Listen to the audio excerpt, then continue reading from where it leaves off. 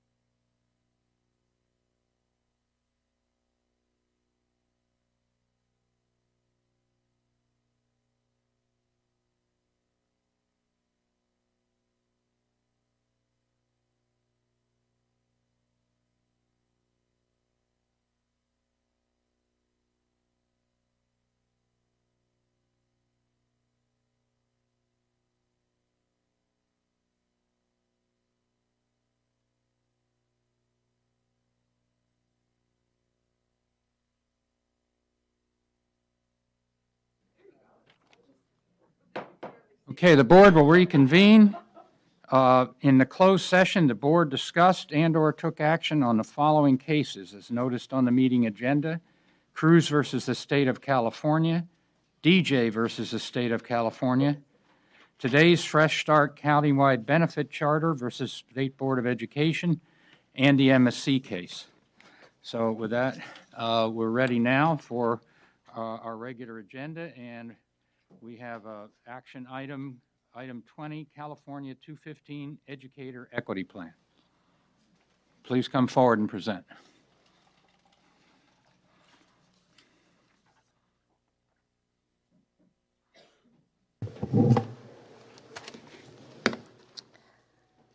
Good morning, President Kirst,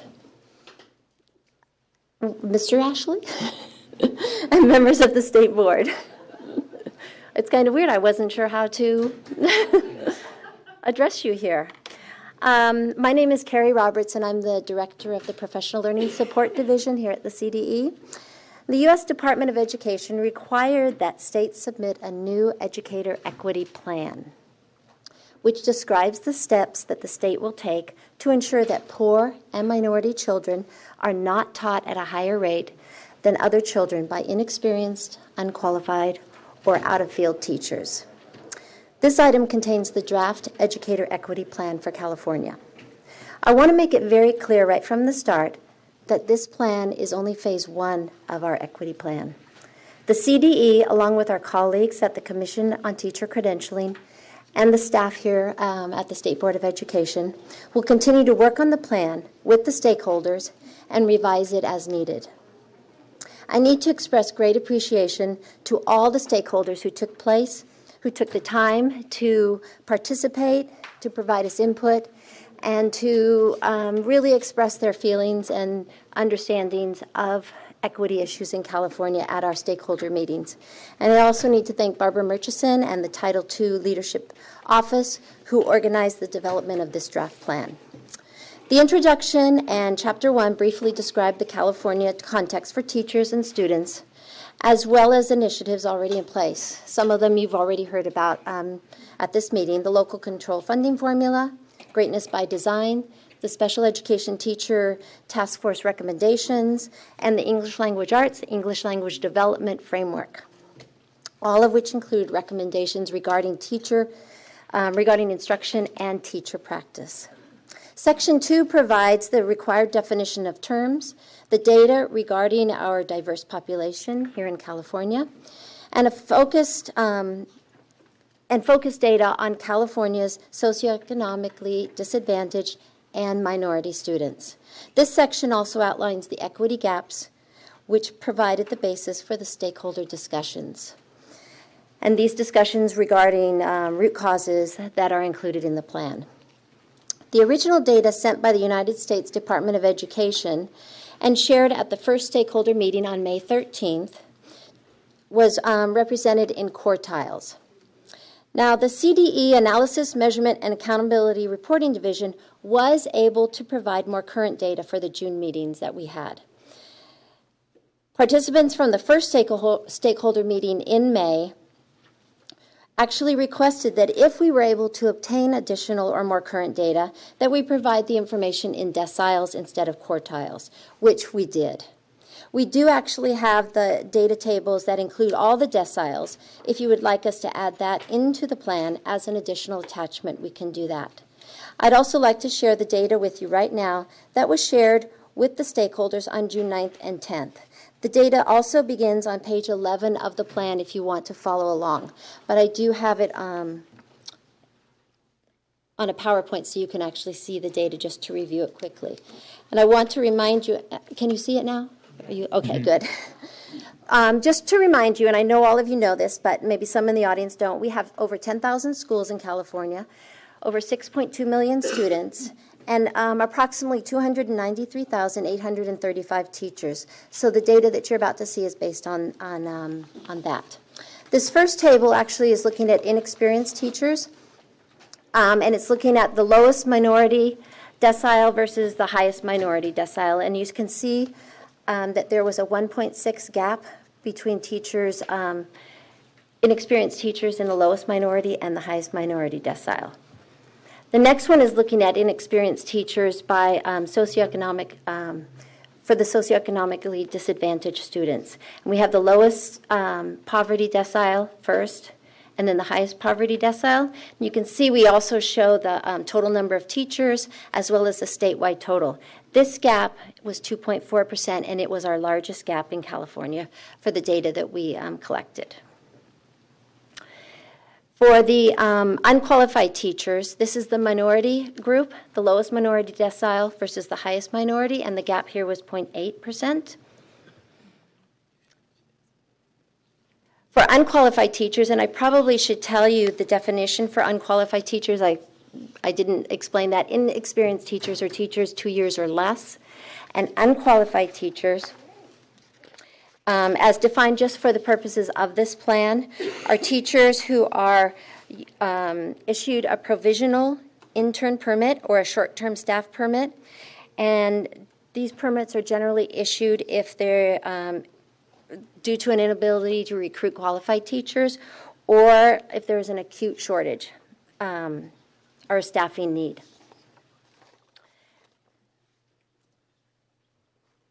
Now, the intern teachers, this is the intern teachers in California for the minority decile. And just to let you know, interns are teachers assigned to a district or assigned a district or a university intern credential. And these are teachers who are participating in some sort of an intern program, either at an LEA or a university that's attached to an LEA. And you can see the gap there was 1.1%. And then the intern teachers for our socioeconomically disadvantaged students, this one was a gap of 0.7%.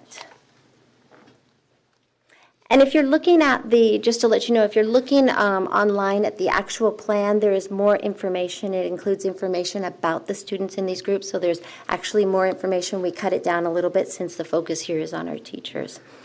Out-of-field teachers. Our out-of-field teachers are defined for the purposes of this plan only as a teacher who has a limited assignment teaching permit. And in order to get this, the district must submit to the CTC a declaration of need before they can have teachers on this type of a permit teaching. Now, this is interesting. This is actually, it shows in the low minority decile, 0.5% of the teachers in the low minority decile are working as out of field. And in the high minority decile, 0.4. So it's actually sort of an opposite gap than you would expect. And the same is true for the out of field teachers in low poverty districts as well as in compared to high poverty districts. You can see that 3% in high poverty districts versus 5% in low poverty districts. And even more interesting is the state average on this one, or the state total, I should say, which was 0.6% of teachers were working on out of field as out of field. And I think that's it for my slideshow. As you can see, the data actually show modest equity gaps, as the stakeholders pointed out in our meetings. When reported in quartiles, the gaps are actually smaller. Yeah, I'm not going to, I only had those 8 slides. The California gaps were actually smaller than when compared to other states. But I want to be clear. A gap is a gap, and they represent real teachers working with real students. And our goal for every student is to have access for a qualified educator who can meet his or her goals. His or her instructional needs. Section 3 of the plan describes the stakeholder meetings where we provided the data, and stakeholders provided feedback and input, and also identified the root causes through discussions. The first stakeholder meeting was convened by Education Trust West, Partners for Each and Every Child, and the Stanford Center for Opportunity Policy in Education. The meeting participants included representatives from civil rights groups, higher education, as well as representatives from the CDE, the State Board of Education staff, and the CTC. The agenda was designed to provide state officials, or really us, the with valuable information and recommendations regarding the next steps in developing this educator equity plan. The discussions from this meeting were used to develop this plan. We had 2 additional stakeholder meetings on June 9th and 10th. The Center for Great Teachers and Leaders facilitated both of these meetings, in which we received additional information which informed the contents of this plan as well. The June 9th meeting included stakeholders from the Ed Coalition, teachers, civil rights groups, and our own State Board of Education member, Ting Sun.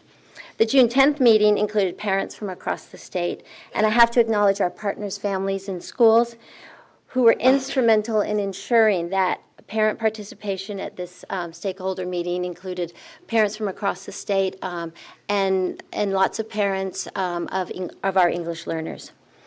All the stakeholder meetings were intense, they were passionate, and we really, again, appreciate all those who helped organize as well as those who participated and really brought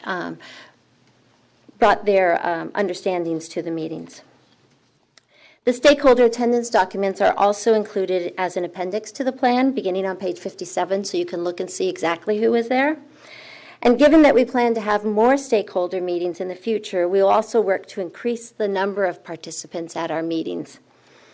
Section 4 begins on page 18 and describes the process involved in identifying the root causes with the stakeholders.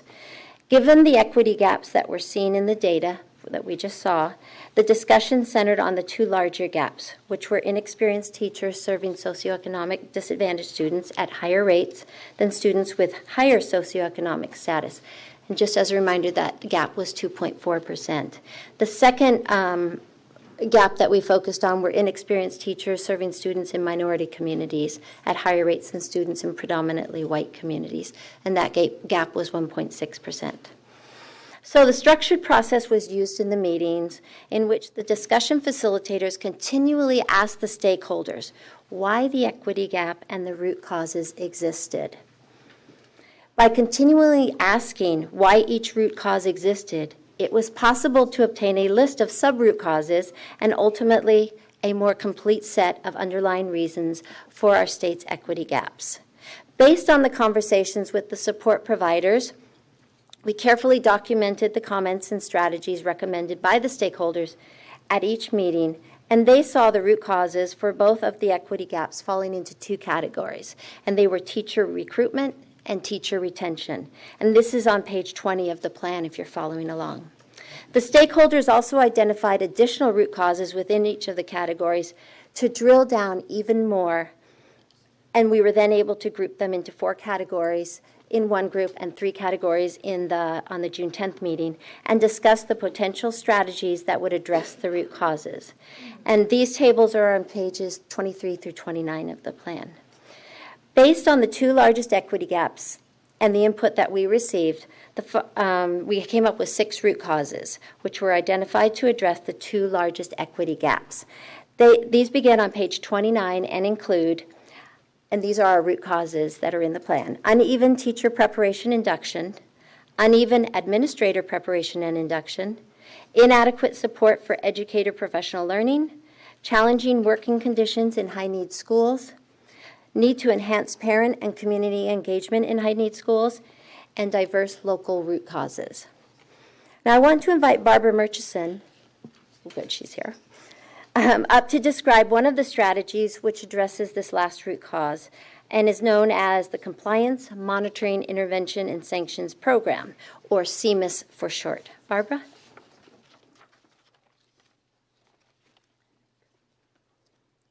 Good morning, Barbara Murchison from the Title II Leadership Office in the Professional Learning Support Division. Strategy 6A, beginning on page 48 of the draft plan, provides a description of California's Compliance Monitoring Intervention and Sanctions, or CMIS program.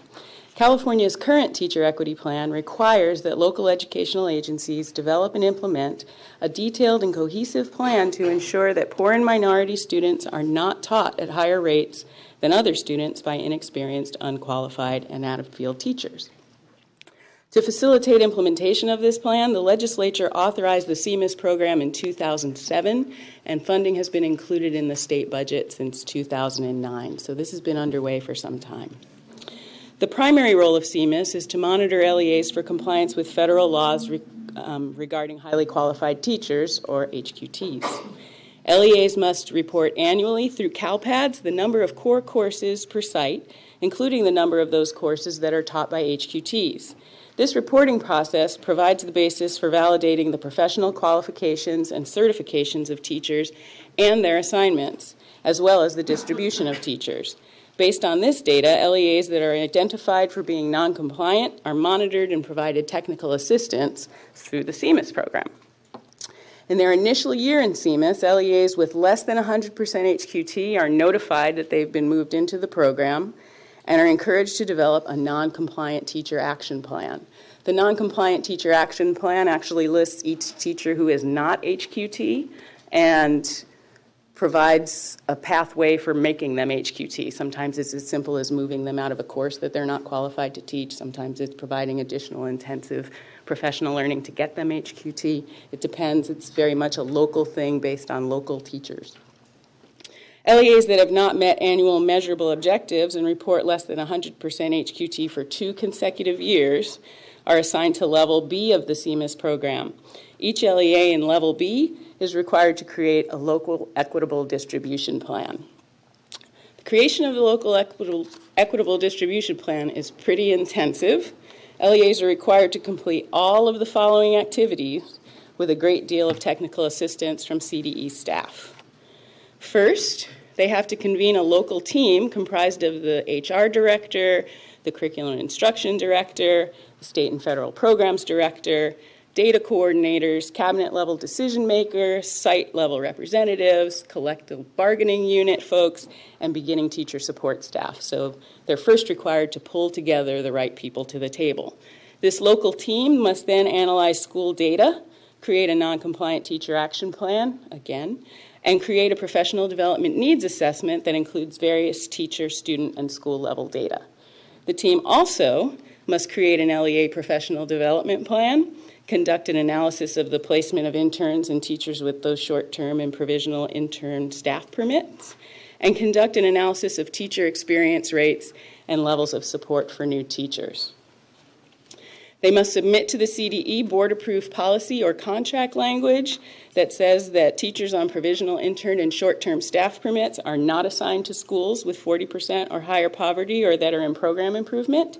And they also must submit board-approved policy or contract language that ensures that interns are not placed in high poverty or program improvement schools in greater numbers than in schools with low poverty or higher academic achievement.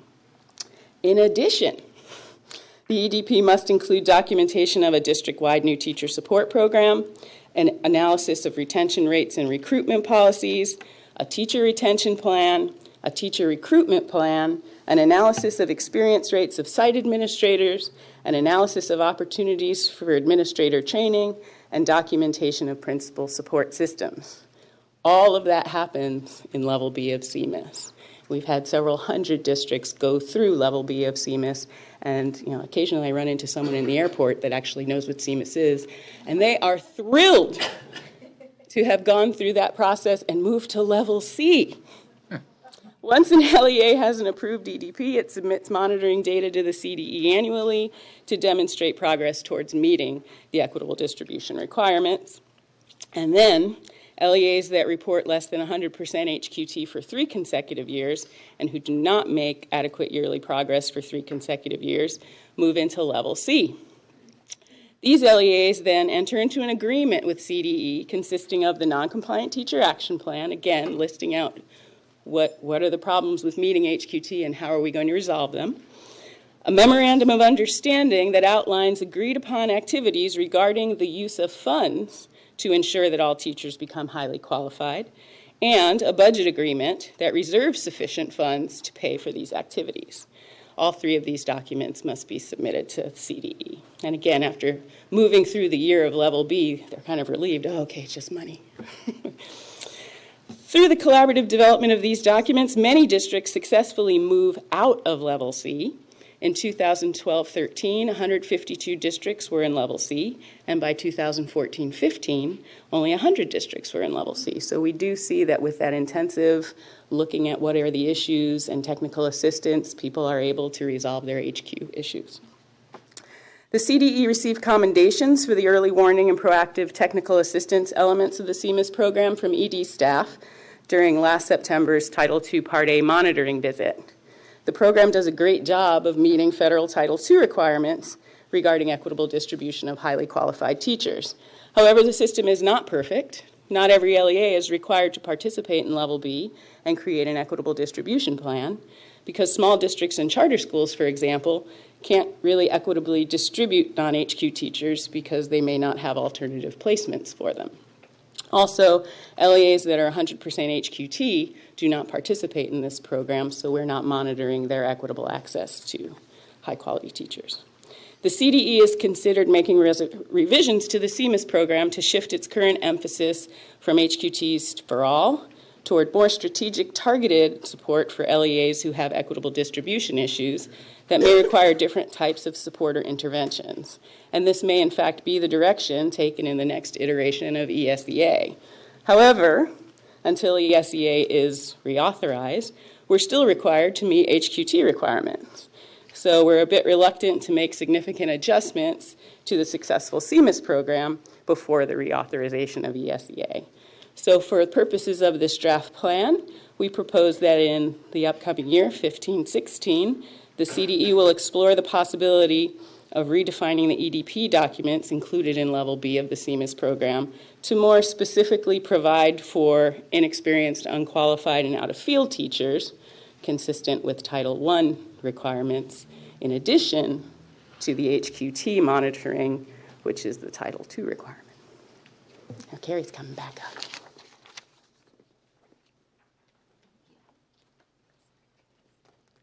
As you probably could tell, that's a really important program and a program that does a lot with our LEAs, and it's been a successful program that's really helped us. Are you looking at the, do you see something? Okay, good. I did want to say, and Lupita reminded me, when we speak about inexperienced teachers, those are teachers that are 2 years or under, are quite often one of the best things that can happen to a school, as they bring in energy, new life, and that also was brought up at the stakeholder meetings. And although they are inexperienced, if you can have that nice blend of experience with more seasoned teachers, that makes for the best work at a school site. Having been a teacher for many years, it was always exciting to have new teachers come in and sort of reignite your own spirit. And we're also going to be having a lot of inexperienced teachers in the next few years, given our retirements and other things that are happening in the state. So I did want to make sure that I made that clear. So in the plan, there was a theory of action that was included before the strategies were outlined to ensure alignment with the root causes. Again, the root causes and the strategies were based on the stakeholder meetings and the feedback from those meetings. The CDE, the State Board of Education, and educators in California take equity issues seriously, as evidenced by the many efforts currently underway. But we can do better. This plan outlines how we will continue to collect and monitor the data and convene the stakeholders to review the data, examine the equity gaps, and identify opportunities to improve upon the strategies.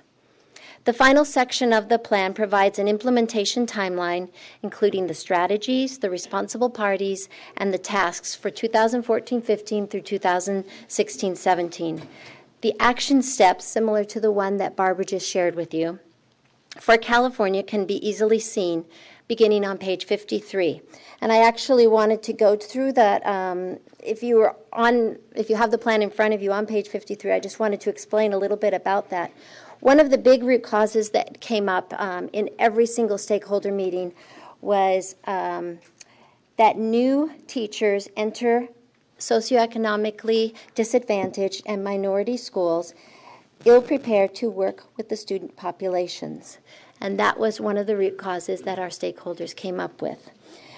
That aligns with root cause number 4, which is challenging working conditions in high-need schools. And if you look at the last entry on that on page 53, our strategy for that includes cultural awareness and responsive cultural awareness and responsive teaching principles and practices within teacher preparation programs and local induction.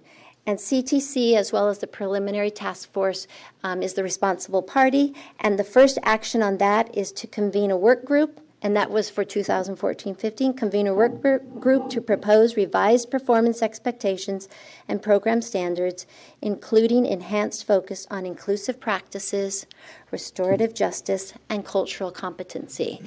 And then it goes on each of the other 2 years in adopting these new standards and then implementing them. So, and that's the last 4 pages of the plan is actually this timeline with specific actions. So we appreciate, again, all the stakeholders and the technical assistance providers from the Center for Great Teachers and Leaders who supported our efforts in developing this plan. The plan is a reflection of what the stakeholders said. Given that we have until August 3rd to submit the plan to the Department of Education, we're requesting that the State Board of Education provide feedback and also give authority to the State Superintendent of Public Instruction in consultation with the State Board of Education President Kirst to make changes based on the feedback today before it is submitted. We also are requesting that the State Board of Education conditionally adopt the plan based on this continued collaboration between the State Board and the Superintendent during the next several weeks as we make any needed revisions before we submit the plan to the Department of Education. And Barbara and I would be happy to address any of the questions that you have now, and I also wanted to let you know that we have 2 of our colleagues from the CTC, Catherine Kearney and Cheryl Hickey, who are also here, who are our partners in crime on this effort, that are also here to answer any questions that you might have specific to CTC's work. So before we take questions, I just want to get you to go on record that the slides you showed and the numbers you produced were produced according to the template and format that the U.S. Department of Education gave us, right? I mean, and we completed all of that data according to their specifications. Yes, they required us to look at out-of-field teachers, unqualified teachers, and inexperienced teachers, and look at those teachers who are working in minority districts as well as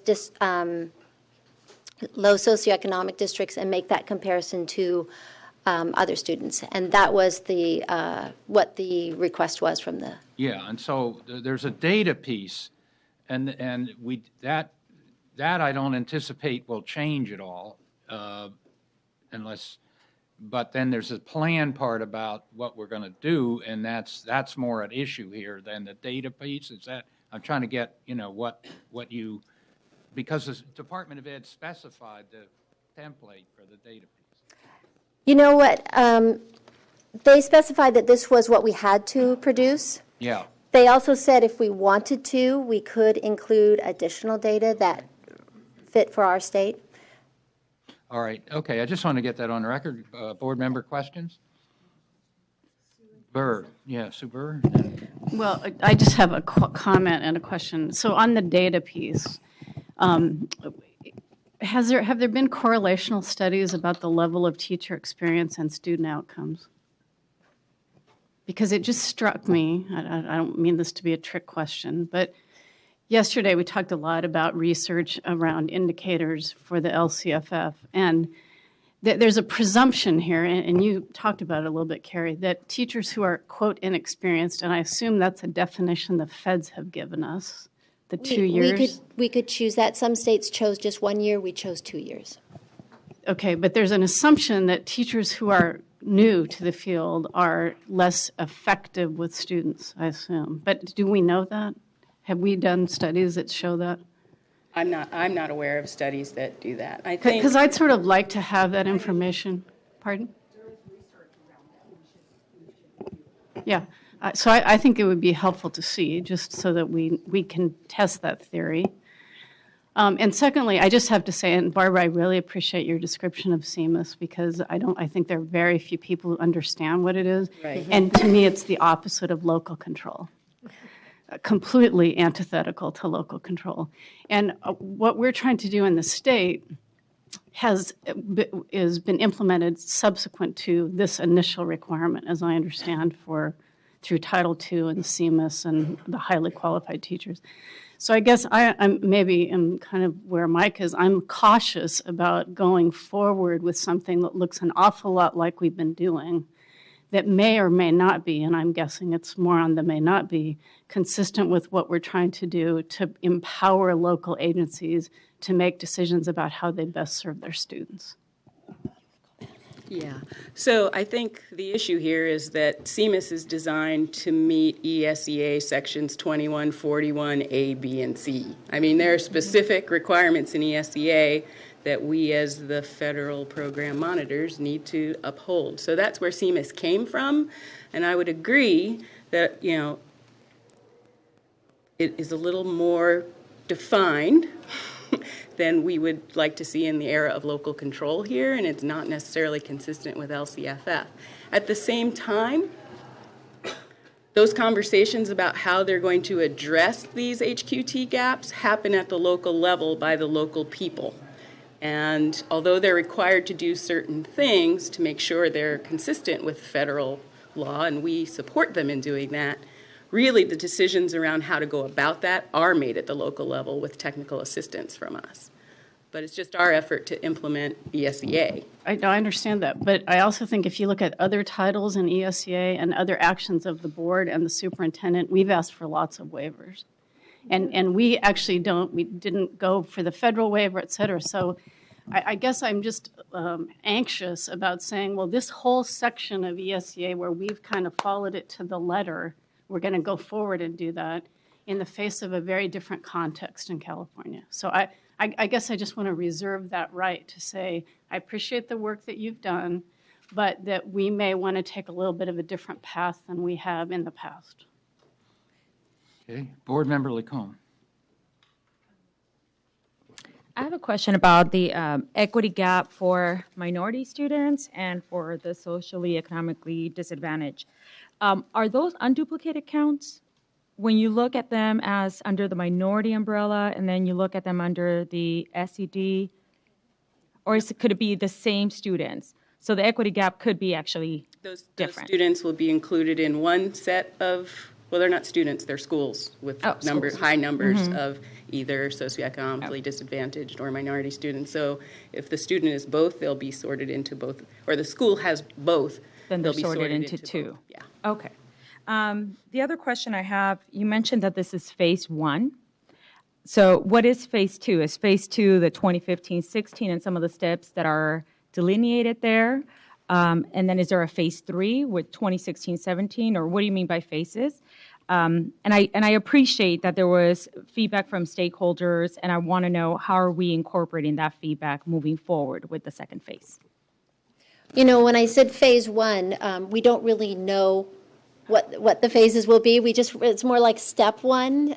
We did want to make it very clear that this is a sort of a living document and a document that will continue to develop as we meet with our stakeholders and they have additional concerns, and as we look at the data especially to see what's becoming more of a concern.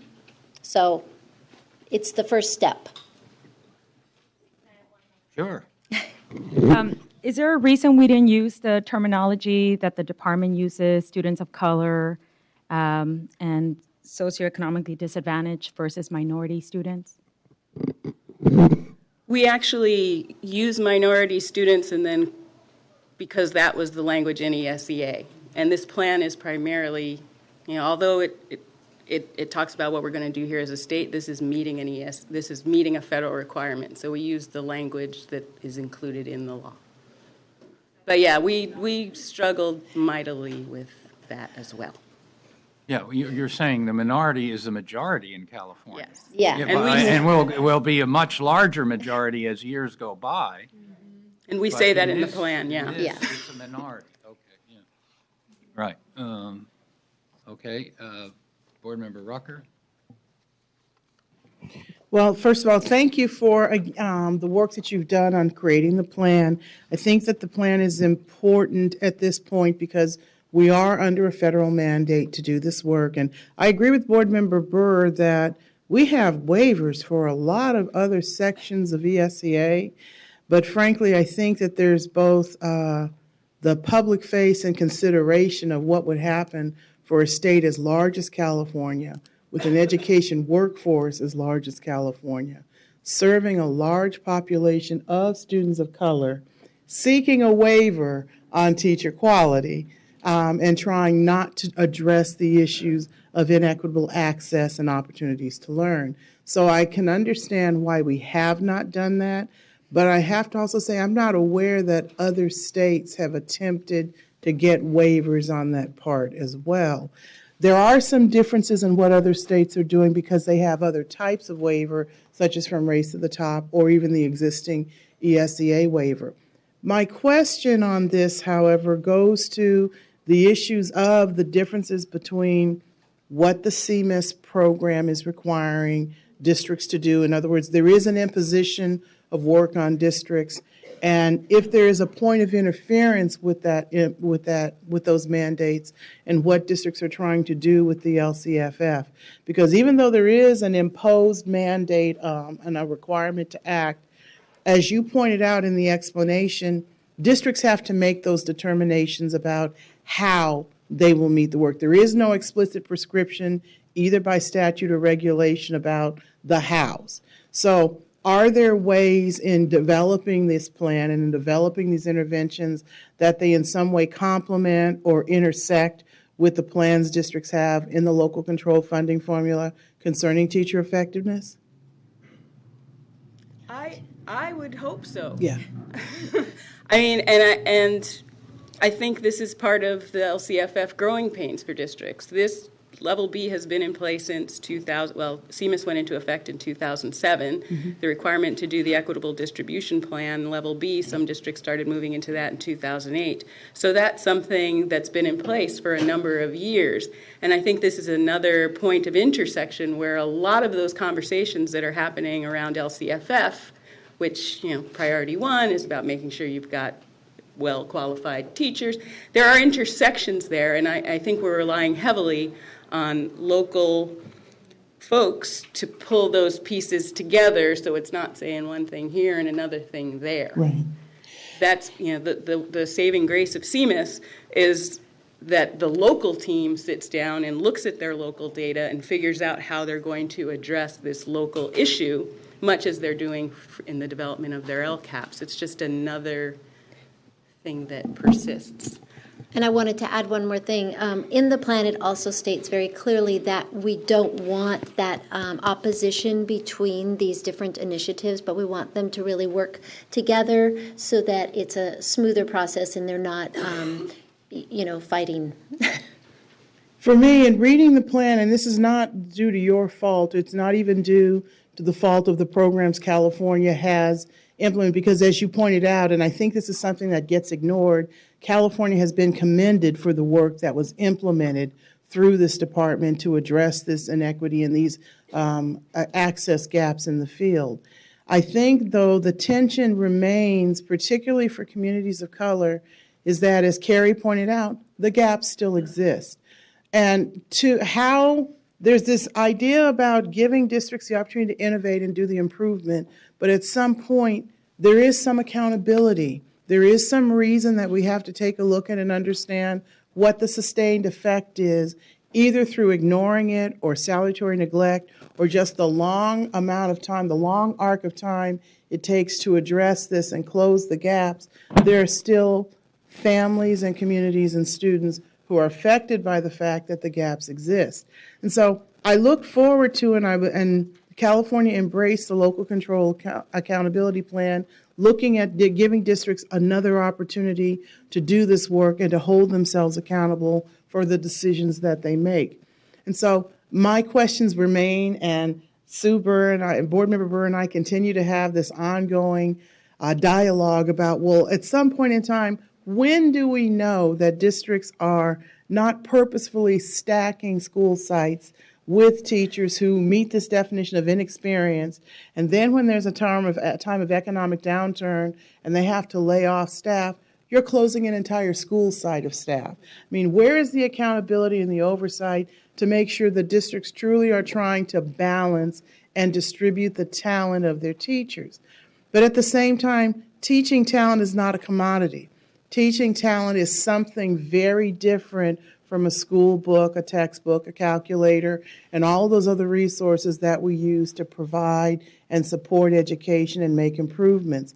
That's part of the problem with both this plan that I think we're not getting at, that's different from the LCFF. This plan really does treat effective teaching and highly qualified teachers as a commodity, as a peg that can get moved around, rather than a human resource and human capital. I think that the difference that we have in an opportunity with the local control funding formula is to really have a conversation about human capital, and that's a distinct qualitative difference between what the CMIS program does and what we're attempting to do in crafting this level of personnel accountability in the LCAP. The LCAP still hasn't gotten there yet either, but I think this is where the opportunity can be in looking at whatever the next phase is.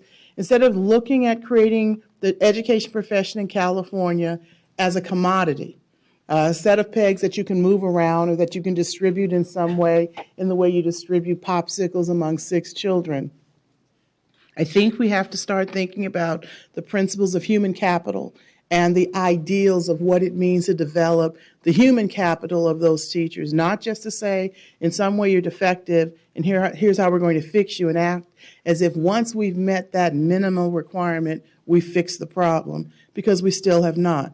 We will still have districts that don't have the human capital to offer AP courses at all of their high schools in the same way their flagship high school has that human capital. We still haven't figured out what the streams of contributions are between the elementary schools, the middle schools, and the high schools that result in students matriculating through that system and graduating, because that is a human capital issue. And the CMIS program won't address that, and unfortunately, we're still not holding districts accountable, even with this very, very strong, highly committed program to address those things.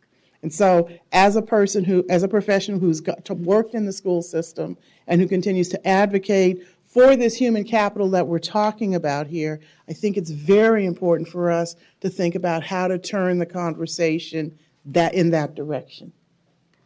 Thank you. Okay, Board Member Sun. Thank you. So I think it's just important that we know that the conversation doesn't stop just because we have a plan. And I agree with my fellow board members and their comments and questions. Absolutely. A lot of this was also brought up at the stakeholder meeting. I think the department has met the requirements that were prescribed in federal law. And we also know that there were some constraints around that with the vocabulary, with the terms. And so we know that to really resolve the issues, it's much more broad and much more complex and nuanced than what may be all in this particular plan. And so I think as long as we continue the conversation and as we continue to evolve, I do think that research piece is very, very important, that we should bring that into the conversation and be ready in the case with any kind of reauthorization, or we decide to go for a waiver, or we decide to take a little bit more control of our fate and our destiny, that we are prepared for that. Okay, Board Member Holliday. Morning. I understand that the plan is about highly qualified teachers and equity in classrooms, and yet the 2 charts right up front in the report are about the reduced number of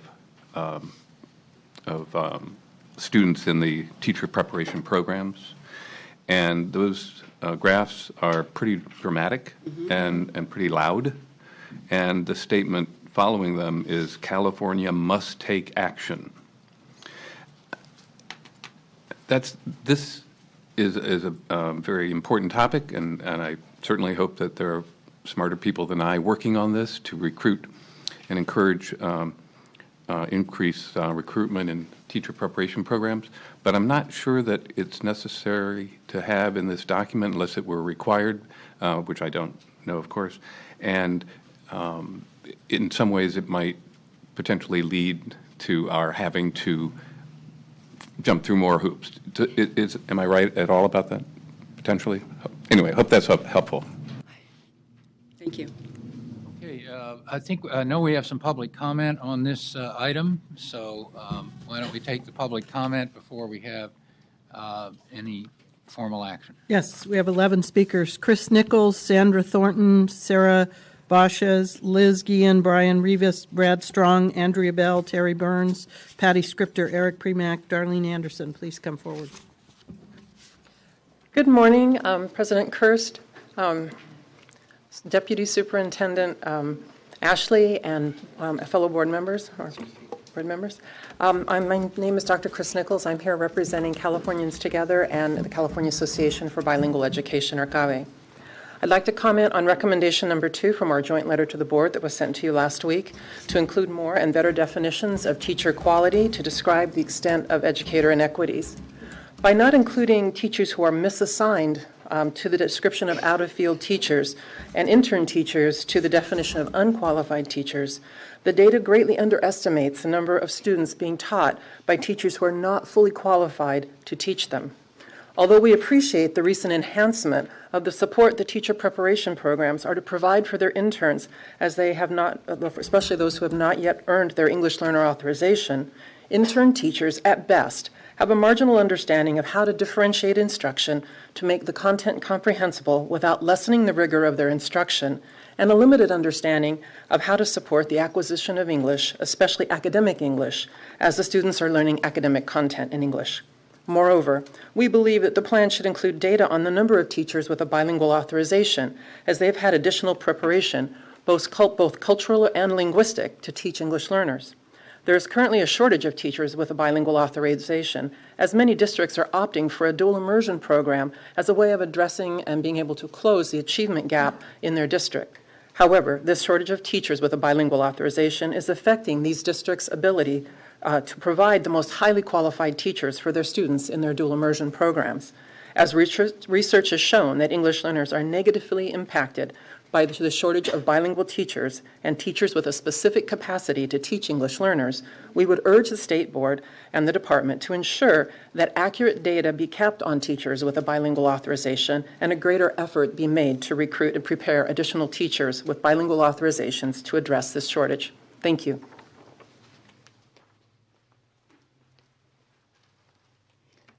Good morning. My name is Sandra Thornton, and I'm here representing the California Teachers Association.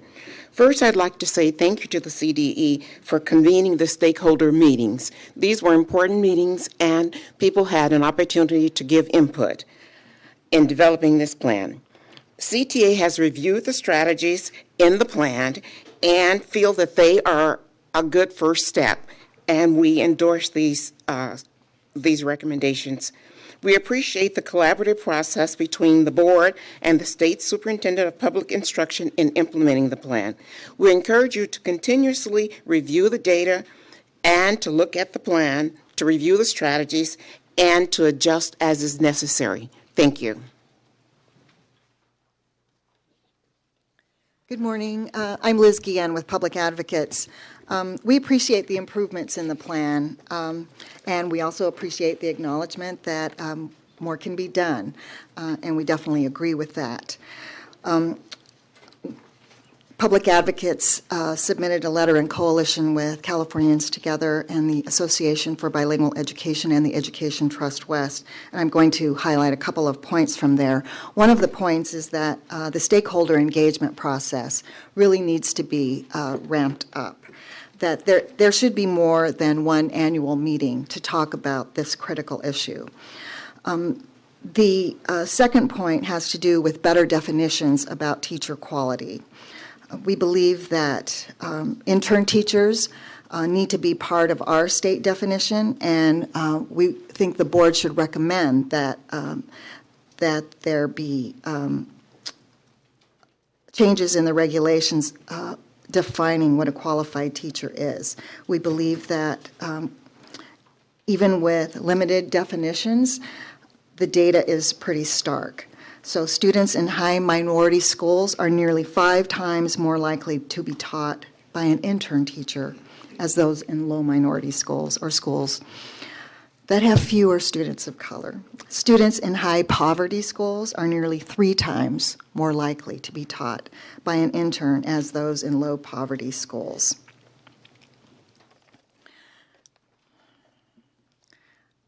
We do think there's a lot of research out there actually around experience and how experience impacts student achievement, and we'll be happy to share that research.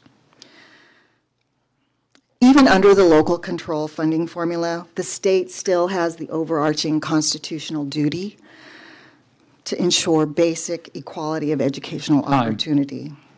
Not just under federal law, but under the state constitution. And so we feel the state does have an obligation to do more to demonstrate state-level activities to make sure this resource is supported. Thank you.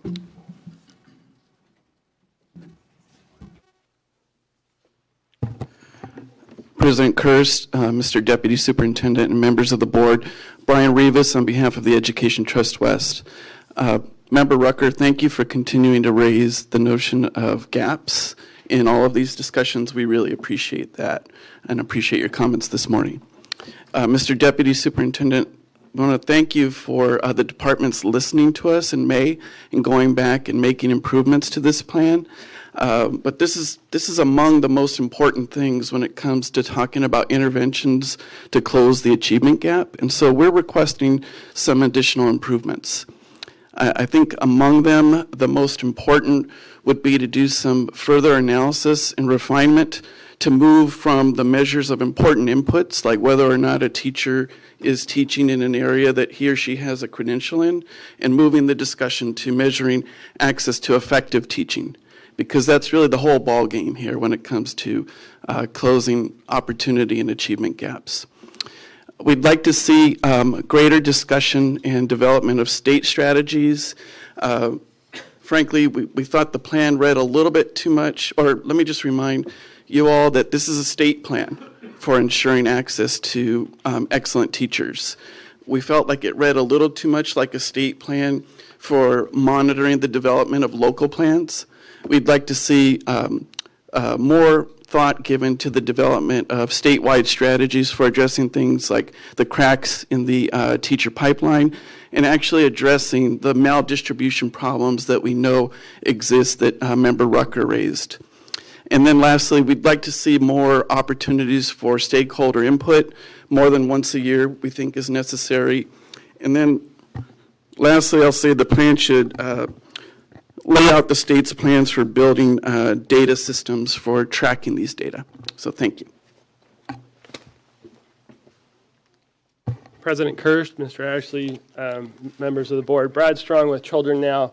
First, I want to thank the staff of the department, but also of the Commission on Teacher Credentialing, who are quite engaged in this work and really appreciate the work that's been done. I would say first that I do think that the overall plan is very strong in terms of things that are underway and things to improve the pipeline, and looking at the Greatness by Design and the work at the Commission on Teacher Credentialing and improving accreditation and focusing on the pipeline efforts of teaching and the things that we need to do to make sure that we have enough quality teachers to put in the classrooms. Staff noted earlier that there was modest equity gaps, and I too was somewhat surprised when we were looking at the data and scratching our heads and trying to think, well, what are we really seeing here? And I think in some ways, you're looking at statewide data, and you're looking much like if you look at attendance rates. It's all washed out. It's not a big difference. Look at chronic absenteeism rates, you start to see some pretty big differences. And I think that's partly washed out by the statewide numbers. I want to really point out that the definitions being used are really significant in terms of your choices. It's not, I wouldn't say this is, it's about teacher qualifications be careful about teacher quality. And we've, looking at 2 years of experience, we're not looking at retention rates. So you can wipe those, you could have equity in 2 years with your, novice teachers, and then immediately, all the teachers are leaving on the third or fourth year. And you're equitable, check, check, check. So, I think that I'm really pleased to hear that this is phase one, and that this is an ongoing conversation, and I hope it will get closer to teacher quality, teacher effectiveness, talent, and the things that were mentioned as a desirable. Thank you.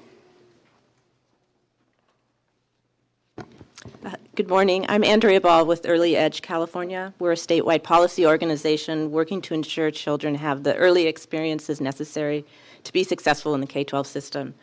We appreciate the comprehensiveness of this plan. There's a lot of really good information in there.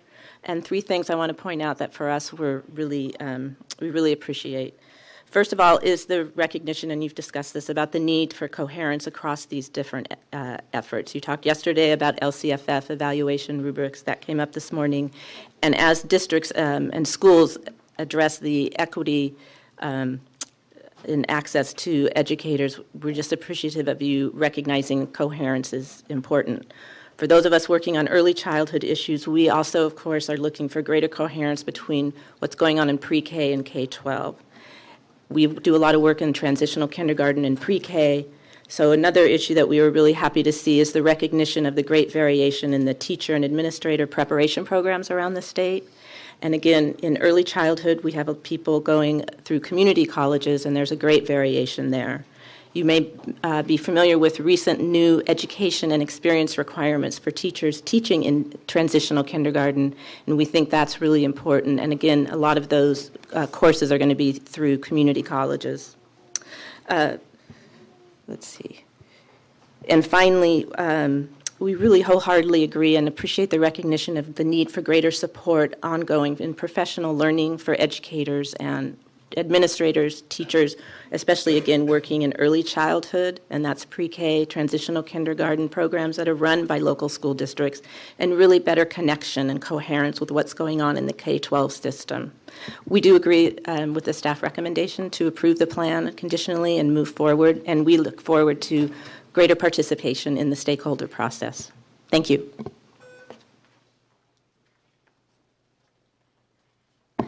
Good morning, Sarah Bachas with the Association of California School Administrators, here in support of the plan before you. We were part of the stakeholder process, and we were very happy to see a lot of the input and a lot of the comments that were shared by our members as well as myself are included in the plan. We want to make sure that we're breaking down the silos and working in it to pair up our LCAP plans as well as any other plan that gets at the cause of closing the achievement gap. So thank you so much. Morning, Terry Burns on behalf of the California School Boards Association. We were very pleased to participate in the stakeholder meetings. We're very pleased about the plans to create annual data profiles. We think that will be really helpful to districts as we move forward in closing these gaps. We're pleased that the plan acknowledges the importance of local control. And while we believe that teacher experience is probably the best available data measure that we can get and utilize at this point, we also recommend that local districts be given the flexibility to use other measures of teacher quality at the local level. We support the strategies that are aimed at the 6 root causes of distribution, particularly the efforts towards professional development for both teachers and administrators and inclusion of cultural awareness and resources in that regard. We appreciate the resources that the department's putting forward, especially the family engagement framework. We think that'll be helpful for our members as we move forward in this effort. And while all the delineated strategies are positive, we would really encourage that these need to be targeted most specifically to those districts with large populations of low-income students. Thank you. Good morning, Patty Scripter, California State PTA. We were pleased to participate in the stakeholder session also. There were a lot of rich conversations. There's a lot of people really dedicated to this issue, learning about it, and we have a lot of resources, but not enough. We are especially appreciative of the community engagement strategy, recognizing that teachers need and administrators need to be trained in parent engagement, and especially in these communities where it might not happen on the natural. So we think that's a critical strategy. And we also recognize that there is a challenge between local control and the state role.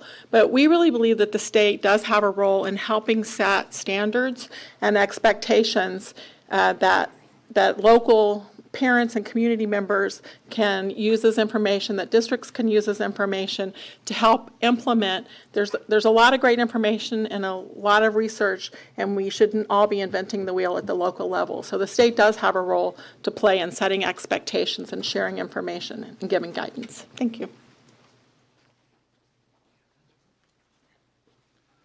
Good morning, Eric Premack, Charter Schools Development Center. Appreciate the work that's gone into this. We've not been engaged, and when I read the agenda item, it was the first that we saw of this. But I share Board Member Burr's concerns about some of the bigger picture concerns here. The last time I looked at the research, and I'm a recovering researcher, the better meta-analyses showed that there's very little correlation between many of these common definitions of so-called teacher quality and student outcomes. And I'm very skeptical of the state's ability to ferret that out, and even more so of the federal government's. Unfortunately, we have to live within their rules in order to take their money. The good news is my understanding is both the House and Senate versions of the ESEA reauthorization would do away with much of this. And I think it's about the only issue that they're agreeing on now in D.C. So that gives me a little bit of hope. In the charter sector, we do, or at least we're supposed to enjoy a higher degree of flexibility on some of the credentialing matters, particularly as it relates to assignment monitoring. Enjoying this flexibility in practice, though, has proven to be very difficult under the weight of what I presume to be well-intended bureaucratic interpretations of the law. And as we watch this unfold, we're going to be watching that very carefully. That kind of flexibility is especially important to us at the middle and secondary level, where we have team teaching or one-on-one teaching across multiple subject matters. So we would, however, urge this body, the CTC, and the administration to up Periscope and take a look at the larger system that we have in California for certifying and credentialing teachers. I think it's just a model of how not to do it. Byzantine, Rube Goldberg contraption, whatever you want to call it. Anytime you have a credentialing manual that's 1,100 pages long, something has gone very, very wrong, even if it's very well intended, and gets in the way of focusing, I think, on real gauges of quality, which personally I think should be done based on in-classroom evaluations or in-situ evaluations of teacher effectiveness rather than these weird central measures of tendency. Thank you.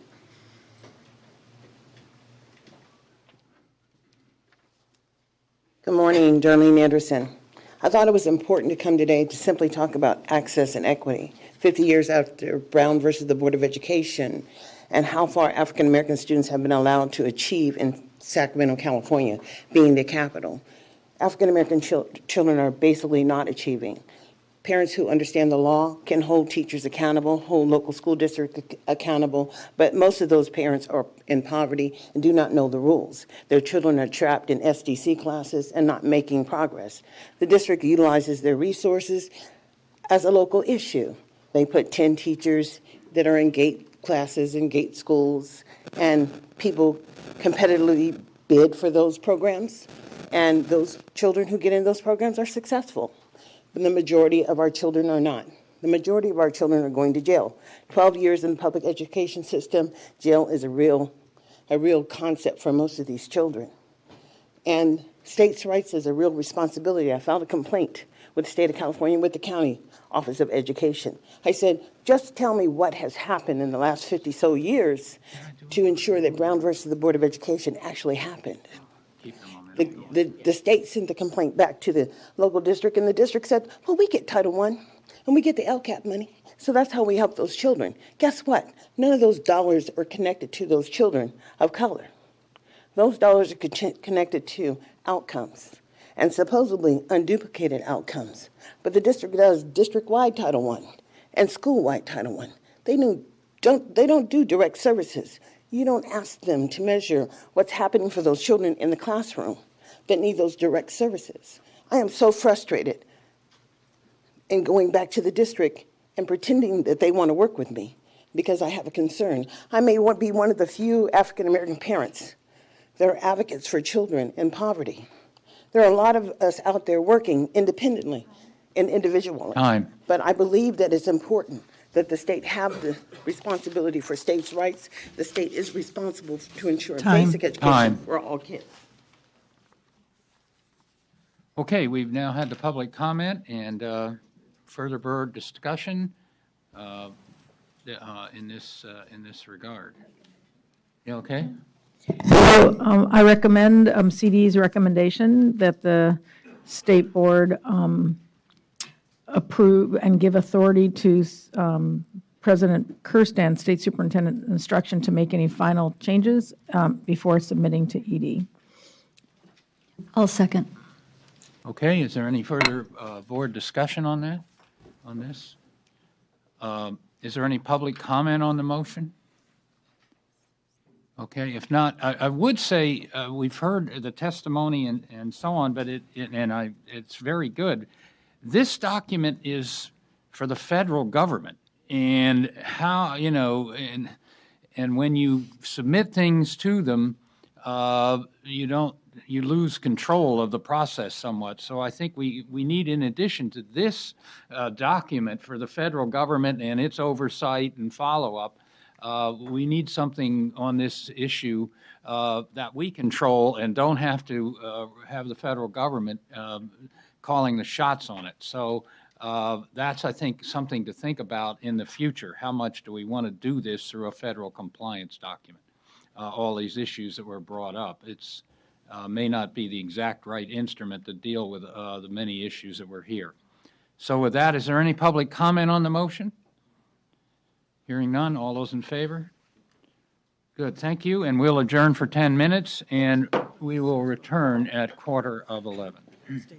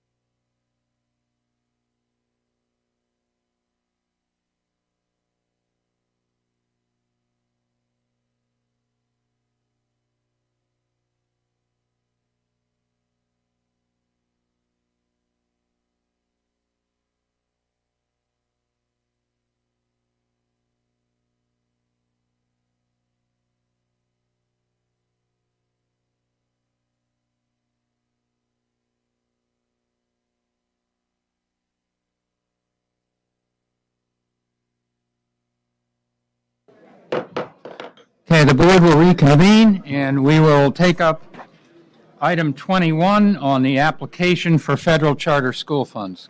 Come up, please present. Nancy Brunel's going to work on getting that PowerPoint so we can read it. Okay.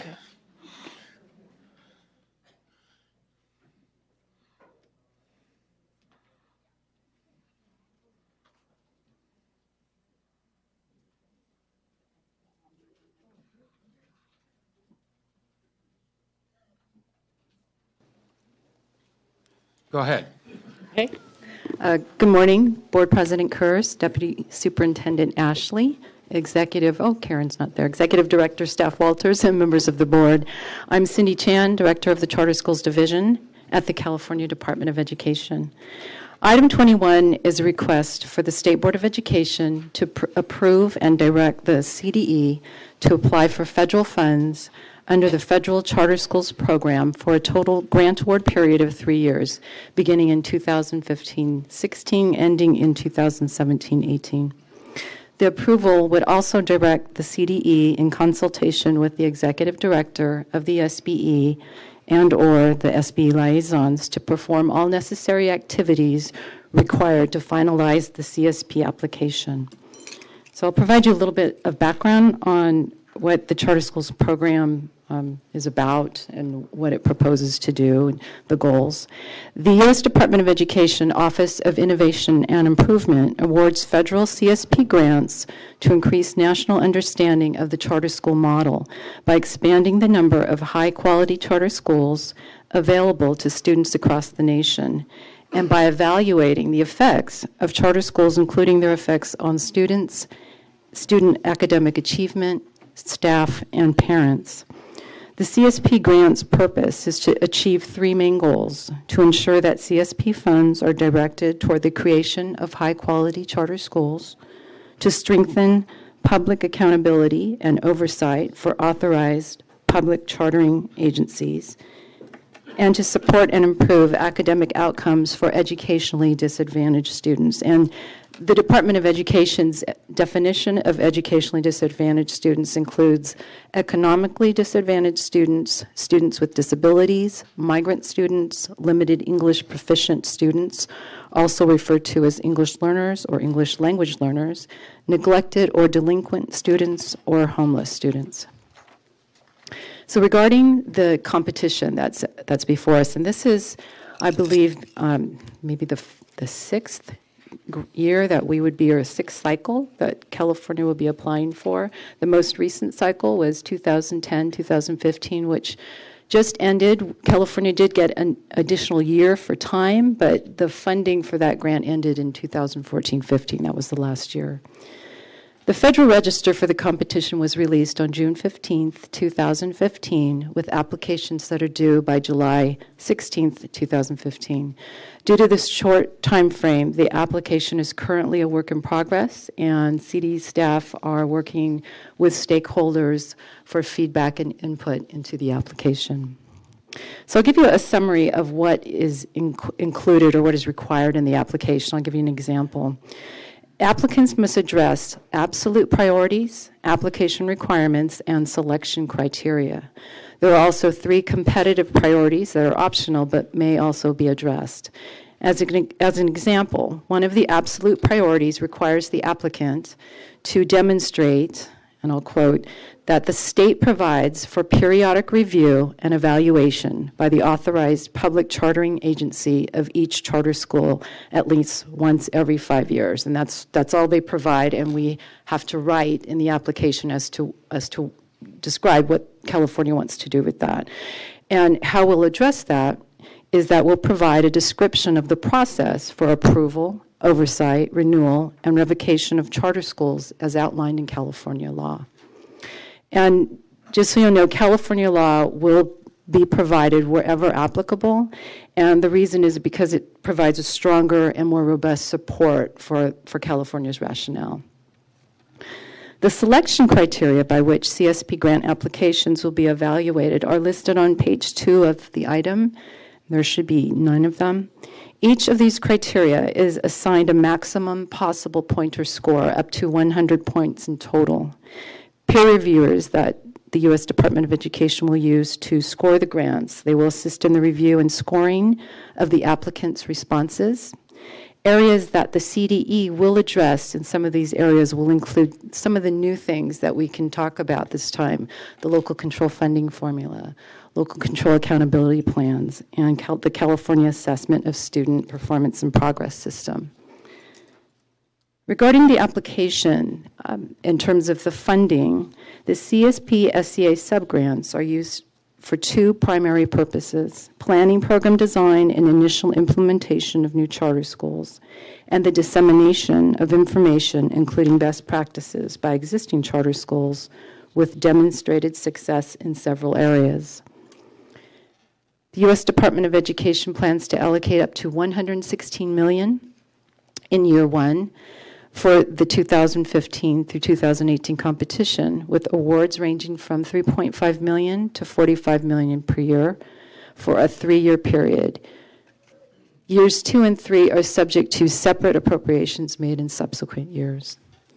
In accordance with the allowable use of funds, the CDE proposes to provide the following program elements through the CSP local assistance and administrative funds.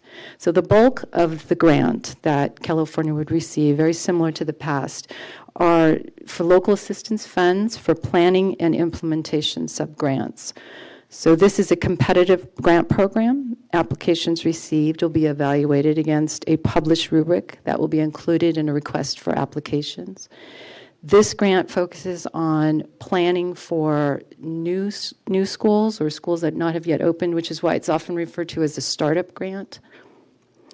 One thing that we are changing in terms of the funding allocation this time is that we're modifying the grant formula a bit so that there's a base level award, but that schools can, or applicants can actually, if they meet specific criteria points, that can be awarded supplemental funding to their base grant, which we haven't done in the past.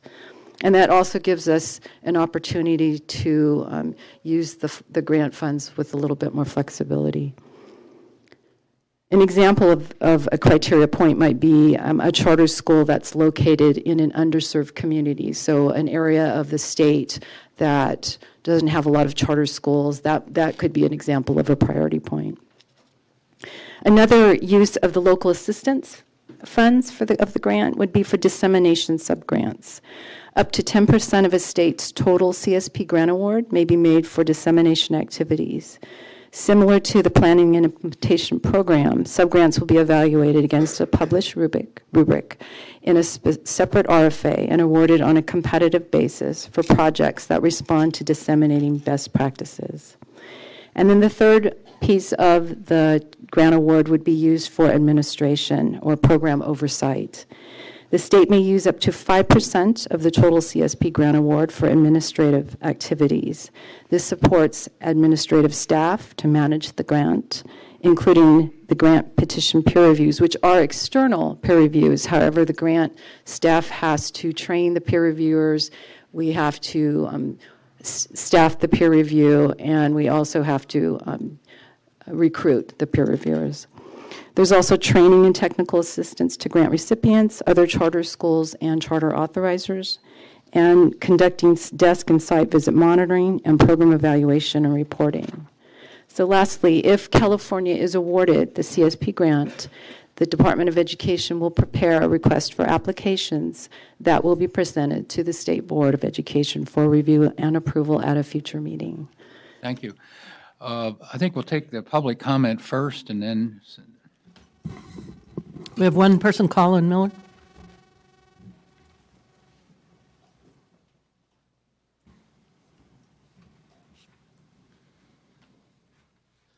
Good morning. Just wanted to make a few comments. We're very much in support of this application, and I wanted to compliment the department staff and the efforts they made in reaching out to the charter community in terms of developing this application, giving us great opportunity for input and feedback into the application process.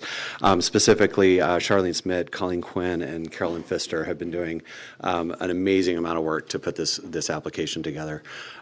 We think that even though this is a highly competitive grant at the federal level this year, we do think we're putting together a very strong application that will be competitive. Some of the improvements in the grant are around increasing authorizer accountability, as well as really focusing on establishing and developing high-quality charter schools in underserved communities. So we think creating those priorities in the grant and in the RFA that would go out to the community or to the state really will strengthen and grow charter schools in California that are of high quality. This has been an incredibly critical grant for California, and we are by far the state with the most charter schools, the state with the most growth in charter schools, and we should be very proud of that. And hopefully that will be reflected in the award provided by the DOE. I also just want to take a second to congratulate Cindy Chan on her permanent appointment to the division director position. We're very pleased to see her in that position. It's very well deserved, and we look forward to working with her in the future. So thank you. Okay, we're ready for board member questions. Board member Holliday. Cindy, thank you so much for all this work in the tiny window of time that you have to put this together. And Carolyn, thank you so much for supporting the CD on this. I'm, of course, very much in favor of this grant and hope that it comes through.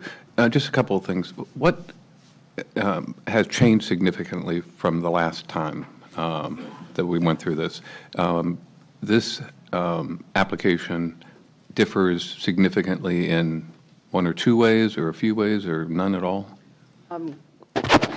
Quite a bit. I brought an outline of the prior one because there was a lot of components. Just a couple of significant ones. I would say on the application requirements, and these are things that include we have to, if we need to submit a waiver, there's a revolving loan fund option. The actual application requirements are very similar, but the competitive preference priorities are very different. There's one that overlaps. There's this one about writing to the state's process for authorizing public charter schools.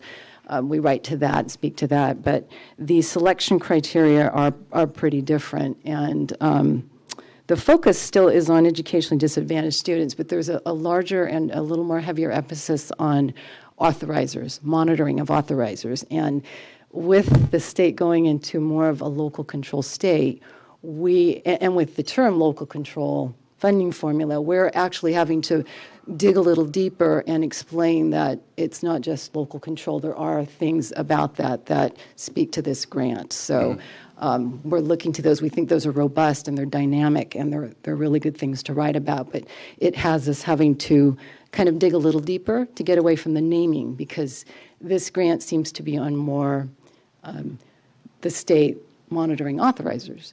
And it's a little different. So that's been a little challenge for us. The other thing is that I'm interested in this baseline grant award, but allowing you flexibility to award a bit more money to schools based on their location, as you said, if there's a greater need in an area than one or the other.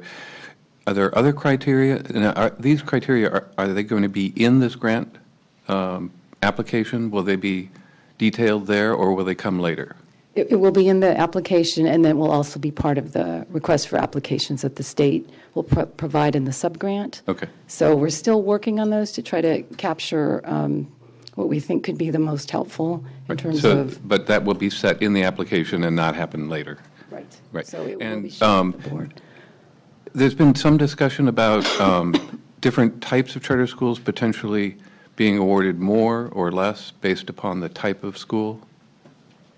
In the in the prior cycle, we had different funding amounts, and this was actually built into the application for classroom-based versus non-classroom-based. And we're actually thinking of just keeping that to be the same amount, not differentiating, because a lot has happened with those types of schools, even within the last 5 years, where the non-classroom-based schools actually received a lower amount in the last cycle.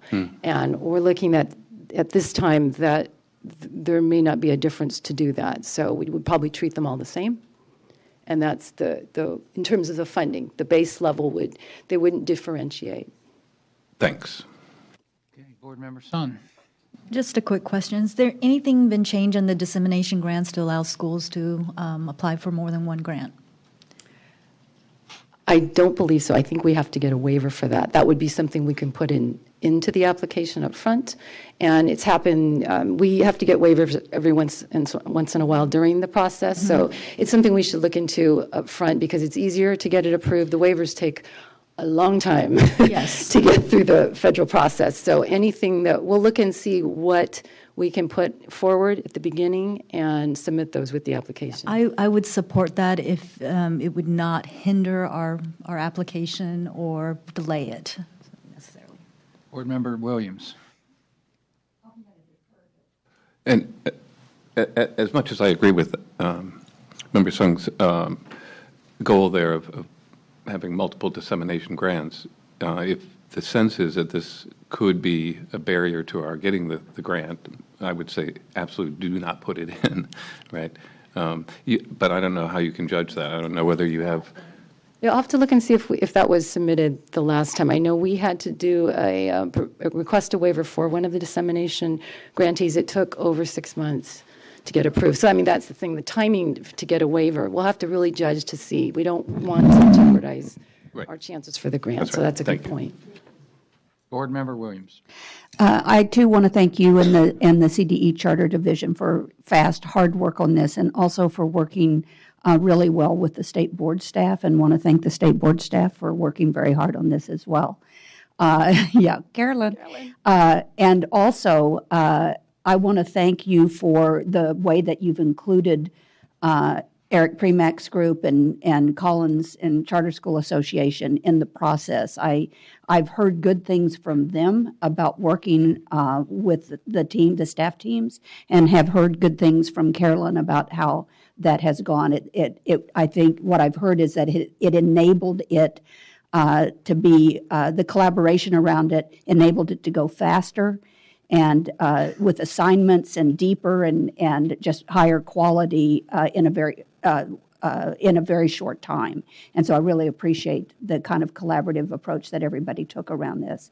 On the issue, the very narrow issue about whether there's going to be a difference in a maximum amount a school can get based upon non-classroom based or other considerations, I know this is going out very soon. I think it's going out tomorrow or next week, and we had a conversation with Carolyn yesterday, and where we discussed that a little bit, and Member Holliday and I, she asked our opinion about some things, and we shared some ideas on that. So I'm assuming that you guys will be talking about that, and then we'll find out what the outcome is on the approach to that. But I'm hoping very much that California submits something very competitive. I know we're at a disadvantage based on the criteria this time around, but thank you so much for the hard work.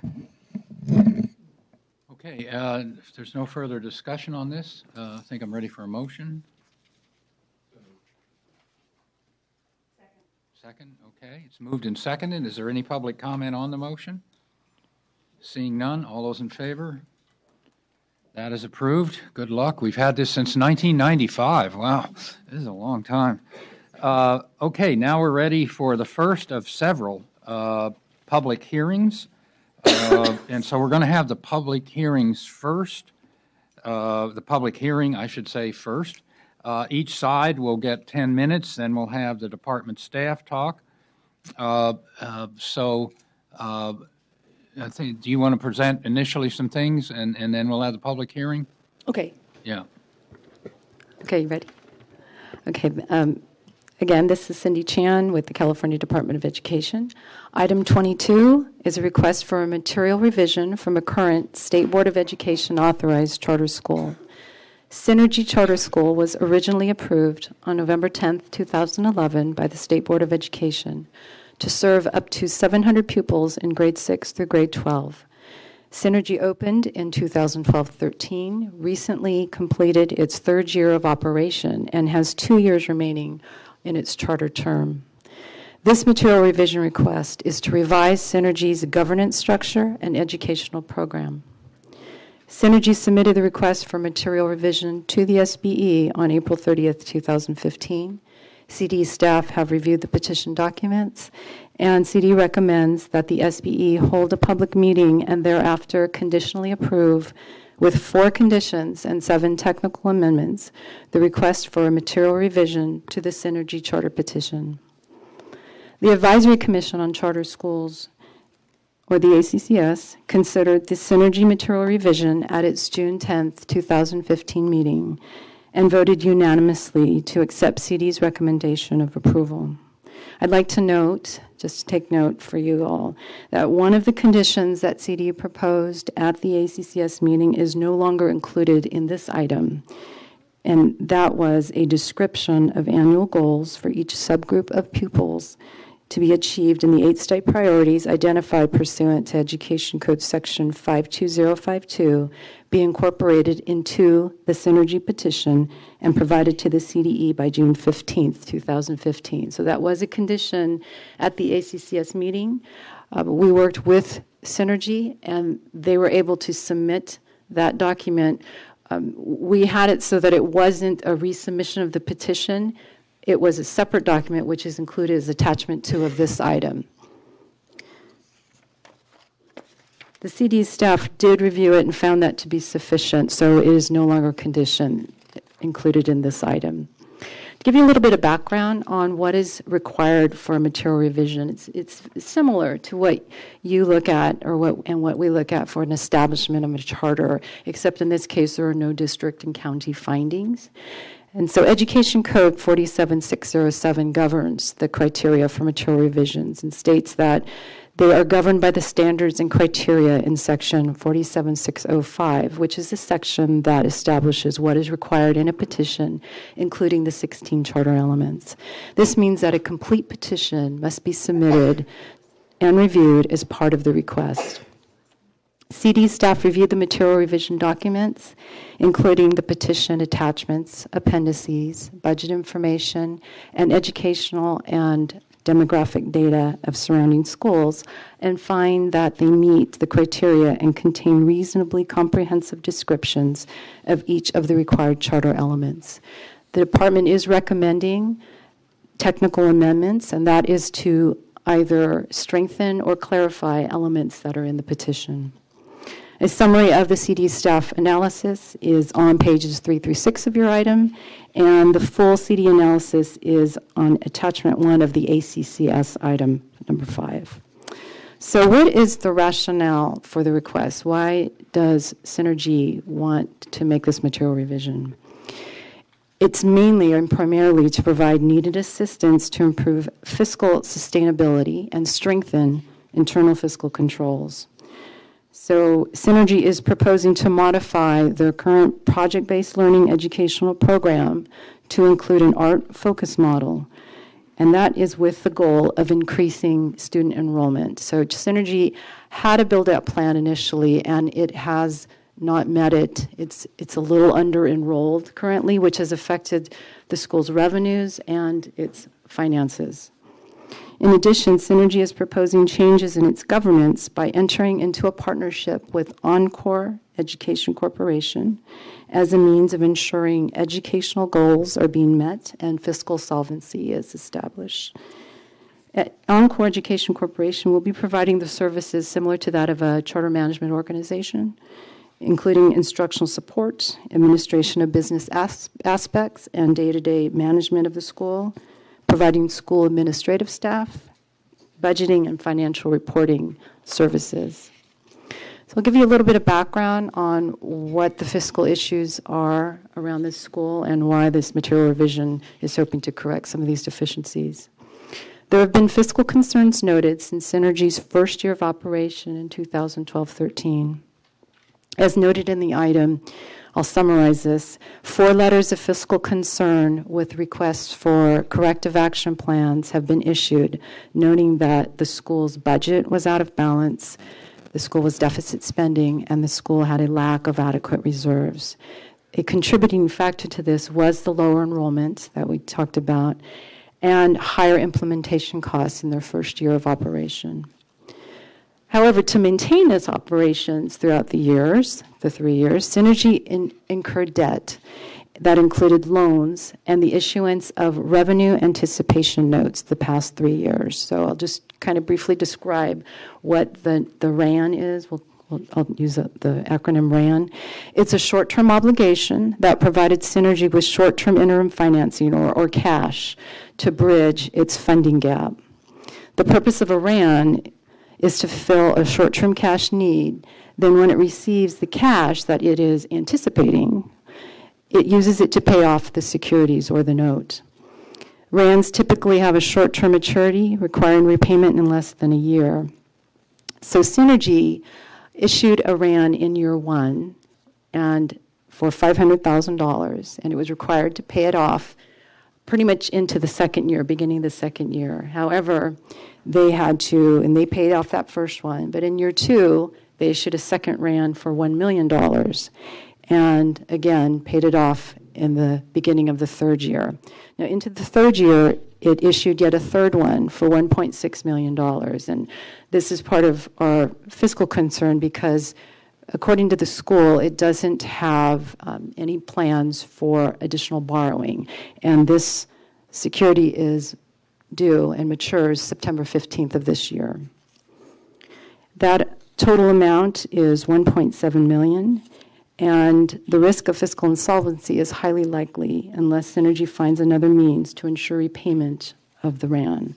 So one of the conditions that was presented to the Advisory Commission and is still contained in this item is that we wanted a specific plan by July 1 of this year on how the school planned to repay the revenue anticipation note. We received an email late yesterday with an update, and the school can probably speak a little more to this because the email actually came from the school's back office provider, their fiscal person. And the update was that the repayment of the RAN will be extended for 24 months, so the schools will be given additional almost 2 years to repay the note, at which time the amount will need to be fully repaid with interest, and the interest rate will be higher because it will go into a default status. So I think the interest rate will almost double at that point, but they will be given more time. There is a caveat, and this is where the details are not really clear for us, is that the school must generate sufficient ADA as part of the maintenance requirement. And I mean, that's critical overall. That's something we're looking at. You'll see in one of the conditions. We want to see a recruitment plan and an outreach plan that shows they're going to make efforts to get their enrollment up, which is a driving factor in keeping their budget balanced and keeping the school solvent. In addition, the update also said that Encore may be covering any working capital needs that cannot be met by the school, and the school doesn't plan on doing any additional borrowing at this point. We would like to see something a little more formal to the effect of the extension of the note, since the maturity would be due in a couple months. So with that, the CDE recommends that the SBE approve the request to revise the Synergy petition regarding governance and the educational program with the required technical amendments and the proposed conditions. CDE staff is available to answer any questions. I believe that representatives from Synergy are here to address the board. Thank you. Okay, thank you. So I'm now going to declare the public hearing open, and we'll start with the people who support the CDE recommendation. So you'll have 10 minutes. Please come up.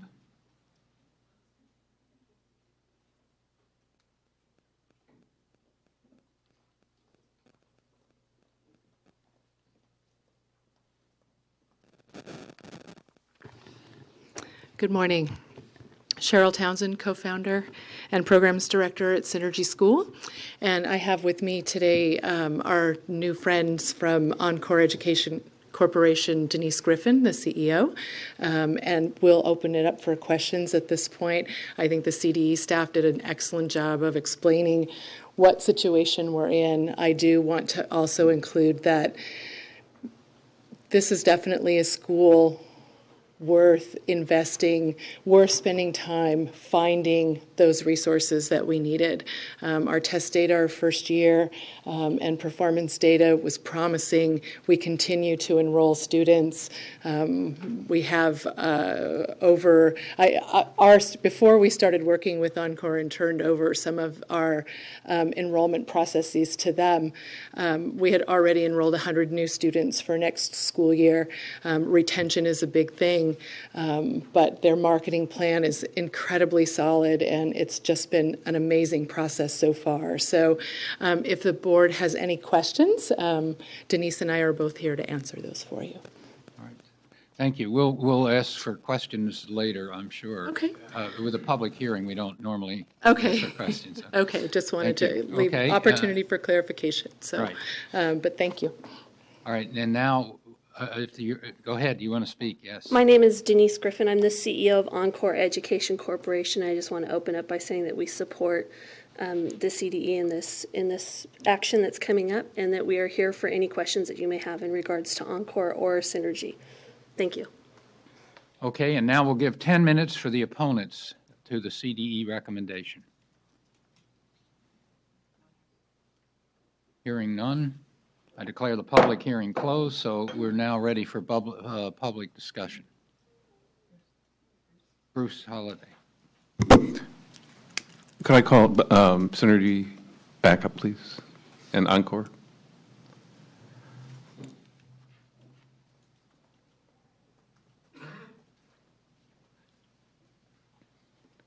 Have you provided a signed agreement to the CDE between the two of you? Yes, we have. Okay, We established. so that's been accomplished? Yes, our board approved the MOU, and I believe the Encore board approved the MOU as well. And instead of an email, are you prepared to provide some more formal evidence of the extension of the loan and the details thereof? Absolutely. We're working with Delta Managed Solutions on that. Is Carl here yet? He is not. Okay, so we'll make sure that we continue to keep the lines of communication open between DMS and the CDE staff to ensure that we're meeting whatever it is that they need in terms of communication. Thank you. You're welcome. Okay, other questions by board members about this issue? Board Member Sun. Just a quick question. You mentioned that your testing data was promising. What testing data? So the very first, of course, we took the STAR tests the first year, and also not just STAR test data, but a number of other pieces of data, attendance rates, those kinds of things. So when I looked at our data our first year, having no prior data to compare that to, I looked at the middle schools that were surrounding our middle school. We served 6th, 7th, and 8th our first year. And even in our first year, we matched performance data and exceeded performance data in the area of English language arts from all the local middle schools. And in terms of API, we were consistent with the top performer. So we actually came in second, I think, in terms of overall API. So when you look at a school like ours in our first year, really working hard, there were a number of major challenges. We had even just getting the school open the first year, not having operating capital until just a few weeks before opening, and lots of problems securing our PCSGP and charter school loan. And it was a very difficult time, but even, just the community pulling together and the momentum for the school, clearly this is a school that just needed to find, we're a smaller fishy needing a bigger fishbowl, and so that's what this process is about for us. Thanks. You're welcome. Board Member Rucker, then Board Member. Good morning. My question is concerning your enrollment and the recruitment you're doing. I heard you say briefly that you have 100 new students set for who will be coming to the school in the fall, and that part of the loan extension, I understand from the department staff, is predicated on some work that you'll be doing on student retention and recruitment. Can you tell me, and it's probably not the question you could answer, and this is not designed to be a trick, can you tell me what is improved on your recruitment strategy that actually netted you these additional new students? And for the succeeding 2 years, not just how you're going to continue that recruitment strategy, but what are the retention issues so that students who may currently be making a decision not to return are actually going to stay? I'm going to talk about our recruitment strategies that just enabled us to have those, I think it was 85 students, and then I'll let Denise talk about how many students have come since they've stepped in and started their marketing efforts, and then also the retention issue. So just by word of mouth and growing, we have a number of things that we did every single year to increase enrollment, sending out postcards, posting flyers in various areas. We have an ad that runs at a local movie theater that loops in. You've seen them when you've gone to the movies, and a number of other strategies. So I think that worked. I think we were growing enrollment every year, but not to the extent or degree that we anticipated. And then also the other issue is our retention. So when you're looking at serving the students in our community that we were serving, 80% of our students qualified for free and reduced price meals. I think our first year we saw barely 50% retention. Our second year we saw 65% retention.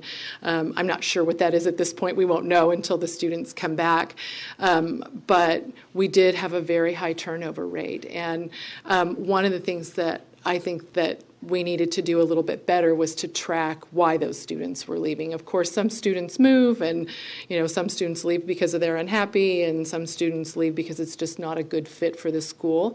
I think a lot of parents came in not really understanding a non-textbook driven program exclusively using technology. I don't think that they necessarily fully understood. So when it became not the right program for their child, then they pulled out. So I think that there's some further study that needs to be done there if we don't continue to retain students at a reasonable rate. I think retention rates in that particular community should be at least 80% or more.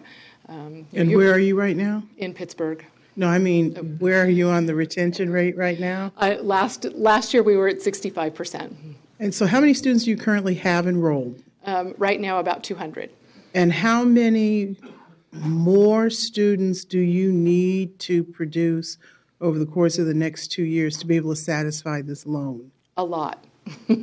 I think a lot's not a good answer for me. I need a number. So, to make plan this year, we need to hit 255 within 255 more or 255? 255 total. Okay. And one of the things that Encore Education Corporation has been able to build over the last 8 years of operation is not only an enrollment strategy, but also a retention strategy.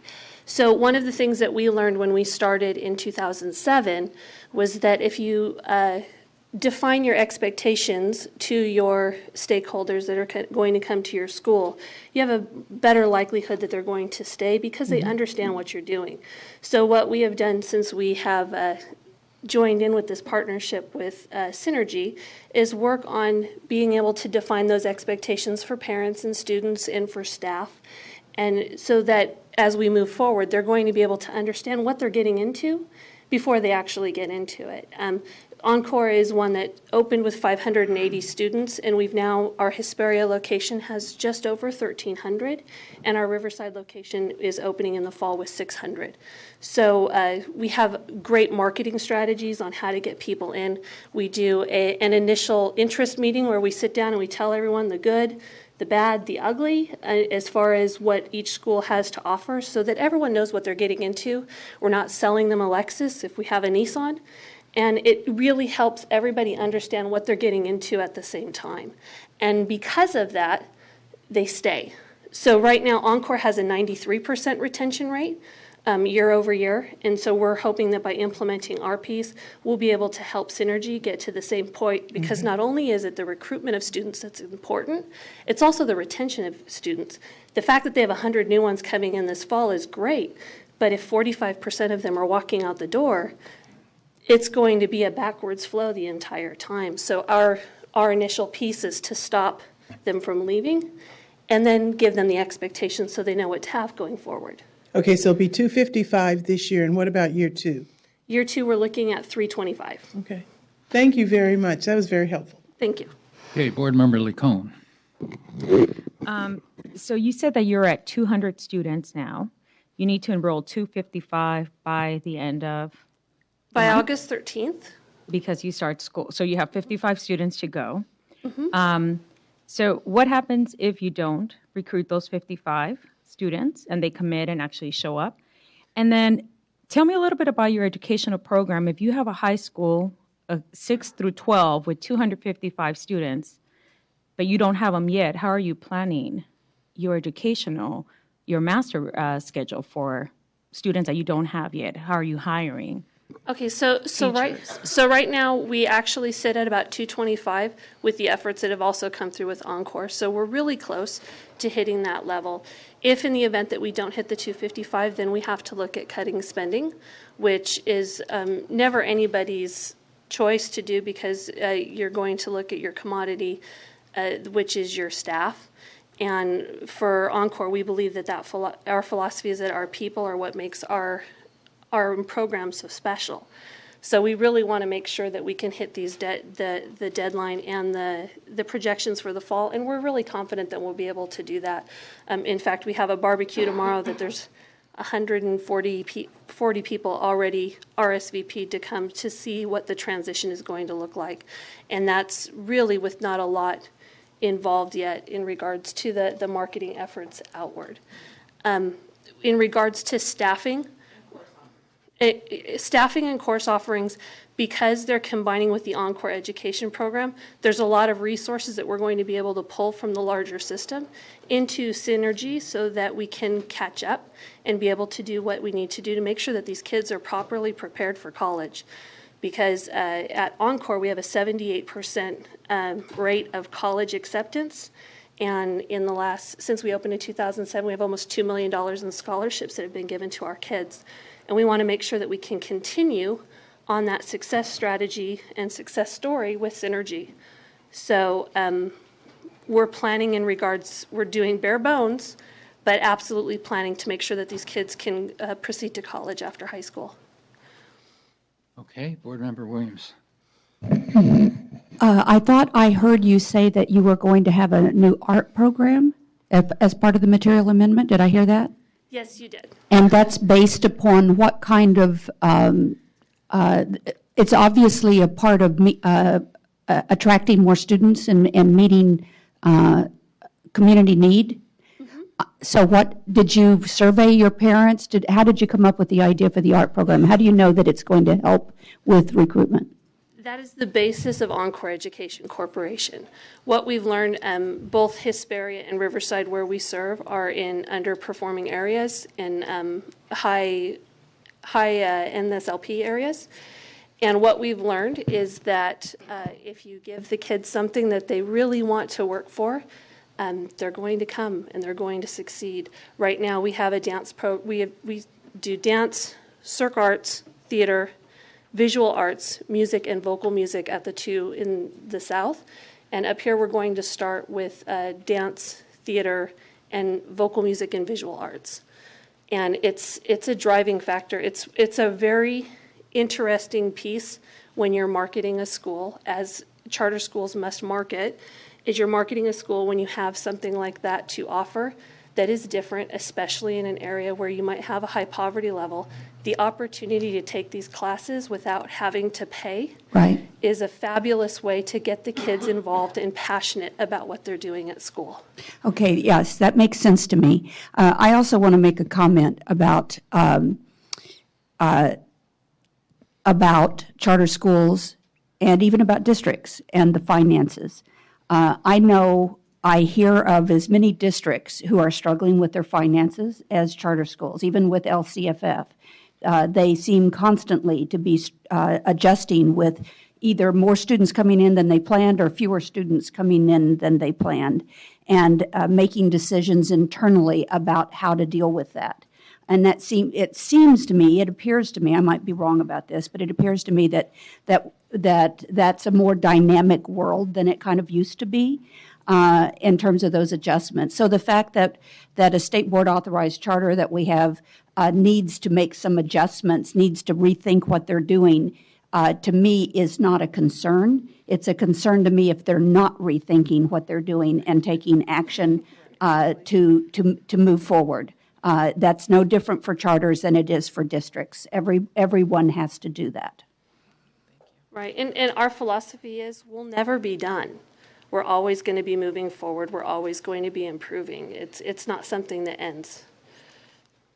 Mike, President Kirst, I'd be ready to make a motion unless there's more board discussion. That would be fine. Thank you. I move that we approve the CDE's recommendation on Synergy's material amendment. Well, it was seconded by Molina first. Okay. Yeah, that's okay. It's moved and seconded. Is there any public comment on the motion? Thank you. Hearing none. Those in favor, raise your hands. Okay, good. Thank you.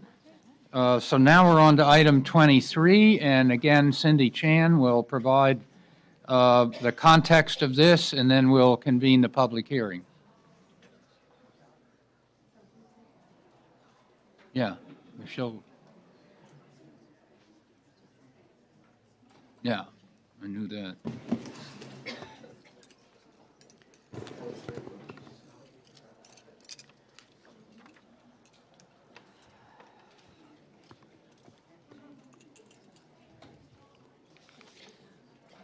Go ahead. Okay.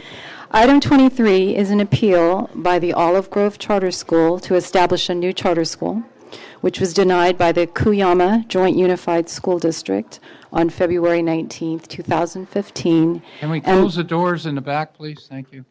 And the Santa Barbara County Office of Education on April 2nd, 2015.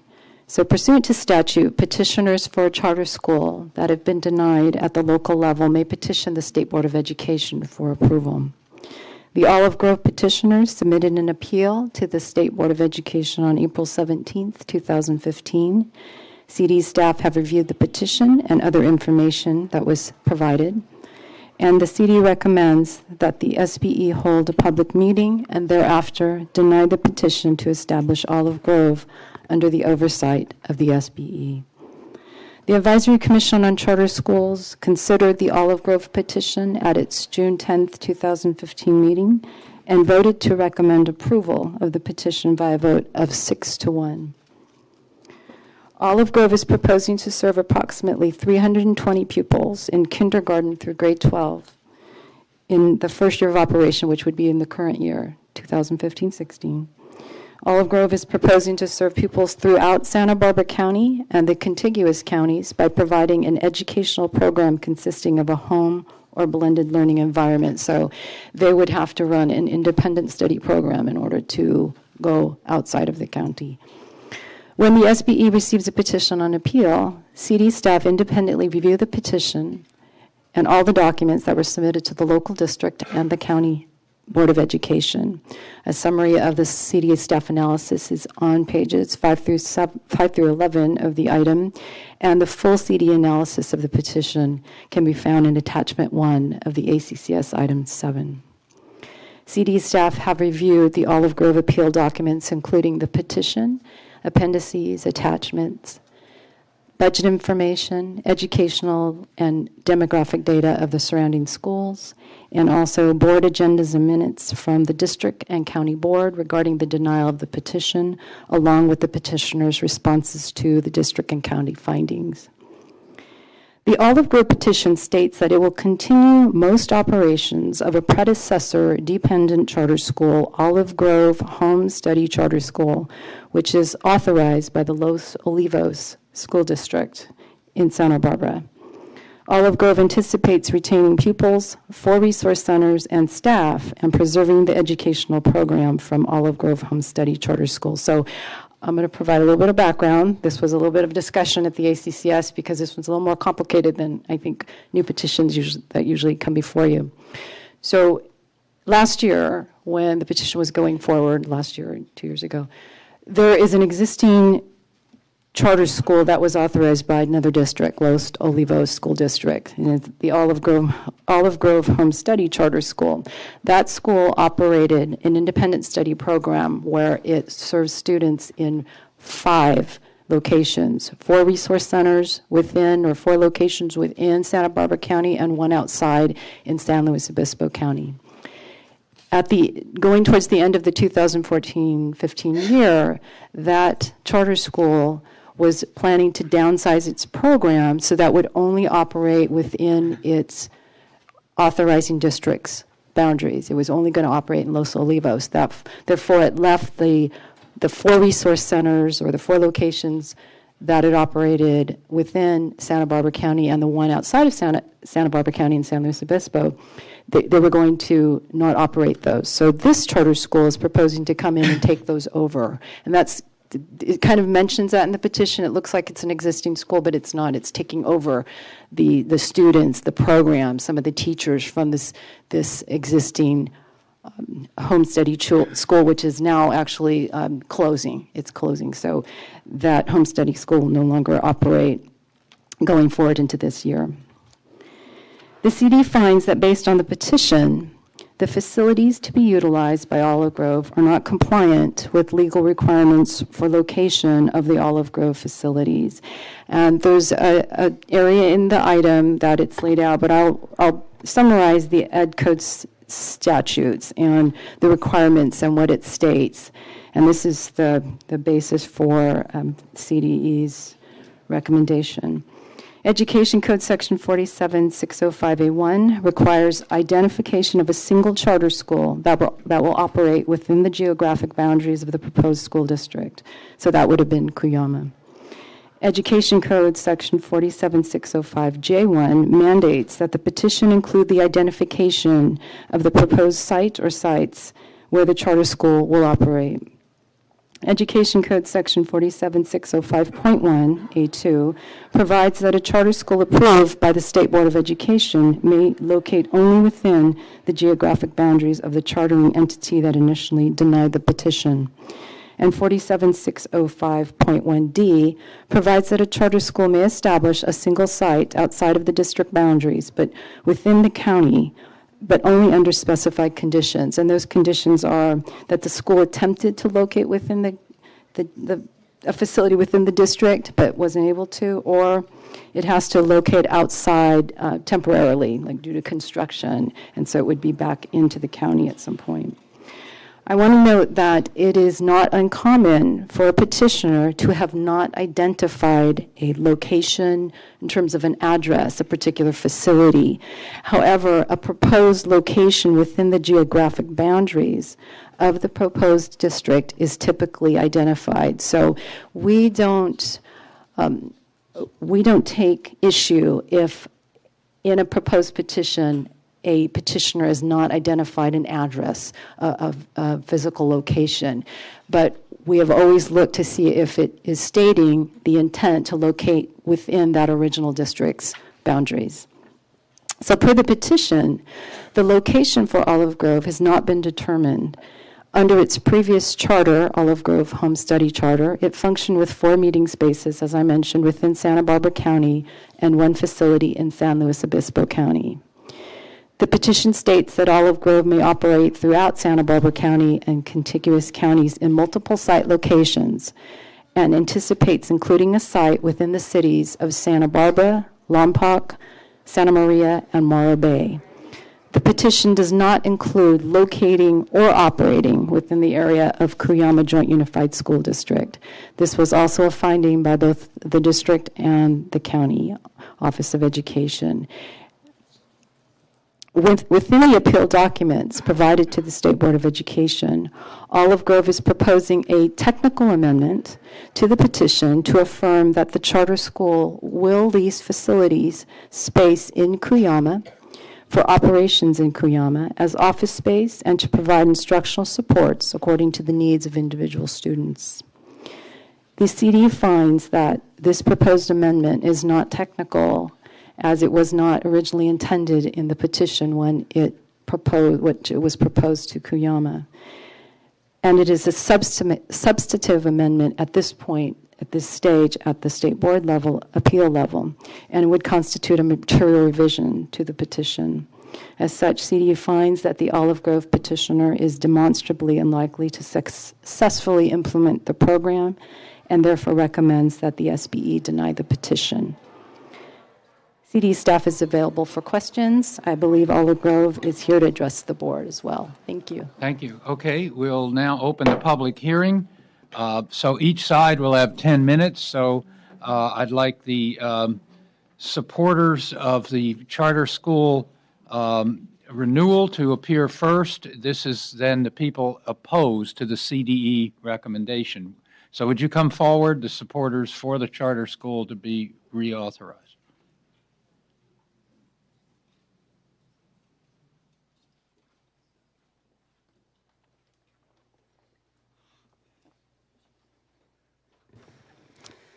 Hello.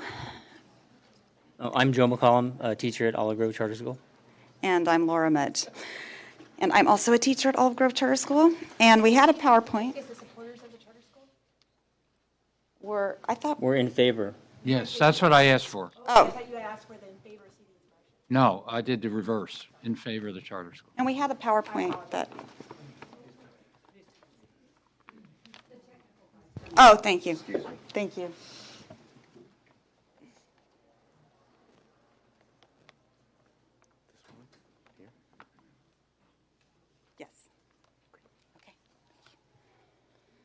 First of all, I just wanted to thank the CDE for their review of our documents, and we just really appreciate that they found that our program was solid and that our financial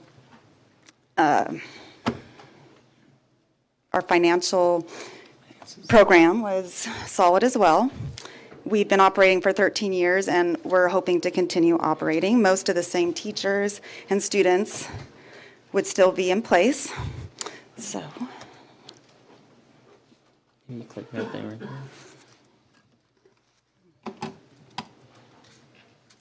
I don't know, make this go forward, but.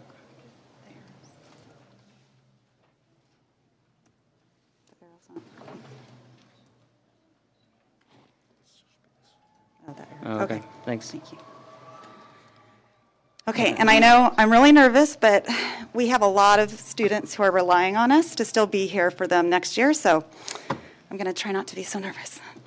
We also want to thank the ACCS for their recommendation that you authorize us and that it is without the facilities issue, because we don't really find that as an issue for us, since we always planned on operating there, as we'll tell you throughout this presentation. All right, so we've operated in Santa Barbara County for 13 years, and we were a dependent charter school of Los Olivos. Our last API ranking was 9, and we operated with a little over 300 students. In June of 2014, the Los Olivos district voted to reduce the size of their district so that they could fall further into basic aid. So that meant they needed to reduce the size of the charter school, and originally deciding to have that be just at their site, and then subsequently they decided to eliminate it completely. They worked with us and provided us with funding for a professional to help us develop the charter, and also providing us manpower, being the superintendent used her connections to call the other superintendents in other districts. Not just once, but a couple of times, trying to find a district that would authorize us. And that led us to the Cuyama School District. They showed the most interest and actually were interested in speaking with us and seeing what we had to offer. So Cuyama is a pretty large area with a little tiny amount of students. So they have students that sometimes travel up to 90 minutes each way, and their thought was that we would be able to provide our services to those students. So we always planned to operate in Cuyama, but our operations would not be at a site. We would not need a learning center in order to provide the services that Cuyama needed us for, because those students they would have to travel so far, so our intention was to just go to each student and meet their particular needs in Cuyama. So September of 2014 through February 2015 of this year, we submitted our charter petition to Cuyama, and we started working on our MOU, and we got accepted into the EDCO Charter SELPA, and we'll be working with Jean Hatch with the North State JPA as our special education director. She's wonderful. And then February 19th was the meeting date for our authorization. February 18th, we got a letter, you guys should have it, from the Cuyama superintendent stating that he was recommending authorization the next night. On February 19th, Dr. Shanae, who is the superintendent of Cuyama, got a letter from the Santa Barbara School District threatening litigation. And Santa Barbara School District is really large. They have a lot of money. And they're just tiny. And they were afraid they wouldn't be able to go through a lawsuit of that nature, even though they knew that they were within the legal ability to authorize this. But they got scared since it happened that morning, and then they changed the recommendation to deny. Cuyama's superintendent was speaking with the attorney that also oversaw the Alpine versus San Diego case, and she advised him that Cuyama could prevail in a lawsuit, but it would just be too much money and too much time that this tiny district could afford. So they did end up denying our authorization. So we appealed to the county education office, and we wanted to clarify that we had always planned on having a facility or a learning center at Cuyama. We provided them with the emails that we had received from the CDE and from the Cuyama School District, and we had 200 supporters at the meeting, and the superintendent said that his hands were tied, and so they voted that they could not support our petition. They didn't really, they just basically said it was because of facilities, and so that's why we appealed to the state. So I kind of got into this a little before, but unlike other larger districts, they had actually less students than we are used to serving in their own district. So they only have about 240 students, and so we were not going to have a large amount of students from their district in our school. However, we were just going to meet the needs that Cuyama had for their students that were traveling such great distances. Or students also, Dr. Shanae spoke to us about students who, in their high school, if a student failed a math class or an English class, then they would have to they'd have to go through the rest of the courses. They don't have enough teachers to support a 9th grader who is a 10th grader who has to go back and repeat a 9th grade course as well as take their 10th grade courses. So he was hoping we could help with the students who were failing and slipping through the cracks, who needed the opportunity to be able to catch up into their program so they could graduate on time instead of coming, what they do now is the student has to come after they graduate an extra year to make up those courses. So he had spoken to us about those students as well. So our petition does not commit to a learning center because, again, a learning center, it's financially, we didn't think that was responsible when we were going to be traveling to those students to meet their needs. We weren't going to expect them to come into Cuyama, which is 90 minutes to 2 hours away each way for them to travel. So that is why originally we didn't put in a learning center there. We just planned to operate in Cuyama. So to us, the law states that the petition must identify a school that will operate within the authorizer's bounds, and that's what we always intended to do. So it was a big shock to us when all of a sudden there were facility requirements. Cuyama has available classroom and office space, which Paul Chenet has stated in an email that he would be able to provide for us. They have students that they have identified that would be benefited by our program for remediation and also for students that travel. And so Olive Grove would like to operate within the SBE's preference as you see fit. So what we're asking of you guys today is that we resolve this here instead of us having to go back, go through this process again, and all the students that we currently have, who a lot of our students had needs that were not being met in their traditional school setting. And if they have to be placed back into that school setting, it's detrimental to their education. So we're hoping we can resolve this now and here instead of having to come back, and then those students are spending another year back in the placement that they were trying to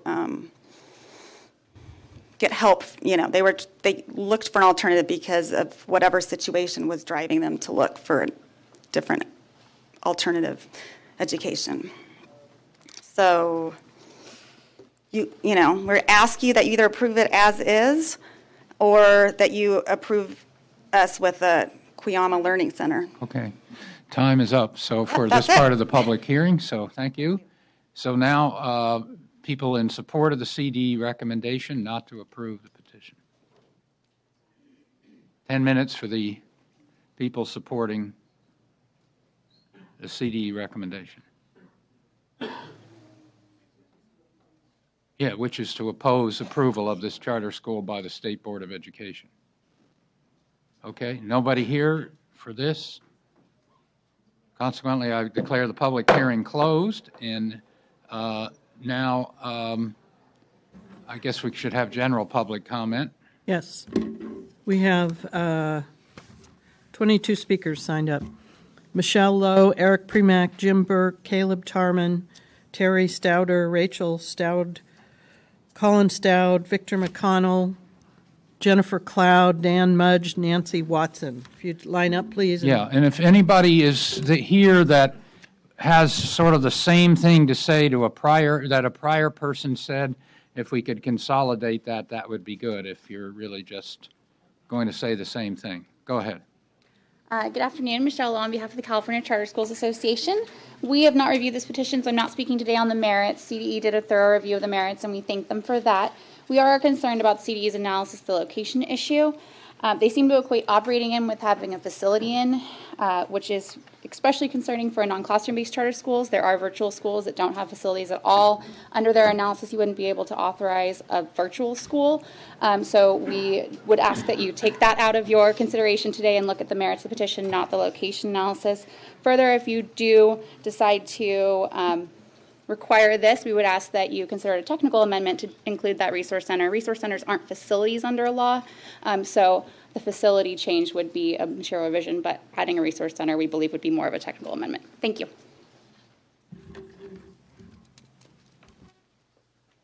Eric Premack with the Charter Schools Development Center. This is one of the rare occasions where a petitioner is actually one of our clients. We haven't had a client up. I come up here a lot and speak on these, but this is one where we actually, my colleague Suzanne Cooey, helped to draft the charter and the financial plan, and we're very pleased to see that CDE agrees that it's a solid document and plan. We do think the central issue here, as Ms. Lowe stated, is the facilities issue. There's a pretty long history on this, going back all the way to 2002. Charter community worked very closely with State Superintendent Easton at that time to clarify some of the ambiguities about the issues, and in fact came out with a memo back then saying that, quote, the site restrictions do not apply to facilities used as resource centers, meeting centers, satellite sites used for non-classroom based instruction.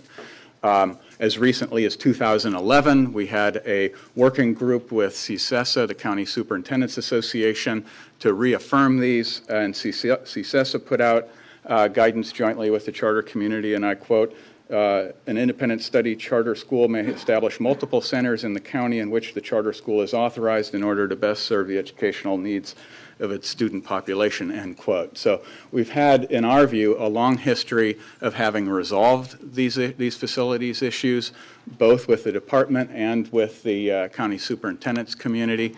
And while we appreciate CDE's analysis and concern here, we hope that they'll take a new look at this issue once we resolve this immediate one, and we would strongly urge you to support this one.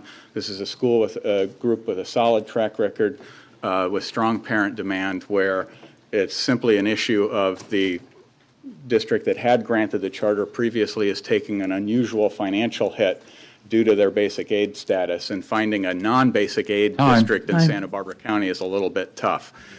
So we urge an aye vote to support recommendation to grant the charter. Thank you.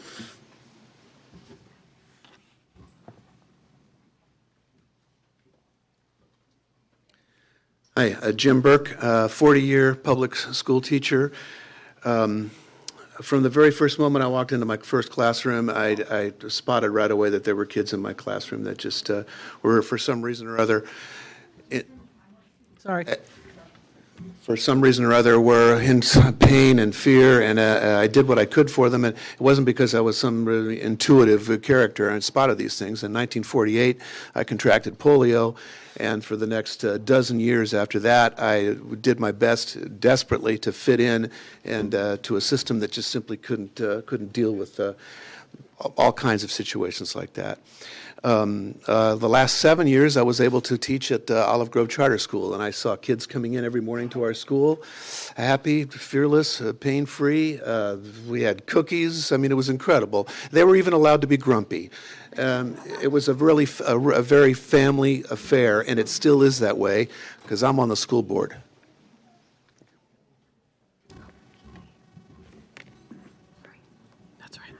Hi, so I'd like to, you're hearing a lot about how... Identify yourself, please. Sorry about that. Caleb Toman. So should I begin?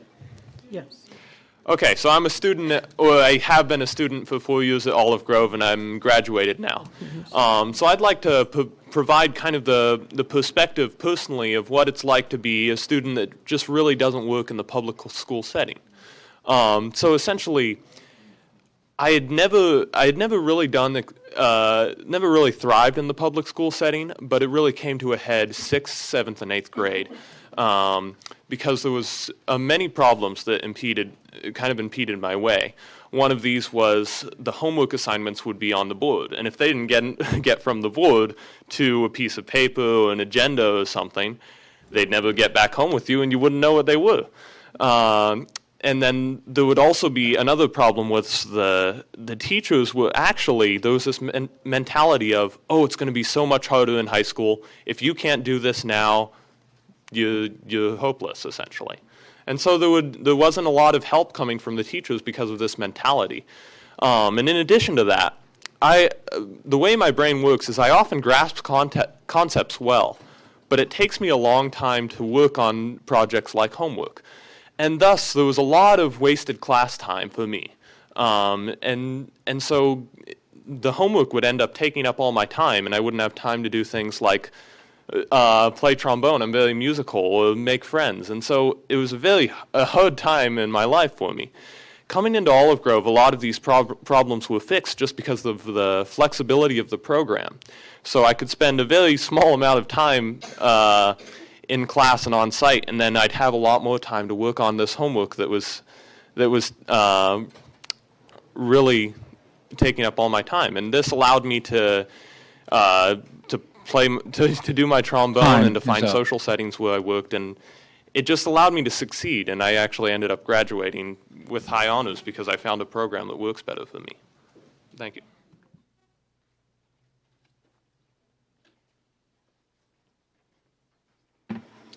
Hello, my name is Terry Stouty, and I have 2 children who attend Olive Grove Charter School, a rising 10th grade student and a graduate of the class of 2014.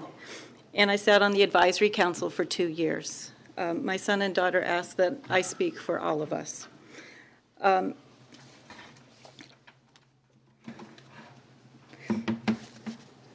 Every student at a charter school, and particularly those at an independent charter school, all have a unique story of why they are there. I am here today with my son and daughter, and each of them have their own stories of why this option, and this school in particular, is so important to their educational success.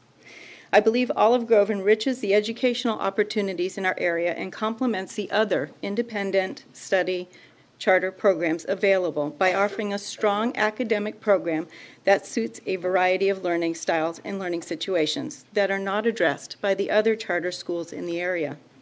The staff and teachers work with you to select appropriate curriculum and methods of instruction that would work best for your child and their individual needs. I looked at the other independent study programs available in our area. The first is a hybrid program that requires attendance 2 days a week. Those 2 days are classroom-based instruction focused in science and history. Which require attendance, it removes the fundamental premise of independent study by excluding students that would not be able to attend consistently. The second program uses a computer-based curriculum which supports no other learning styles. Furthermore, a computer-based program would require we have a computer available extensively for educational use, as well as new enough to support the website minimum requirements, in addition to reliable internet access.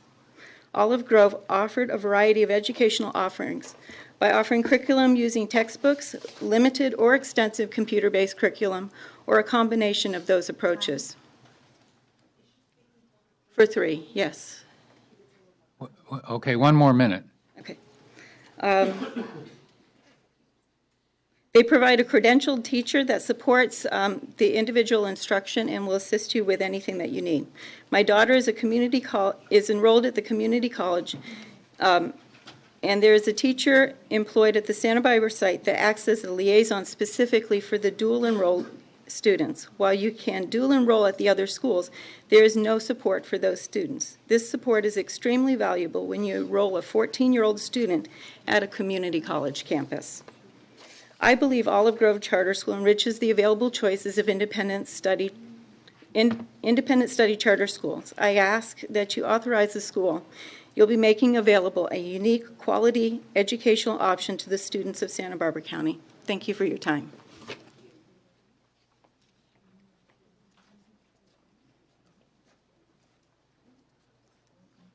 Hi, I'm Victor McConnell. I graduated Olive Grove last year. And the reason I went to Olive Grove is in middle school I suffered through bullying because I am missing my left arm. And so kids, they like to pick on, people who are different. I think, everybody kind of knows that. But in high school, it kind of changed. It wasn't just people, calling me names. It started getting to the point where I was afraid to go to school. And, I found that really distracting to the point where I didn't care about my homework.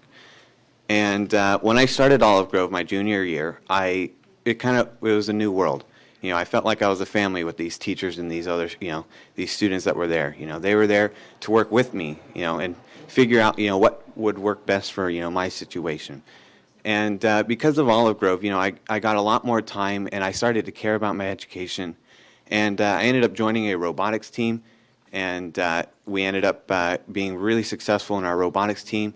And because of that success and because of my new passion for education, I joined a robotics foundation, and now I'm able to spread my passion for education to other students through project-based learning and through, the STEM curriculum, by using these, robotic kits and some of the teaching techniques that, I've seen these teachers use, working with the students, finding things that they can relate to, and it's something that I think, a lot of students should be able to, participate in, especially these students who have to go long distances to school. If that could be brought to them, it's an unbelievable experience, and it's something that, you can't take for granted. It's very sentimental to me, and I'm sure all these students. So thank you.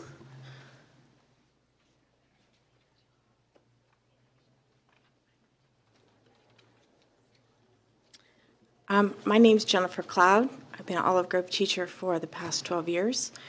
Over the past 12 years, I've witnessed many wonderful changes with our students, Victor being one. We love him very much. And there's just thousands of students that we've encountered, and We've been able to change their attitude, help them move on.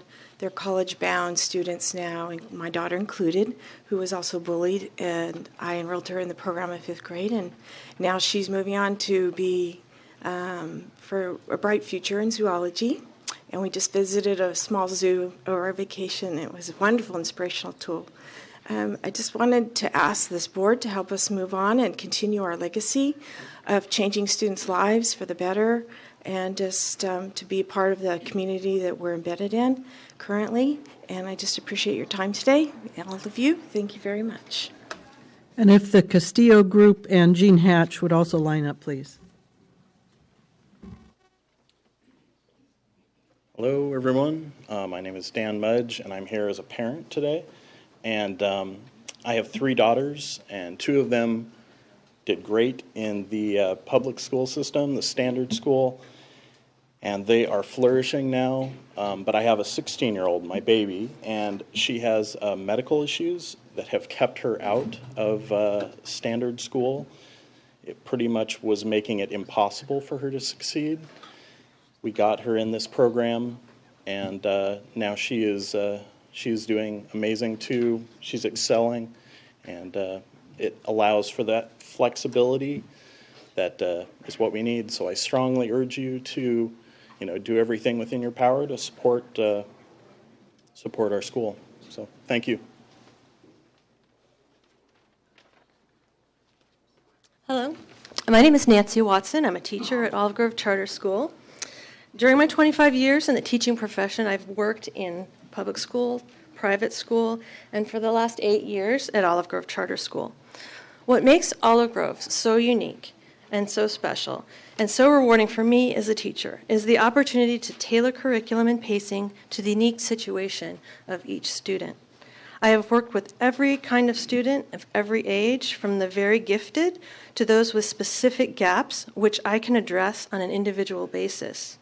My students come to me from every background with a variety of experiences, but they all say that this is the first time that they have had a one-on-one relationship with a genuinely caring teacher who respects and encourages them. This experience brings out the best in them.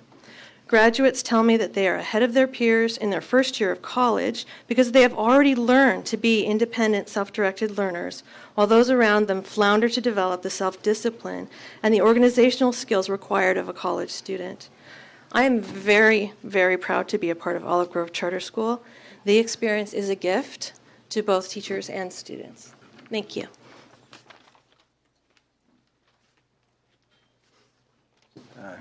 Good afternoon, members of the board. I'm Rick Rochelle, School Board President of Olive Grove Charter School, and I have been in education for 40-plus years, just like that old guy that was up here earlier. In fact, we worked together for a lot of those years. And the last 12 years I've spent with Olive Grove Charter. As you have previously heard, we've been a very successful charter school. We have dedicated teachers, a very competent support staff, and students and parents who are excited to be in our program. This program isn't for every student, but for the right student, this is a perfect setting for success for many who, unfortunately, have experienced too little success in previous school experiences.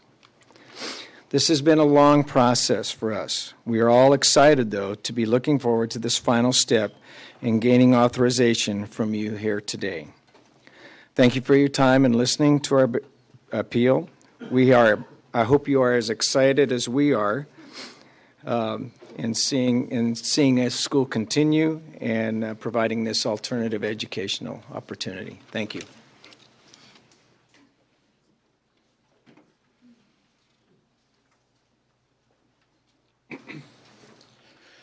Mandy Castillo, representing the Castillo tribe. We a little bit of history on us. I know I was here once before. Don't mean to really sound like a repeat, but I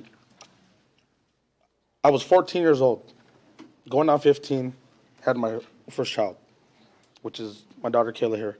By the time I was 16, I had 2.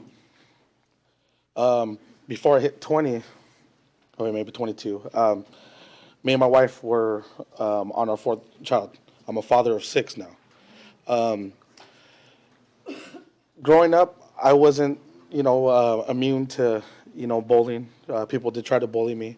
I got through it because I had to. As a parent, though, we don't want to see our children go through the same thing. Now, my 4 older ones that are enrolled in Olive Grove, they went through it. We felt we had no choice but to keep them in the public school until members of our church had told us about like independent studies. So we tried them out. While the bullying didn't stop there, it started coming from the teachers. So me and my wife were like, oh, what do we do? We heard about Olive Grove, and it was like home, with open arms to our kids, to our family. If you do the math, she wasn't supposed to graduate. Being that we were young, me and my wife were still together, 19 years. And my other kids were already supposed to be, messing up too. We try to instill, good habits and everything for them. Olive Grove gives them the time and helps us parents. It's like, a mother cooking while holding a child, a third hand. Yeah, you have 1 more minute. Okay. A third hand is always handy. Olive Grove provides that for my family. The bullying stopped, and my kids are happy. Me and my wife, we're happy that we found a place for my children. So I ask that you guys motion for allow Olive Grove to do what they got to do. Thank you. Thank you.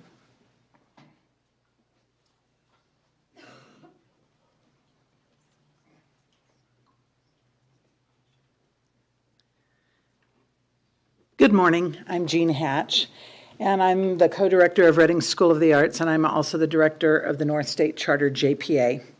And we were contacted in December to consider providing special education services to Olive Grove when they were going to leave their existing district. They were no longer going to be provided special education services by the district. So we helped them write the petition and go through the rigorous process at the EDCO Charter SELPA to get them accepted. Increasingly then, we watched them basically go through their denials and that sort of thing, not quite understanding, especially an operator myself of a charter school that's operated for 16 years, how you could possibly, a charter school could possibly be in operation this long, have the same governing board, have the same teachers, have the same students, have a score of a similar schools rank of 9, and be consistently, denied at the district and the county level. So I thought it was important enough that to come down today from Reading and to give a plug for the approval of Olive Grove to move forward with their program that they've run for the last 13 years.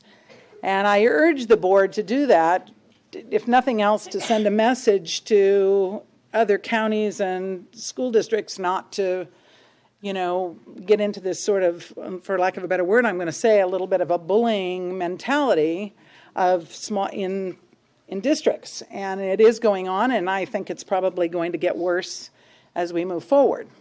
So I'd like today to urge you to approve a school that's been in operation for a long time, that has an API, or not an API, but a similar schools rank that's high, and allow the people to continue to do the fine work that they've been doing for a long time. Thank you. Okay, is that the end of the public testimony? Okay, now we're ready for board discussion, and at this point, somebody want to start? Board Member Board Member Sandoval should start. Yeah, I just have live there, so I do. we have somebody right in the middle of this in district. the area. Yeah, I have a couple of questions, and the first one is about the special education services.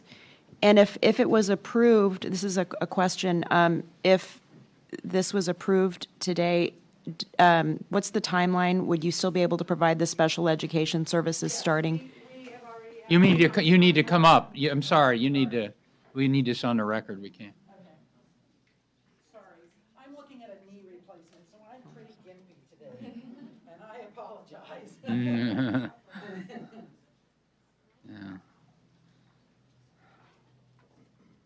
We actually signed a contract with them to provide services in January. So we are going to go, actually, we're scheduled to go into their school the second week of August to do in-service and professional development and to help them set up the program. We have providers in place.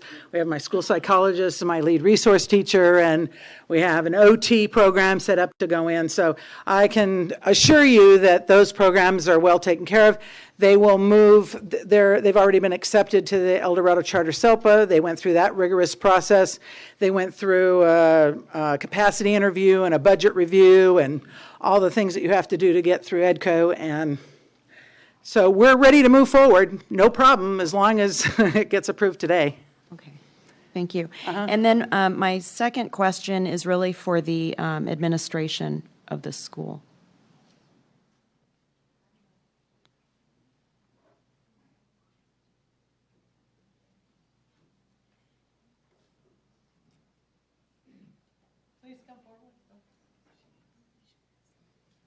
Pardon? Yeah. Okay, please introduce yourselves again. I'm Laura Mudge. Rick Rochelle, I'm a school board president. Okay, and then I just want to clarify that if it's approved, then the services would be provided in Cuyama. Is that correct? That's correct. Okay, and then although it was denied at the board meeting, there is still a commitment to have, if needed, some space, physical space on the campus? Yes, we've already agreed on that and discussed price and everything. Okay, and then you also mentioned a commitment to serving student needs where they are. It's a very rural area. Not everyone can get to a campus site with ease. So what does it look like to bring the services to a student wherever they are in the Cuyama Valley or the It looks larger pretty area? similar to when the student comes to us. In fact, when we first started operating in Santa Barbara, first Los Olivos is where we started, and then when we started operating in Santa Barbara, we went to their home because there was not a need to have a learning facility at that time. So what happens is we bring all of the materials we would need to go into the home. And it looks different for every child because we personalize instruction to each student. So it really doesn't look that much different from our learning facilities, except that when we have learning facilities, we also have increased classes that we offer for students that need extra support. So we call them our support classes.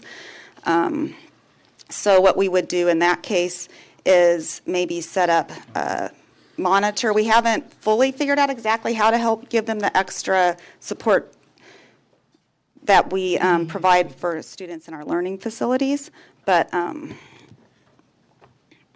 that's why we tailor each student individually. So. All right, and then the plan is also to continue to provide services at resource centers in Santa Correct. Maria, Lompoc, Morro Bay, and Santa Barbara?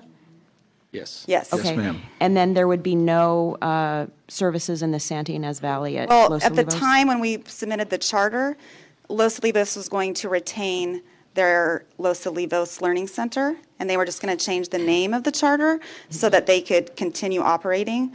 But then I'm trying to remember which month they just chose not to continue that. We wish now we could have. Sometime during the spring, they told us.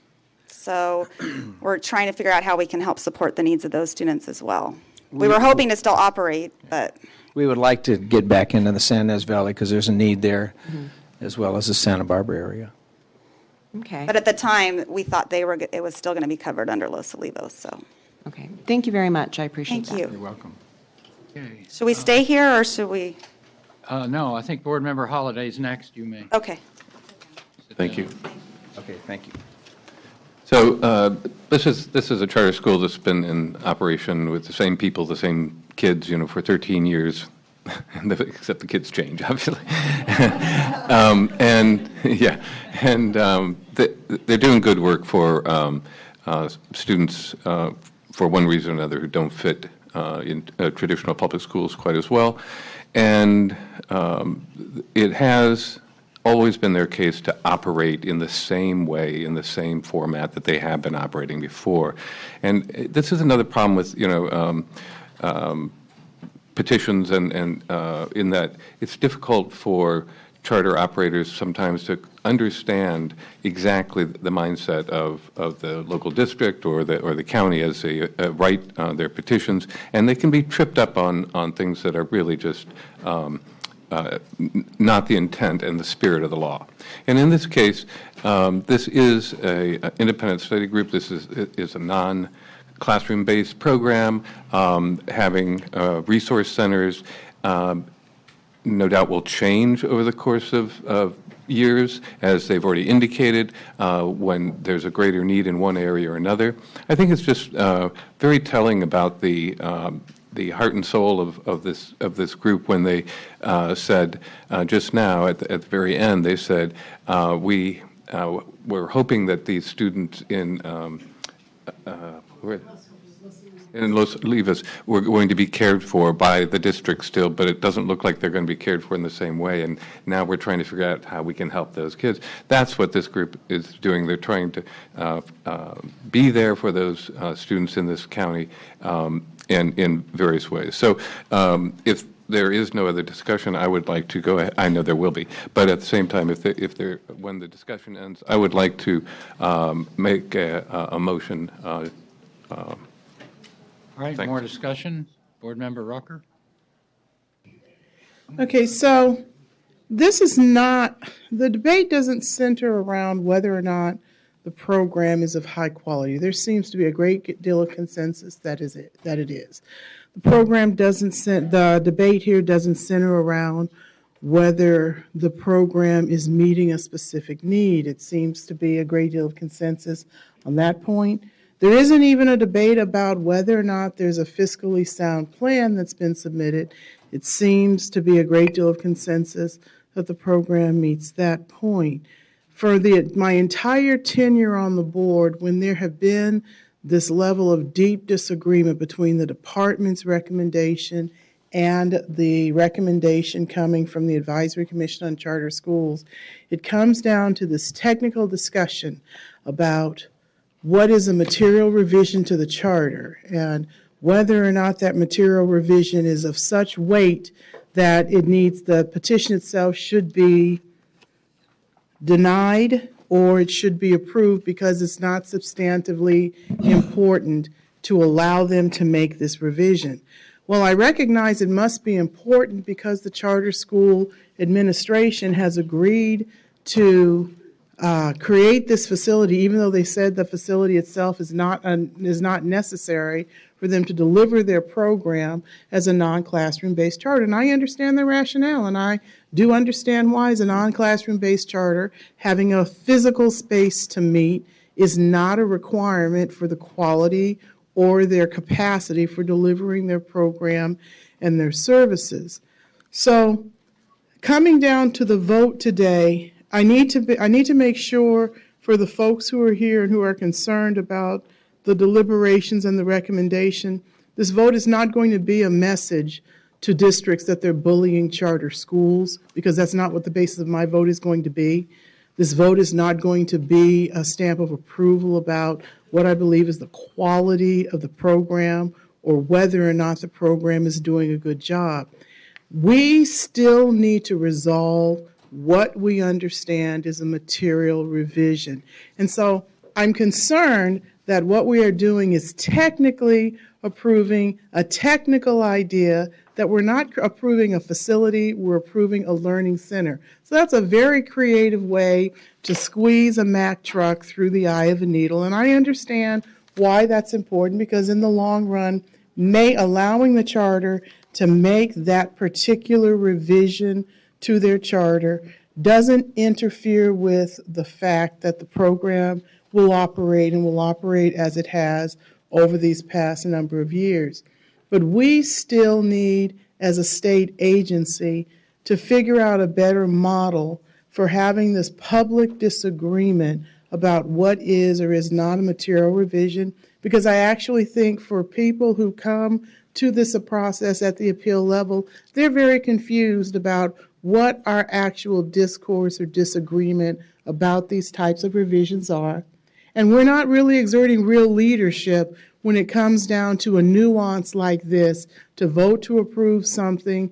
If it seems on its face, we're actually just creating or making up rules to make sure that this revision or that this approval goes forward.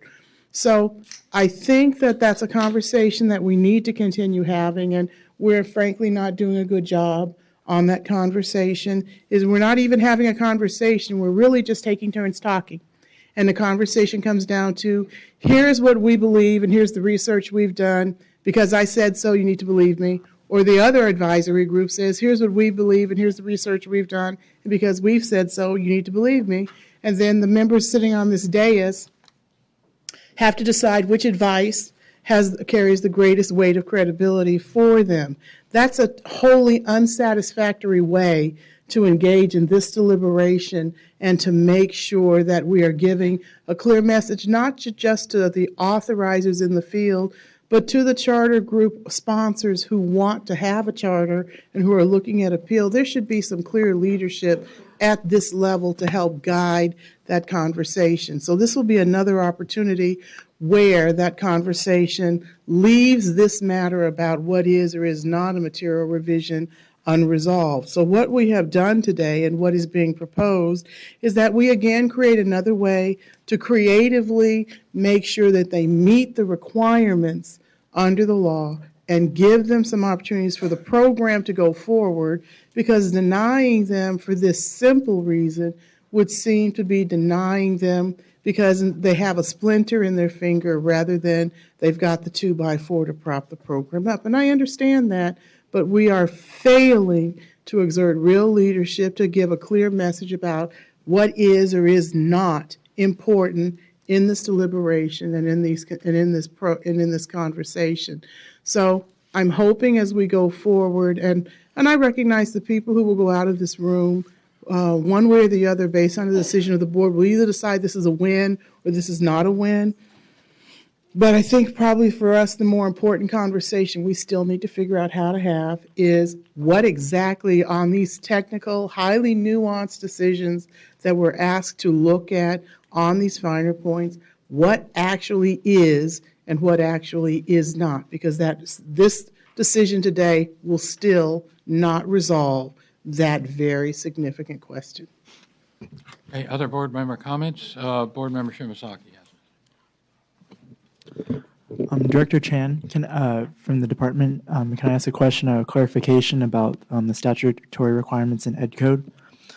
So the petitioners in the California Charter School Association, if that's correct, argues that a non-classroom-based charter school is not required to have a facility if the instruction is primarily delivered through a home or blended learning environment. And Oak Grove Charter School says that they will retain 4 resource centers that are not located within Cuyama Unified School District.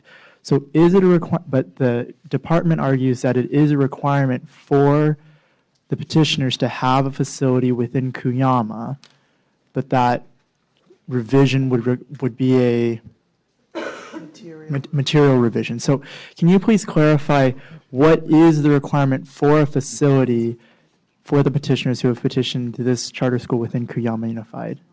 So I had earlier read through 4 specific education codes that addressed the facility, and it does, I concur, it does use the word operate, and it uses the word locate. And so it's used in the different statutes. The point we were trying to make is in the original petition, the petitioner did not identify an intent to operate or locate in Cuyama. Both of the elements were not in there. So it's our interpretation that an amendment made at this stage would be material. What in the petition gave the department the impression that they were not intending to even operate within Kuyama. It mentioned the 4 specific locations, which were those cities that I mentioned, and none of them were Kuyama. There were 4 cities within Santa Barbara County and 1 in San Luis Obispo County, but Kuyama was not named as one of the intended locations. So that's where we based our determination on. Thank you. Maybe some of the other board members want to comment on the. Did you consider that the reason that they didn't locate there was a threat of a lawsuit? We didn't factor that in to our analysis. It was just a pure read of the statutes. Board Member Hollow? As I understand, the reason they mentioned these 4 locations is these 4 locations are where they were planning on having the resource centers. They didn't feel they had a need to have a resource center in Kuyama because they were going to serve kids at their homes. And there wasn't, they never felt a resource center made that much sense, especially when the kids would have to travel so far. So it wasn't that they were not intending to serve students in the Kuyama area. In fact, that they talked very clearly about having these conversations with the superintendent, and that he wanted them to serve the kids. So to Member Rucker's point, I agree with you entirely. We need to have more conversations about technical amendments and material revisions. We certainly need to have that conversation and continue to help charter schools, parents, kids, teachers, and us avoid these sorts of situations as we move forward. And if I can be of any help in those conversations, I would love to be. However, I do disagree with a couple of comments that you made in that you said that we are making up rules today. I don't think we're making up rules. You indicated that we are just trying to find a creative way around this. My definition of material revision is different than yours, and so those statements don't apply to my approach to this situation. Instead, I believe that this is a technical amendment. It is within the spirit of the petition to make a motion to approve this charter school with a technical amendment that they will have a resource center available in Kuyama. And that would, I'm sorry, Cindy, obviously I said something wrong. I just want to point out, in our analysis, we also identified 9 areas that needed to be addressed as technical amendments. Yes. So if you're approving, make sure that it's absolutely. considered. The motion will include those, yes. Anyway, whenever we're ready, I'll try to do better on the motion. Are we ready? Was that a motion or? Here we go. I would like to move approval of the request to establish Olive Grove Charter School under the oversight of the SBE with the condition that the petition is revised to address the CDE's technical amendments, Cindy, all 9 technical amendments, right? And that the school must operate a resource center in the geographic boundaries of Kuyama Joint Unified School District. Second. Okay, any further public comment on the motion? Not? All right. Board members, all those in favor, raise your hands. Okay, it carries with 1.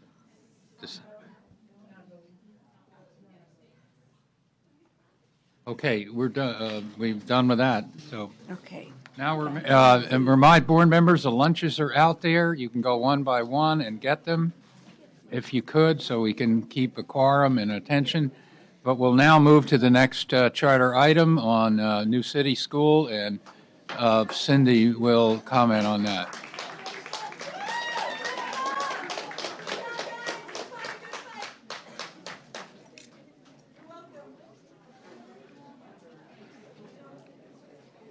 Can we just take a 10-minute break? Can we just take a little... What? Do you mind if we just take a 10-minute break so we go... Okay. All right. We're just trying to keep it moving. All right. The board will adjourn, not adjourn, but we'll go in recess for till 1:15. Yeah. 10 minutes.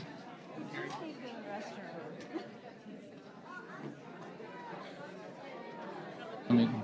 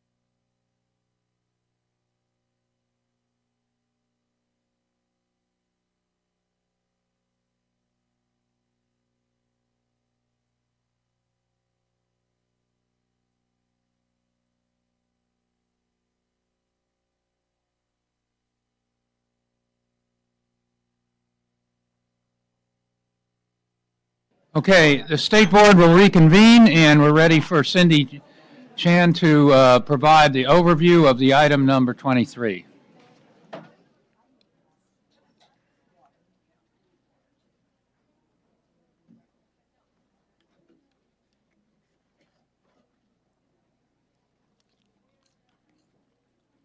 Go ahead. We have 1, 3, 4. We have a quorum. Go ahead.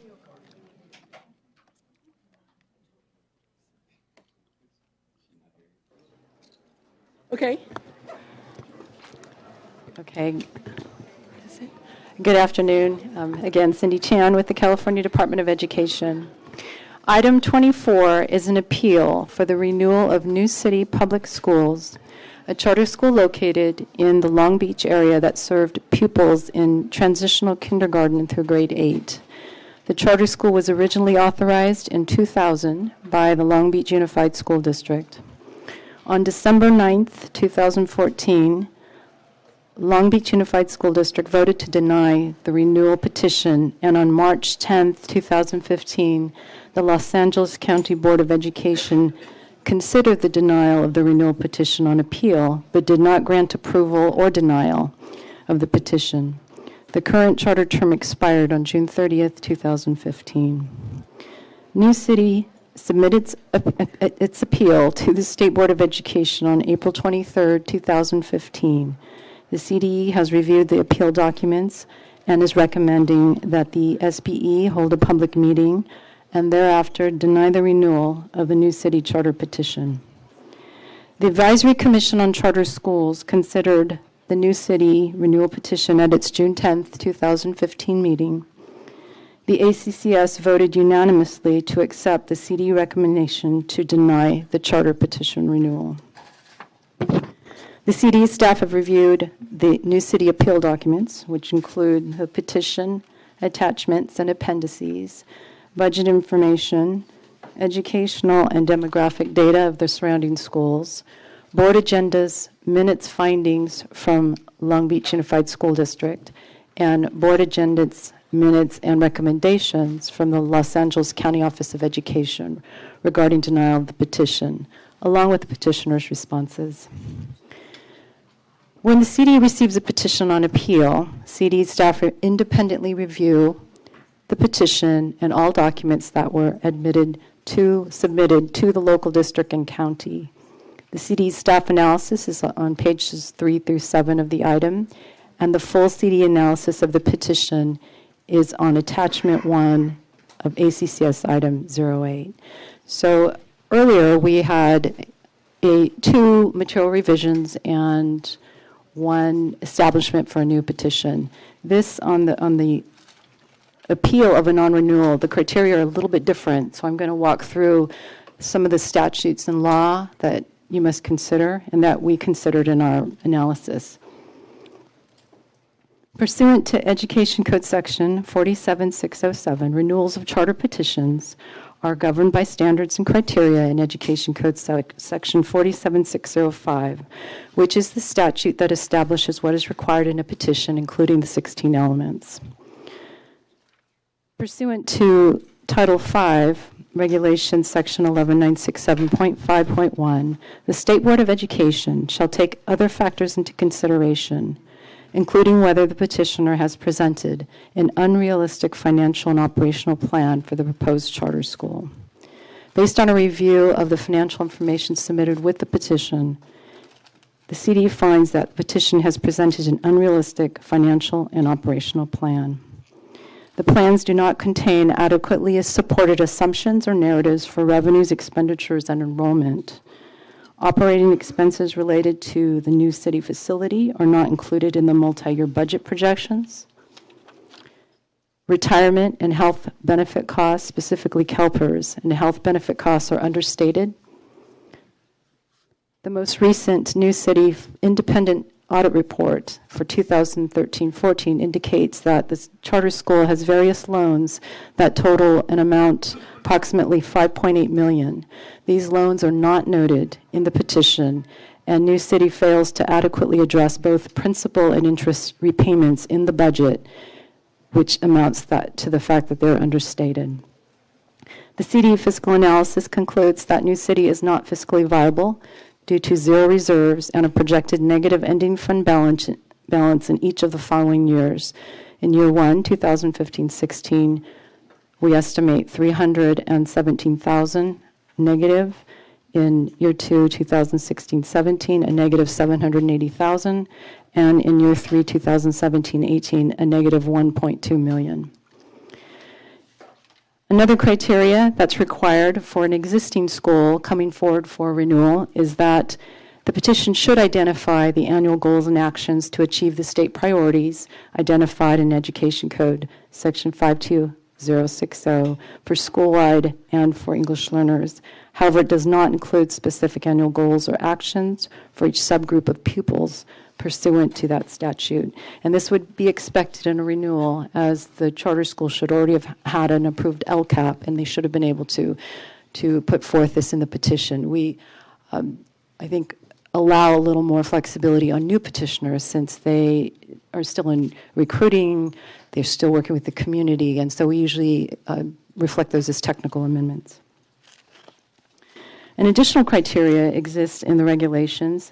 They require that the State Board of Education take factors into consideration determining whether the petitioner is demonstrably unlikely to successfully implement the program. This includes a history that the State Board of Education may regard as unsuccessful. So I just want to bring to your attention, it is mentioned in the item. In looking at the history of the charter school, if you recall, prior to being repealed in 2014, there existed regulations that required the California Department of Education to identify charter schools that had a substantial and sustained departure from measurably successful practices, such that continued departure would jeopardize the educational development of the school's pupils, and to make a recommendation about appropriate action consistent with statute. Pursuant to these regulations, which were based on API criteria at the time, statewide rank of 1 on API-based data for the last 2 years. The charter school met that, then they were put on this list. And they also, if the charter school did not achieve a cumulative API growth of at least 50 points over the last API cycles, which was the difference between their current year growth API and their prior year base. For the 3 years the regulations were active, New City Public Schools made the list in all 3 years and were included for possible revocation pursuant to statute.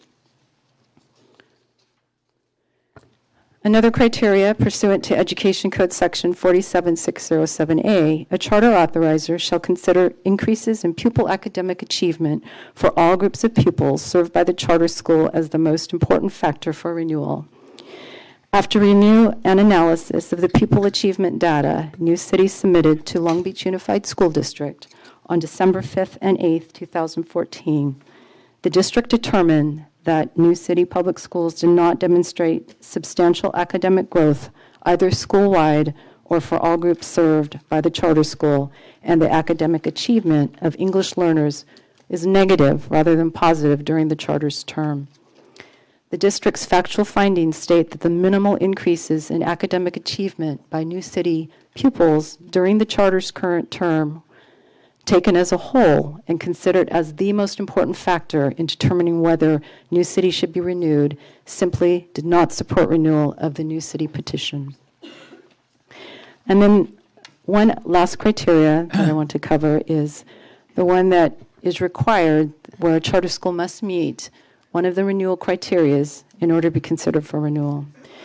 Pursuant to Education Code Section 47607B, a charter school that has been in operation for at least 4 years shall meet at least one of 5 criteria related to academic performance.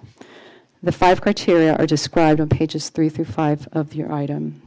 I'd like to note that 3 of the 5 criteria do require API base to growth comparisons or API decile rankings. With the suspension of the API and repeal of the ranking system, and while in transition to new standards-based assessments, Education Code Section 52052E4, which was amended pursuant to Assembly Bill 44 in 2013, authorizes 3 alternatives to meet programmatic requirements. And those are the most recent API calculation, an average of the 3 most recent annual API calculations, or alternative measures that show increases in pupil academic achievement for all groups of pupils school-wide and among significant subgroups.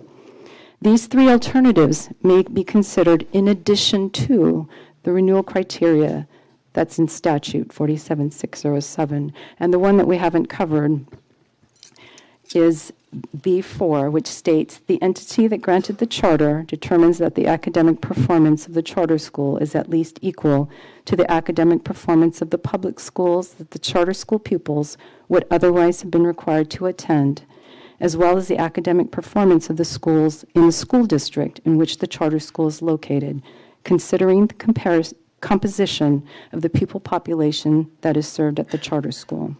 So this determination for that criteria is based on all of the following: documented and clear and convincing data, pupil achievement data from assessments for demographically similar pupil populations in the comparison schools, and information submitted by the charter school.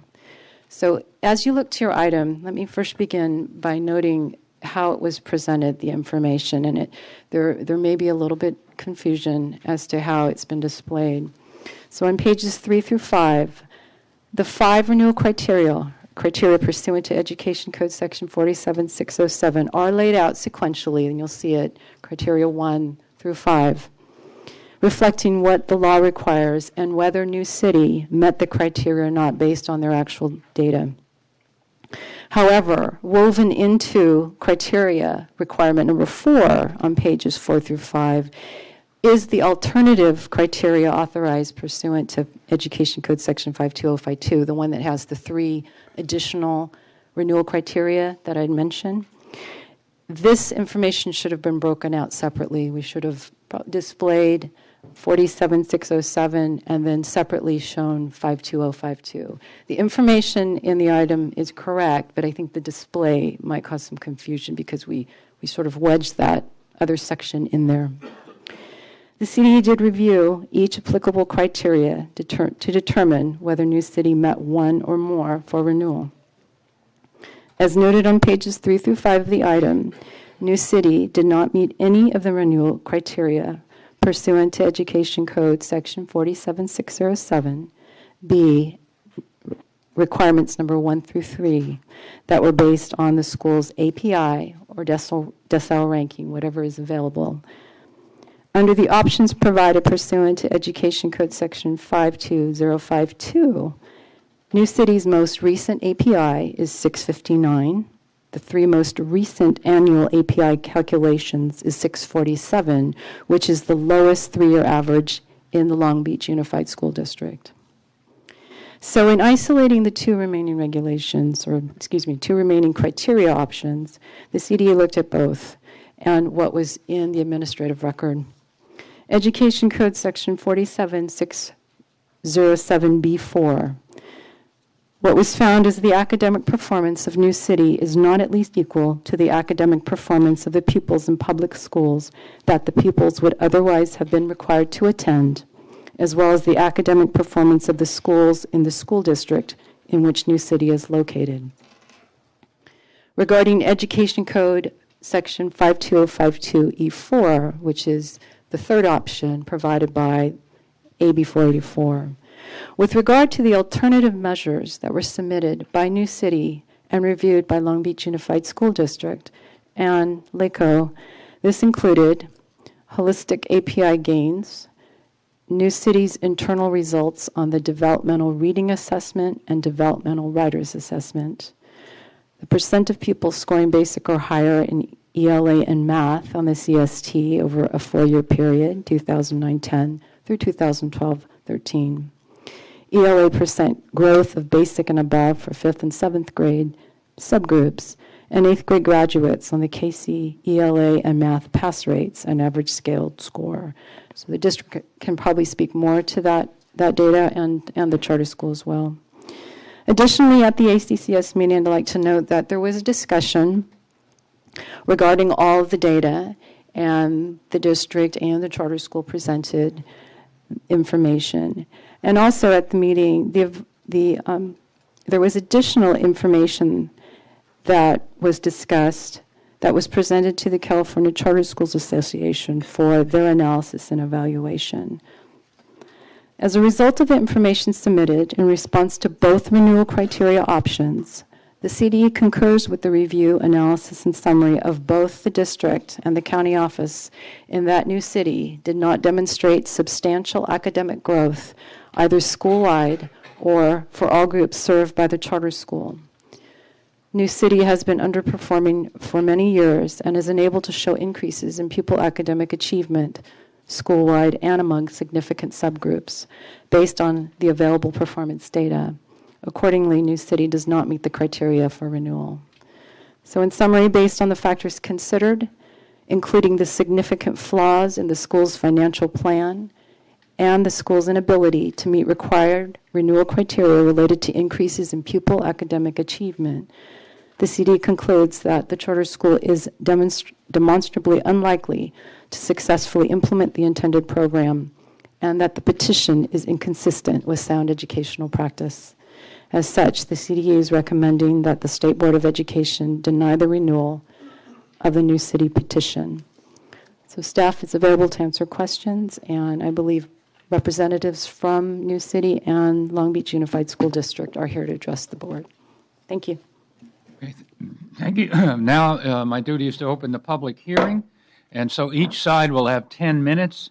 So as I did last time, I would like the people to come that support that the board approve this charter, so they're in effect not supporting the CDE recommendation. So these are the supporters for the petition to be approved by the State Board of Education. Would you come forward, and you have 10 minutes.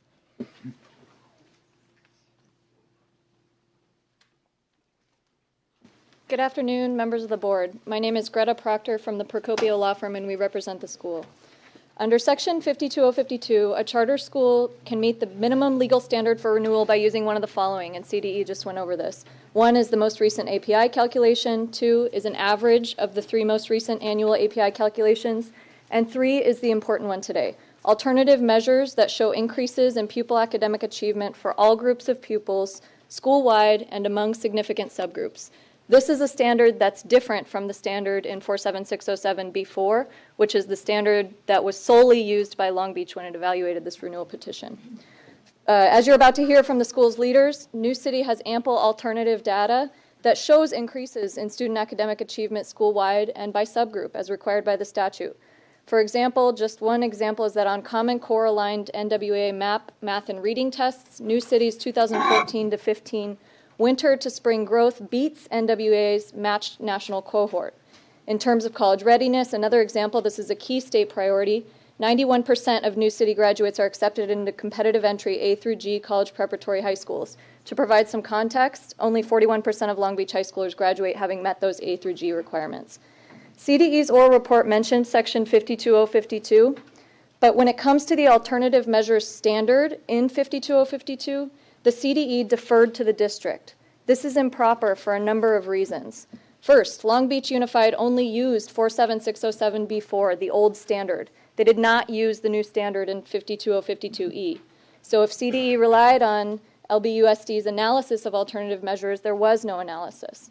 The report also mentions that CDE relied on an analysis by LACO, which cannot be the case because the LACO board did not adopt findings on this charter school. 3 of 6 LACO board members actually voted that New City did meet the minimum standards for renewal under 52052. We believe the State Board is required to apply independently this alternative measures standard and to consider all of the data today as directed by the legislature. Under this standard, we believe, and I think the board has copies of letters of support from over 15 legislators, college professors, community activists, and even a former state board member who also believed that the school qualifies for renewal. Thank you.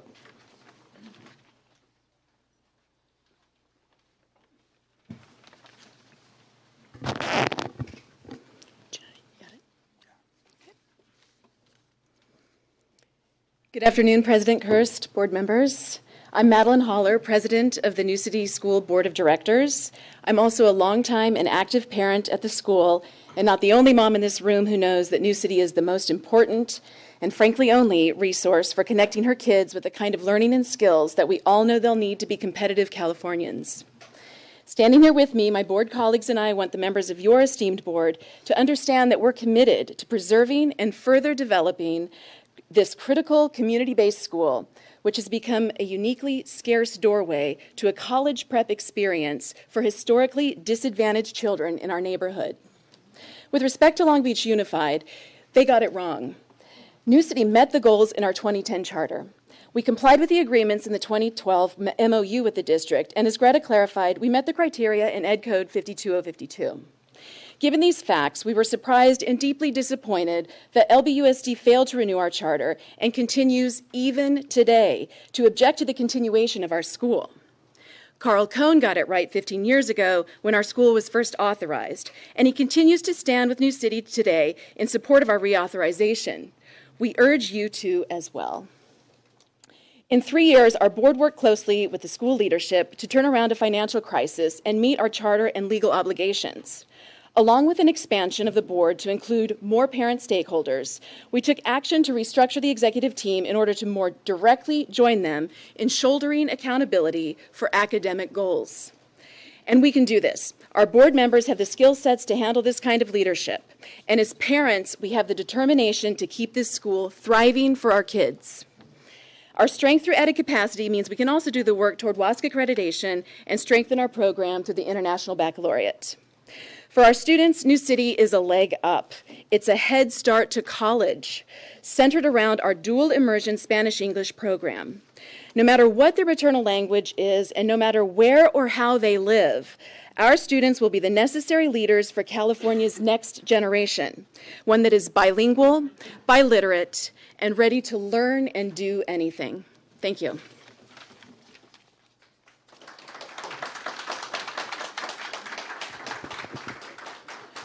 Good afternoon.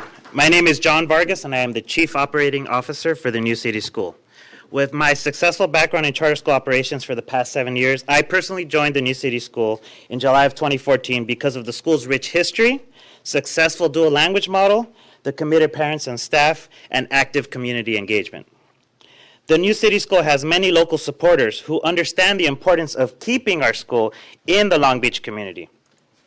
We also enjoy the support of various local elected officials, including a majority of the Long Beach City Council and many state elected officials who understand the importance of the program offered within our local community and within the greater conversation of bilingual education in California. Do I pause? Okay. Yeah. Reset the clock. All right. We're good? Is this back on? Okay.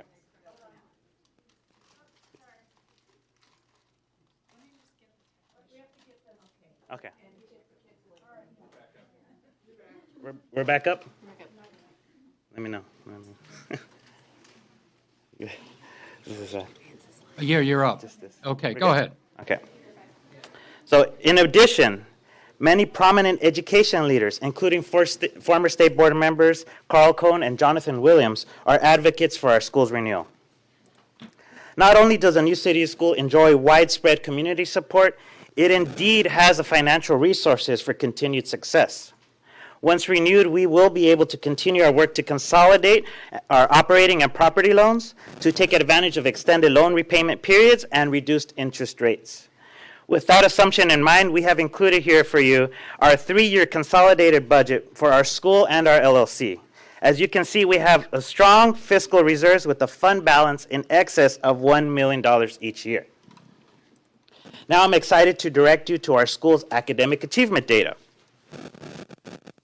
This past school year, we administered the NWEA Common Core MAP assessment, an assessment that I would note is recommended by the Charter Schools Association.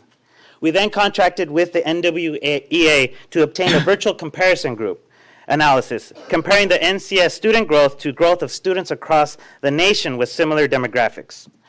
Our middle school students beat the nationally matched cohort comparison group in English and in math. Per our charter, each year our school administers the Pearson-created DRA Developmental Reading Assessment. The data shows that the majority of our middle school students achieve DRA grade level reading targets. In addition, our school-wide average DRA scores increased 13.4% in just 2 years. This indicates a positive growth trajectory, which would have transferred to positive growth on state tests. Our subgroups, including English language learners, also experienced positive growth over the past 2 years. Data from the Pearson-created Developmental Writing Assessment also shows a similar pattern of growth. Here, the school-wide average DWA scores improved 13.3% over the past 2 years. Again, it should be noted that the DWA assessment was agreed to in our previous charter. Each of our subgroups, including English learners, also experienced positive growth on the DWA assessment. The fact is, prior to the suspension of API, our school was on an upward trajectory, performance trajectory, and had a net gain of 38 points on the API, with positive gains in every significant subgroup.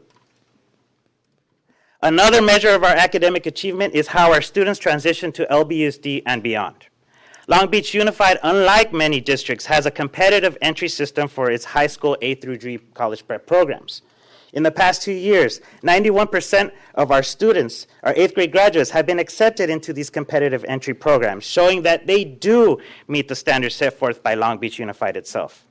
In addition, due to the structure of our dual immersion program, our 8th grade graduates satisfy the language other than English A through G requirement for acceptance into the University of California system.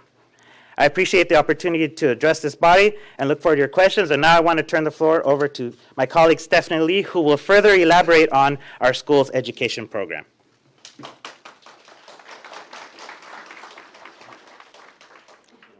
Buenas tardes, President Kirst, board members. My name is Stephanie Nicole Lee, and I am proud to represent the New City School as our Chief Academic Officer. For 15 years, our outstanding bilingual teachers and support staff here with me have provided an educational model like no other in a neighborhood where need often overwhelms. What are we doing that the CCSA wants to stop us? Well, author and former U.S. Assistant Secretary of Education Diane Ravitch, an outspoken opponent of charter schools, blogged that New City School does what charter schools were originally supposed to do. It tries new methods. It does not live for testing, but for teaching and learning. We are here to demonstrate why we have garnered such broad support, lifting up our unique cause in city, state, and national spotlight, and why our successful and innovative dual language model will thrive under state sponsorship. Nothing we do is an accident, from students arguing about the efficiency of a math strategy to our annual studies of American civil rights and farm worker history. Our curriculum is thoughtfully aligned to the state standards, the Common Core, English language development, and now next generation science.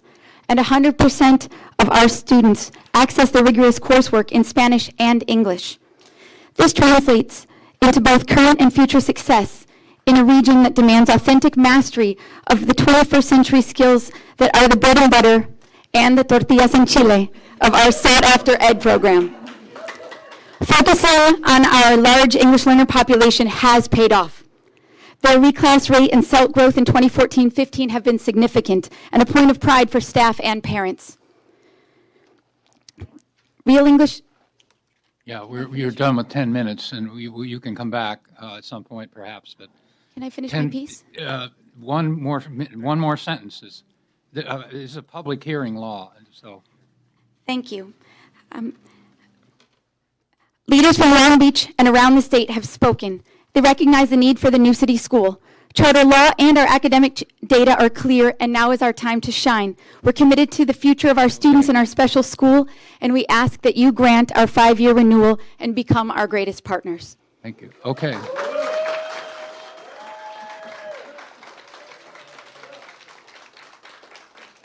And so now we have 10 minutes under the hearing rule for the people who support the CDE recommendation. And would you please step forward?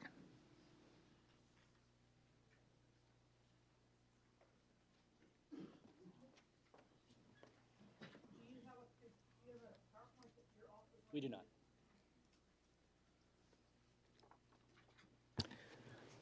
Good afternoon. Thank you for the opportunity to speak today on behalf of the Long Beach Unified School District. My name is James Suarez, the Assistant Director of the Equity and Access Office. Back in December, the Long Beach Unified School District Board of Education voted unanimously to deny the renewal of the new city charter. This was a very difficult decision. I can personally attest to this because for almost a decade, I have built a solid working relationship with the leaders at New City, from the founders, Stephanie and Ted. I think I saw Ted. To Sabrina, the former executive director, and to the current executive director, John. As I did at the ACCS meeting, let me publicly compliment John and Stephanie for their efforts during this very difficult time.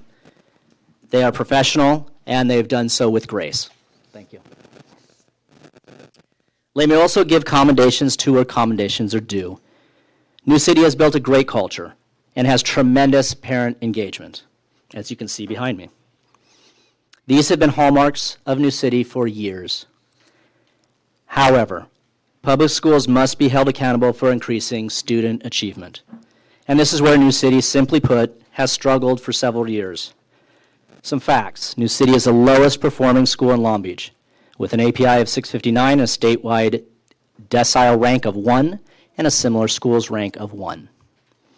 New City has only 25% of its students performing at or above proficiency in English language arts and 29% at or above proficiency in math. Again, the lowest in Long Beach. New City met the regulatory criteria established under CCR 5, Section 11968, which put New City on a list of potential revocation by this very board. Not for 1 year, but for all 3 years in which the criteria was implemented. Most recently in the 2013 and 14 school year. Simply stated, New City students are chronically underperforming, a fact that cannot be ignored and could not be ignored by Long Beach Unified School District. Another fact that Long Beach could not ignore is that New City failed to submit any documentation that established eligibility for charter renewal in its initial petition. Establishing that a charter has met this criteria is fundamental, and this omission is startling. Only when I sent a courtesy draft of the denial resolution to New City did they attempt to speak to this renewal criteria, and this document came only 1 day before Long Beach's vote. Although patently not required to do so, we did. We reviewed on this 11th hour assertion, but ultimately found it to be unclear and unconvincing. Contrary to what has been previously stated, the district did not capriciously or purposely ignore the new standards set forth by CDE in 2014. In fact, I hold a document that was submitted by New City purporting to establish meeting renewal criteria. There are 3 citations of the Education Code in this document. All of them cite Education Code 47607. Again, it was New City, not Long Beach, that asserted this Education Code criteria in December. Because New City did not meet any of the statutory academic performance criteria, LBUSD was precluded from granting the renewal of New City's charter. Although we know this is a very difficult decision, 2 important issues do arise. 1, New City did not meet the criteria under the Education Code. And 2, New City has a history of underperformance. And because of these 2 important basic issues, Long Beach Unified School District Board of Education had no choice but to deny the renewal petition back in December. New City is to be applauded for their efforts in climate and their efforts in engagement, but not at the expense of their students' academic achievement. Thank you.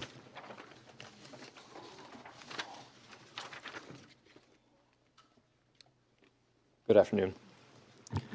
My name is Christopher Lund. I'm the Assistant Superintendent of Research and School Improvement for the Long Beach Unified School District. I also served as Director of Elementary and K-8 schools for the district for the last 2 years. And I served as the former principal at Roosevelt Elementary, the nearest school to New City. So I have a unique perspective on the community that New City serves. the district's K-8 schools, K-5 schools, as well as the district's dual immersion schools. And the perspective on the parents that have returned to our school district, many of which would come back to Roosevelt being the local school.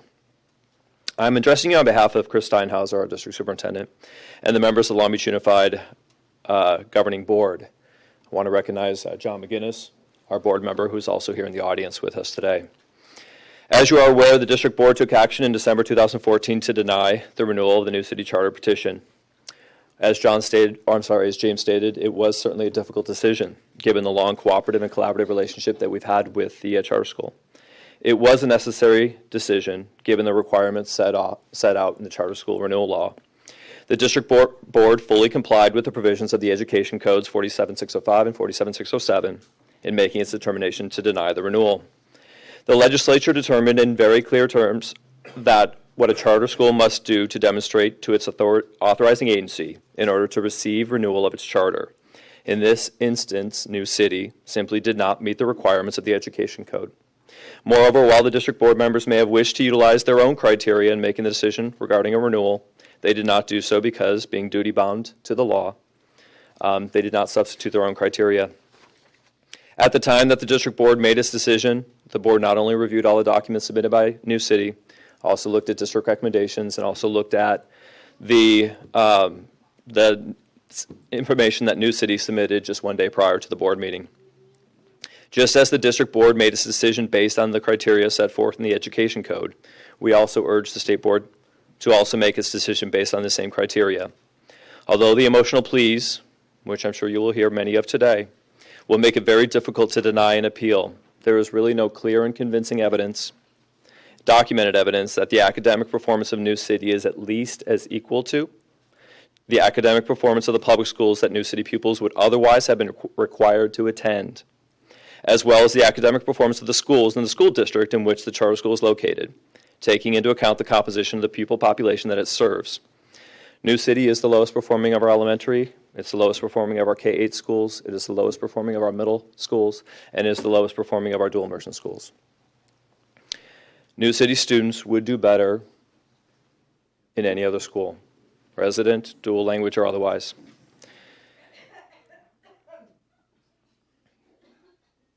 Our board or our district has used prior... time. Thank you very much for your consideration. Thank you. Okay, I guess we're ready at this point for public comment, and go ahead.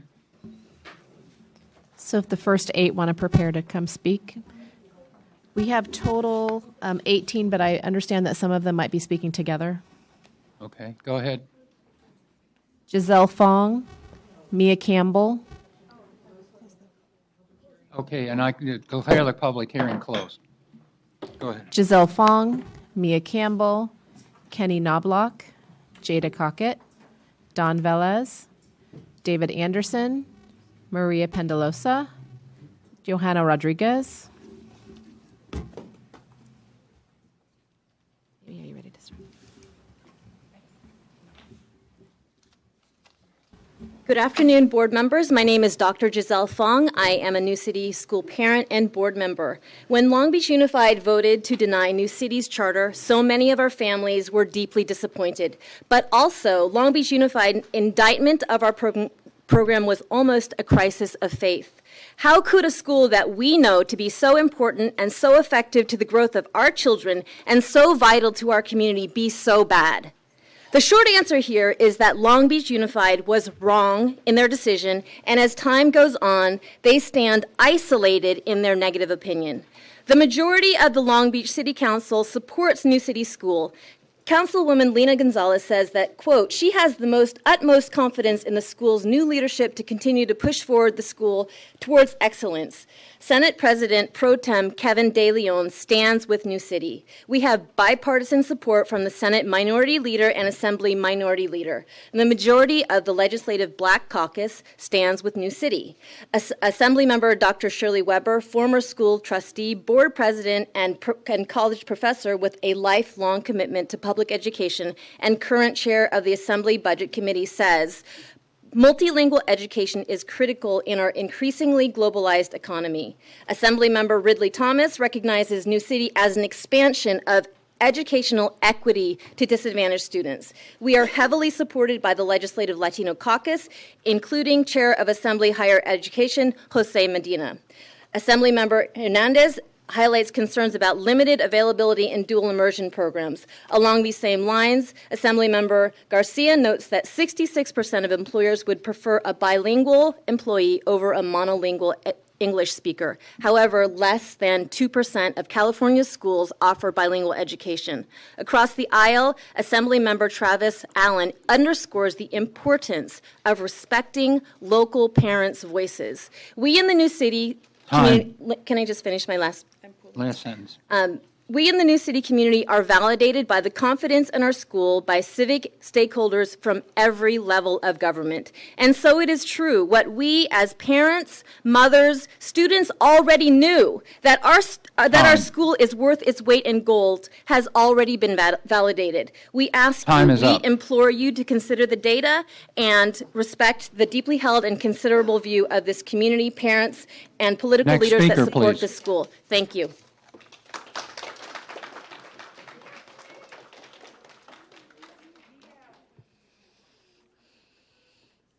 Hi, I'm Mia Campbell. When I started at New City School, I was very shy. I could never have spoken like this today, and I feel confident that my voice matters. Mi nombre es Mia Campbell y estoy en el sexto grado en la escuela New City. Over the last 7 years, I have seen how much the teachers and counselors have supported the needs of students like myself. The New City has developed my own perspectives of the young, kind, and expressive girl that I am. They have allowed me to develop my own ideas and have supported me in making them happen. For example, this past year, my friends and I decided to create the New City Spirit Squad. Our new squad was created to spread joy in our school and at special events like our spring dance show. Another great quality about my school is that they are inspiring us to be long-term learners and be bilingual as well. This is important to me because my father is from Costa Rica and my mom is from California. By studying Spanish and becoming bilingual, I am able to speak Spanish to my dad and feel more connected to his culture. I've been at New City since kindergarten, and it's been like a second home to me. The school has inspired me to pursue my own ideas and supported me to seek my leadership qualities. I am a sensitive and passionate person, and the school has nurtured those talents that are special to me because please support my wonderful school.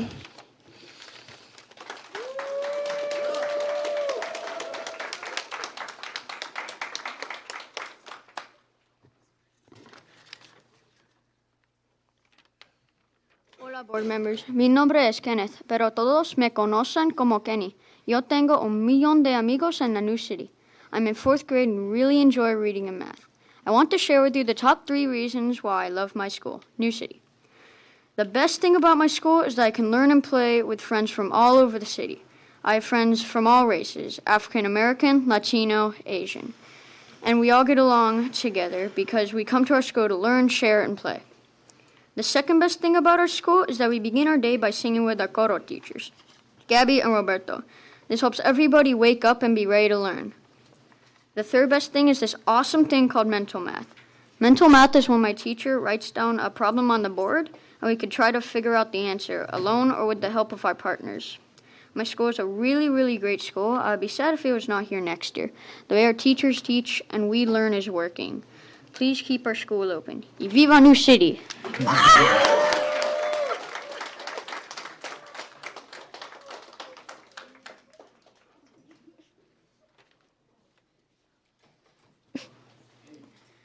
Hello.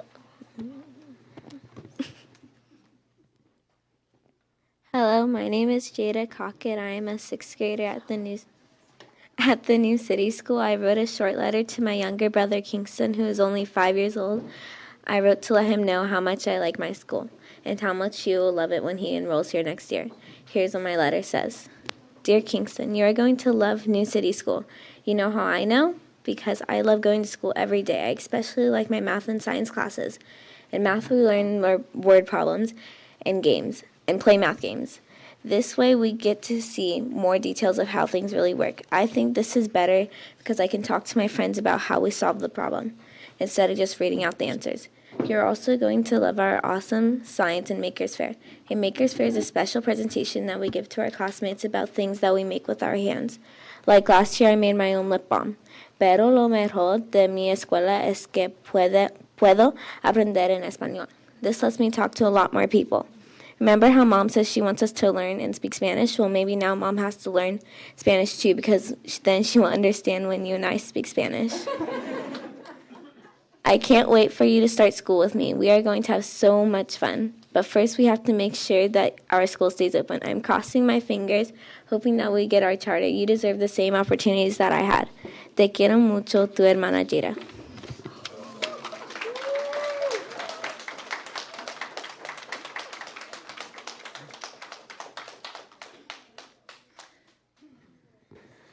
Hello, board members.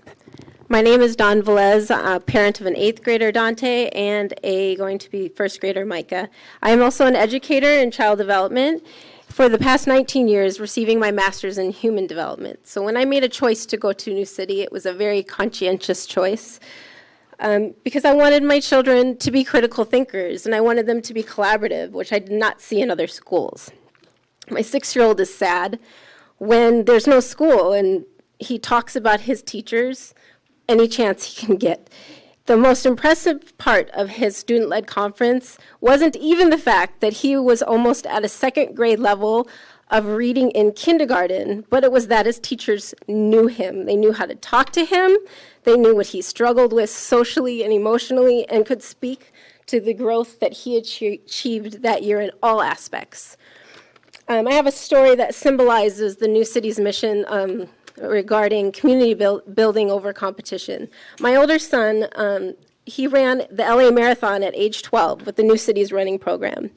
At the 26th mile mark, when he could eye the finish line, he saw one friend in front of him and one friend behind him. And he had a choice. He considered running to catch up in the adrenaline of it all, but when he looked behind him, the other friend was hurting. And he chose to wait for that friend and cross the finish line. All 10 of the 7th and 8th graders and 5th grade 5 parents who ran the marathon that day crossed the finish line because they look out for each other, and rather than merely competing to be the best. In the real world, we ask for help and we work together.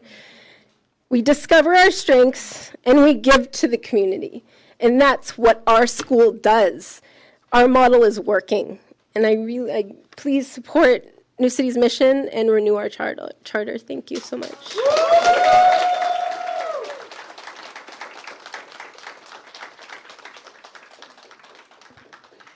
My name is David Anderson, a parent at New City, and I'm going to give my minute to Shayna Napier. Good afternoon, board members and staff. My name is Sheena Napier, and I'm here as a parent and proud supporter of the New City School. The decision that you're about to take will have an incredible impact on the life of my daughter and her peers. This decision will also have a huge impact on my life as a parent and has the potential to destroy everything that I have worked for so hard. The woman you see here today had a broken childhood. I was abandoned by my mother and father at birth, given to my grandmother. I am one of 9 children from my mother and father's side. Growing up and going to our local public schools was a difficult experience. I was often bullied, tormented by the other kids who knew where I came from. I felt ashamed and angry at my parents for not defending me or not celebrating my successes.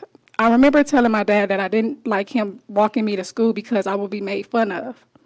I wanted him to take me, but hated that others only seen him as a man with an addiction. He was my father, and I still loved him, but it hurted me deeply.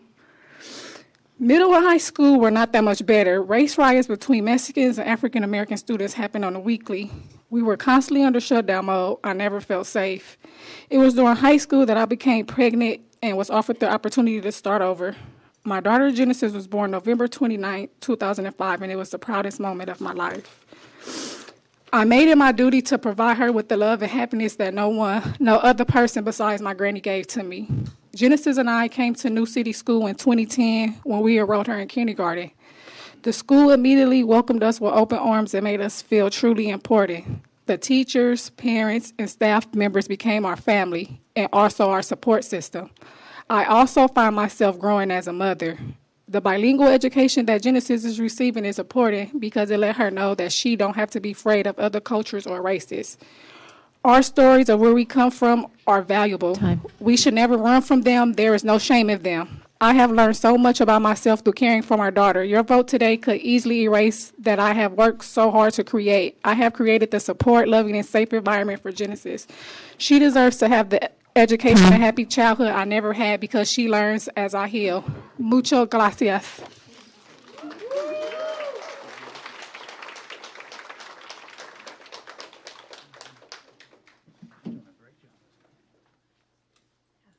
Hello, board members. My name is Maria Peñalosa, and I'm the proud parent of 3 students here at the New City School. And my intent here is to tell you how the school has transformed our neighborhoods for the good, both by fostering positive race relationships and through their innovative programming. You know, our neighborhoods are dealing with an increased violence between Latinos and African Americans. Since acts of violence have reached an all-time high over the last few weeks, we have had multiple shootings that have killed many young people, including one of our own. 2 weeks ago, 21-year-old Alicia was taken for us in a senseless act of violence. This type of violence haunts our neighborhood. The school has been a safe haven for our kids and our entire community. That certainly wasn't true from my experience growing up. As a first-generation immigrant, my schooling experience was different than that of my children's. My elementary and middle school years were isolated, dark years full of bullying and sexual abuse. Feeling a great deal of cultural barriers, I tried to defend myself because my parents were limited in advocating for me. They couldn't speak English that well. My high school years weren't that much different, but what I know saved my life was music. I learned how to play the violin, and my music teacher provided really the only supportive environment. Miraculously, I graduated high school and went on to college with the other 10% of the students from my neighborhood. The other 90% of my classmates did not, and I believe it was because they never felt supported by anybody. Why did I make it? Well, music and my strong support network. Studies have shown that music heals. Songs are a direct reflection of our emotions, our trials, experiences, and they are cathartic. New City School starts each day singing songs in Spanish and offers them guitar, piano, and violin lessons. That is healing. New City is a model for the world. Our model is working. Please renew our charter.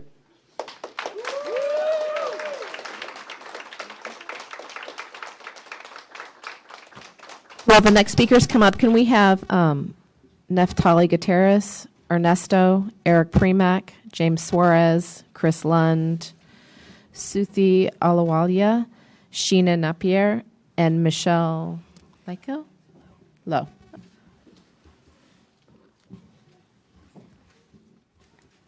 Good afternoon. My name is Joanna Nunez. I've been teaching at the New City School for 5 years. I fell in love with the school during my student teaching assignment. The school's family-like environment and its appreciation for collaboration over competition opened my eyes to the type of teacher I knew the world needed me to be. When you walk into my classroom, you see children that are in charge of their own learning. Let me share with you a story of one of my students. He walked into my classroom and went straight to the back because he knew that his math skills were weak. His curiosity and the environment in my classroom allowed him to grow into a mathematical thinker. After a few months, he began to show interest in the problem of the day. His curiosity took over and he began to work with his math partner. Then he proceeded to calculate math problems in a way that made sense to him. By the end of the year, he was independently completing each and every problem of the day. I am positive that his curiosity and discipline helped him develop his own ideas. He learned through his own thinking, and therefore he demonstrated growth. My students are free to express their ideas. They are encouraged to argue respectfully, share their strategies, and reflect on their efficiency. I plan my instruction based on the data I collect through informal and formal assessments. Every class allows each student to grow at the level he or she needs. Whether it's a challenge that is needed or intense support, all of the students in my classroom receive what they need. I am very excited about CGI, Cognitively Guided Instruction, the math program that my school will be bringing in to help strengthen our current math program. In fact, I'm so excited that I've already started incorporating ideas from the CGI program to my classroom this year. My students are now explaining their steps and their answers after completing the problem of the day. This summer, we are preparing for intense professional development sessions. During this time, we will learn about new programs and methods that will increase the student learning in our classrooms. I personally enjoy our summer professional development because it gives me a deeper understanding of how my students learn. Keep my teaching methods updated and learn by collaborating with my peers. Our professional development continues throughout the year, and I am looking forward to the 16 sessions that are planned for this upcoming school year. I am only one of 18 teachers that pour their heart into the learning of our students each and every day. It is our job to support our students' education and future. Today, I ask you to do the same. Allow our students to continue learning in their school.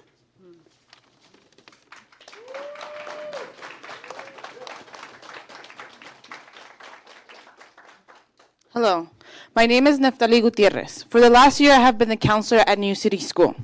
The New City School prepares students to have access and success in higher education by providing an educational program that is rigorous and teaches them to be critical thinkers.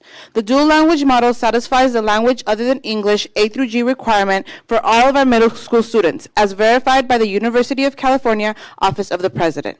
High school and college planning courses ensure that each of our middle school students have one-on-one counseling and support in applying to competitive A through G high school programs. 91% of our 8th graders were accepted into one or more of these programs this year. Through the community presentations, our students learn to translate information from their courses into comprehensive presentations, sharpening their public speaking skills. Partnerships with college programs such as those at UCLA and USC, combined with courses in self-esteem, goal setting, provide a unique setting where they learn the unspoken skills needed to be successful at every and any university. The New City School partners with various mental health agencies to help our students face the challenges that come with living in the inner city, supporting their social, emotional, and behavioral growth. The positive behavioral intervention system empowers our students to become problem solvers and keeps them focused on their academics. This approach has helped New City School keep its suspension rates low, and this year we had a 3% drop in suspensions. New City School provides the students of Long Beach with an amazing opportunity to start meeting college requirements at the middle school level, making them competitive college applicants, and helps them overcome the challenges that they face in their community. We ask you to keep these opportunities available to them and renew our charter.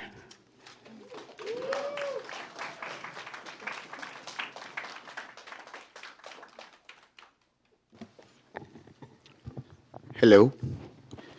Can you hear me well? Yes. Okay, good. Good afternoon, board members. My name is Ernesto Rocha, and I'm a community organizer representing over 30 community organizations that advocate for hundreds of residents, workers, and students in the city of Long Beach, all which have endorsed the New City School for their extraordinary contributions to their school families and surrounding communities. And here's the pledge here. The New City School is a pillar institution in the community. Over the last 15 years, the New City School has transformed the neighborhoods of central and downtown Long Beach into more vibrant and safe communities for all of its residents.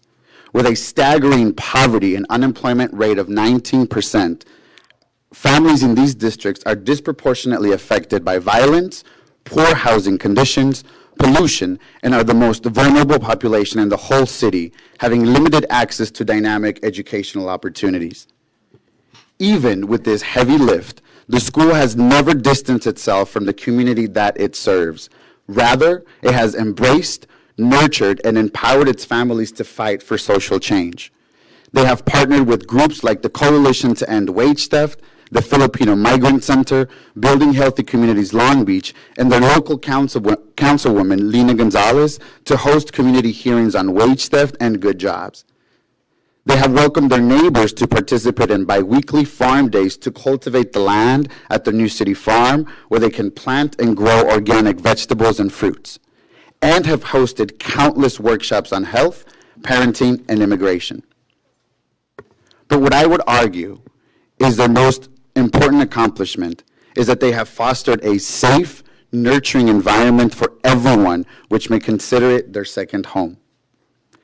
Every weekday morning, you can expect a line of parents, guardians, titas, nanas, abuelos, comadres make their way to drop off the kids, and with a smile and a simple buenos dias. I stand firmly behind the new city, and our pledge here states that we look forward to continue working with them as we strive to create a more equitable Long Beach for all of its residents. Thank you for your attention, and we strongly urge to renew their charter.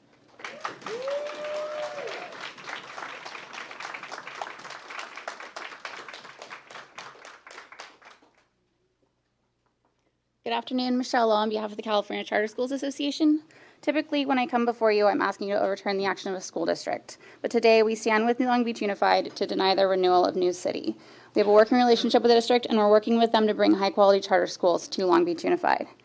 CCSA reviewed New City, independent of LBUSD, based on our own minimum standards to determine whether they are above or below that criteria. During the last 9 months, we have provided New City with opportunities for a second look and even a third look at that data using alternative academic data, including benchmark assessments from the 2014-15 school year. Despite New City's assertions that their performance was improving, our research team could not find any evidence of a change in trend from the prior several years. The academic achievement gaps at New City are very concerning. They have not provided us with any student outcomes sufficient to remove CCSA's designation of below minimum renewal criteria for the school.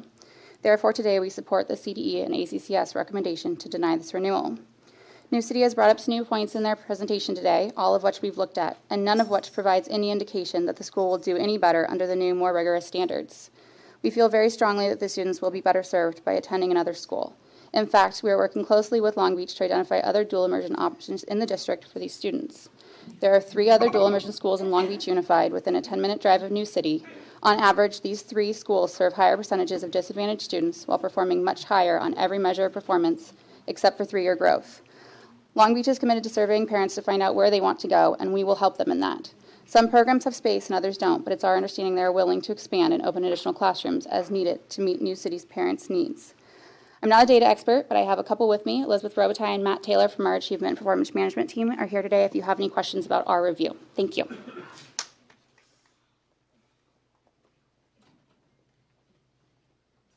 Eric Pramack with the Charter Schools Development Center. I'm here today in support of the renewal. We got to know New City through our shop many years ago when we first developed our school accountability system and rubrics. They were one of a handful of school and district pairs that helped us to crash test, if you will, those rubrics. And those rubrics and systems are now used throughout the state, are pretty much the basis for most of the major authorizers' current oversight systems. What that allowed us to do is spend, or gave me the rare opportunity to spend a lot of time in that school, go into classrooms, watch the instruction. And what I learned is it's what I call an unreconstructed constructivist dual language program. It's a very rare mix, very rare breed. To me, the type of school that I get excited about because it really provides a distinctive and different option. Unfortunately for New City, this sort of instruction, in my experience, does not align itself well with standardized testing, and I don't think there's any question here today but for the fact that their API data has been low and historically has stayed that way. But in my view, it is still a high-achieving school that provides very rich instruction. I think that the minimum renewal standards that are in law have been misapplied in this case. Under the old law, you had to use API and or STAR data. With that data phasing out and the ranking system getting completely deleted permanently, we recognized that there was a need for a fix. So we worked with department staff, including former Deputy Sigmund and the advocacy staff who work for the department, to work in a very small provision in AB 484 a couple years ago, the law that created the CASP testing system. And it basically says, in the absence of API data, thou shalt use, and one of the alternatives is any other alternative assessment data that you can bring to the table. And in my view, they have done that here. I think it's a strong school, and I would urge you to consider, urge you to support it. Thank you. Would the following speakers line up?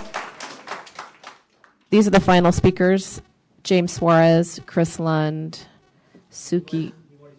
Okay. Brooke Henny and Unique. You were all together? Yeah. Okay, then that's it. Okay, thank you. Well, now we're ready for board member questions and observations on what we've heard, questions of other witnesses. Board member Lee-Cohn. I'm going to have to leave in about 10 minutes, so unfortunately, I won't be able to hear some of the conversation that will take place. I have to catch a flight. I do want to say, though, that I'm a strong advocate and believer in dual language programs. I think high quality dual language programs is what the options that we look for. I do want to say that I believe Long Beach Unified offers high quality programs. I'm a product of the Long Beach Unified School District. But I'm also concerned that they have very limited dual language schools. And as a parent of Long Beach Unified, who went through a process of the school choice and didn't place on the 3 dual language programs that I was seeking initially, I understand the concern that I'm hearing, because it's easy to accommodate students in other schools, but it's hard to accommodate in dual language programs, which is what I'm hearing. This is why they're all here. So I do want to hear a little bit more about the dual language program at New City. There are some concerns about reclassification of EO learners, which are concerns that I share. And I hope that we could learn a little bit more about what exactly is the dual language program that you have. What's the model? Is it 90-10? Is it 50-50? I haven't heard a lot of that. And also, how are you serving your EO students? At what point are they reclassifying? What is the data around that?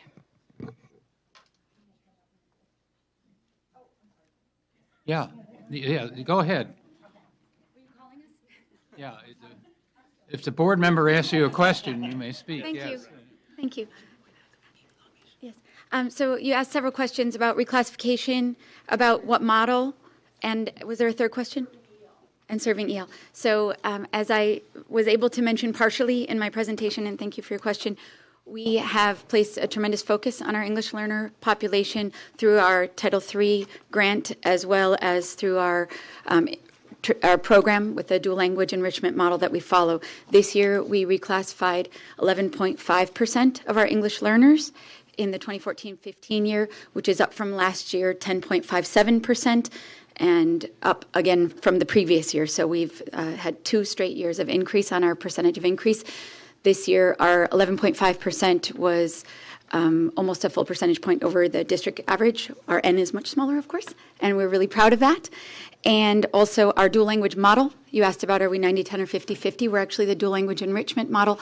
All of our students are taught to read and write first in their home language.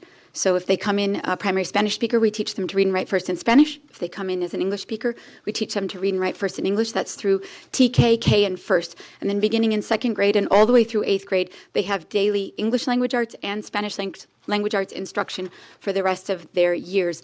This is the Gomez and Gomez dual language model that began in South Texas and has spread around the United States, more than 700 schools. The accelerated school dual language model is on that one, and it's spreading into San Francisco as well. It's new in California, but very widely known around the United States. The minimum, at what grade level do they start? The typical average in the 5 to 7 year that you normally see is in grade 4, grade 5, grade 6. That's where most of our students are reclassifying. We have this year reclassified 21 students. The majority were in grades 4, 5, 6. And we had, of course, the IFEP kids separately, and usually in the lower grades. Okay, I'd like to ask the Long Beach Unified people to come up and talk about their availability now of dual immersion program. And we also, on that same question, we also did, you asked at the beginning about the availability, and we did have parents bring their rejection letters that they've received as well from all of the dual language programs all over the city. Okay, well, I'd like Long Beach to speak to this. Sure, and just if they don't mention, they do also have to test to get into those programs, and ours doesn't. So I guess the 2 questions that were posed were, one around our dual immersion programs. Currently, we have a total of, there's 3 programs that exist within other schools, Willard, Lafayette, and Webster. There's a full dual language school. It's a 90-10 model at Henry. That school is actually becoming a K-5. It's currently a K-8, and we're opening up a new middle school dual immersion, so full dual immersion middle school at Keller. We also have a high school dual immersion pathway. So that really across those are 6 programs for the upcoming year, 2 of which are 50-50 models, 2 of which are, the other 2 elementary, are 90-10 models. And do you give entrance tests for elementary school? That was the allegation here. No, what the parents are alluding to is whether you can transfer in at a later grade into a dual immersion program. So many dual immersion models work from the premise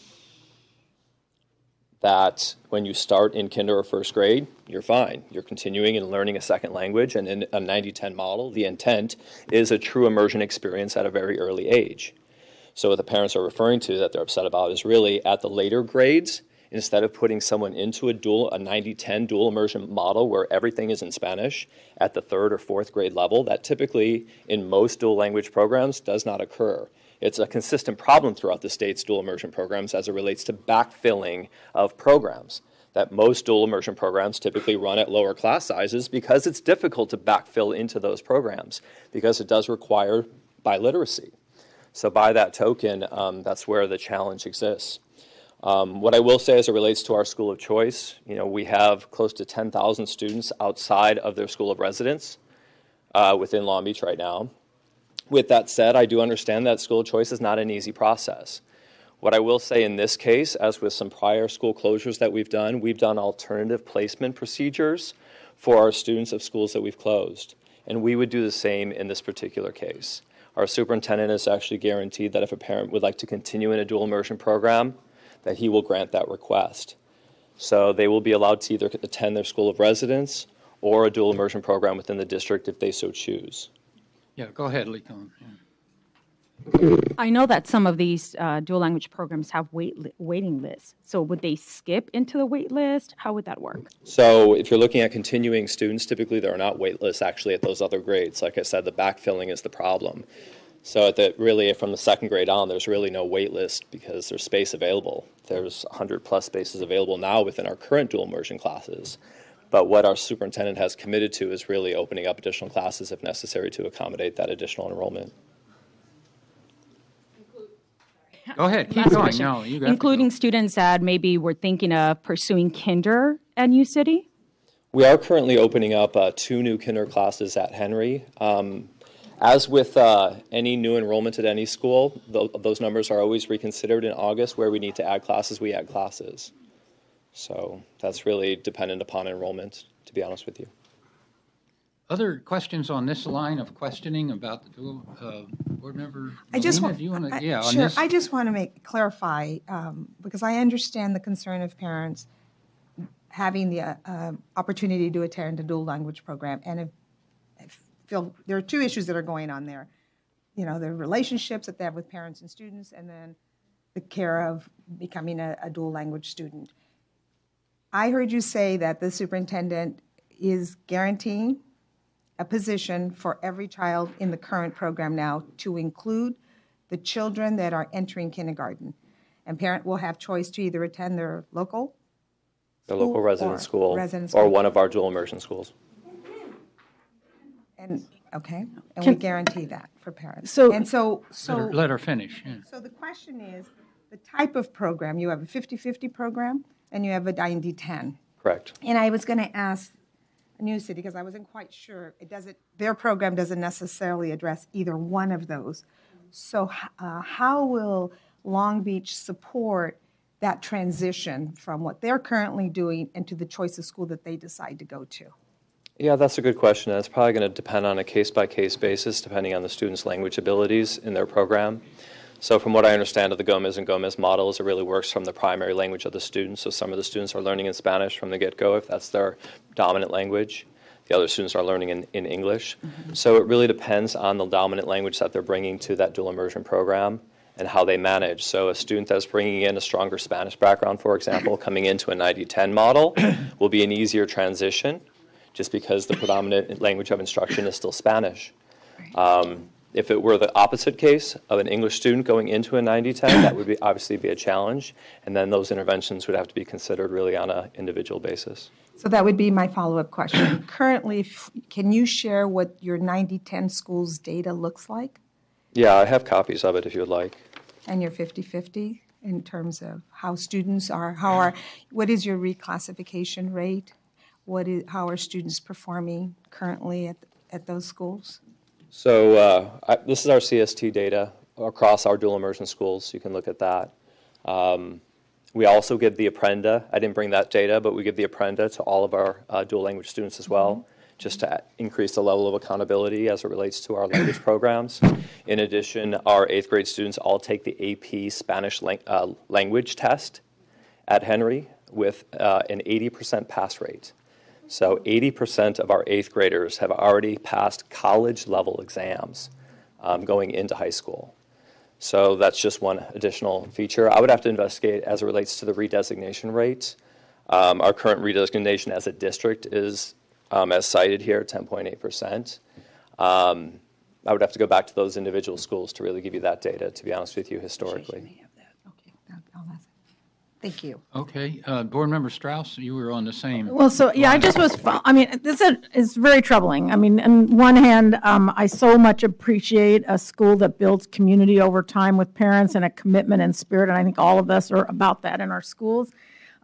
We also believe in strong options for families and in communities, and also I think there's clearly commitment and research to support dual language. On the other hand, you've got issues of low on measures that's a difference of opinion on the academic achievement and a move in the state to move toward multiple measures. So it's a troubling conflict, and I clearly so appreciate the commitment from the community and the staff and the parents here, and then also the analysis by the districts. I see us in a difficult dilemma. So my question is, and I am really kind of troubled in so many ways, but you've talked about spaces and guarantee for seats. There's a lot of kids at this school, and we're here about kids, and school's opening in probably 5 weeks, 4 weeks. So have you actually tracked that should this board uphold the decision that there will be guaranteed seats? I mean, you know these are your kids.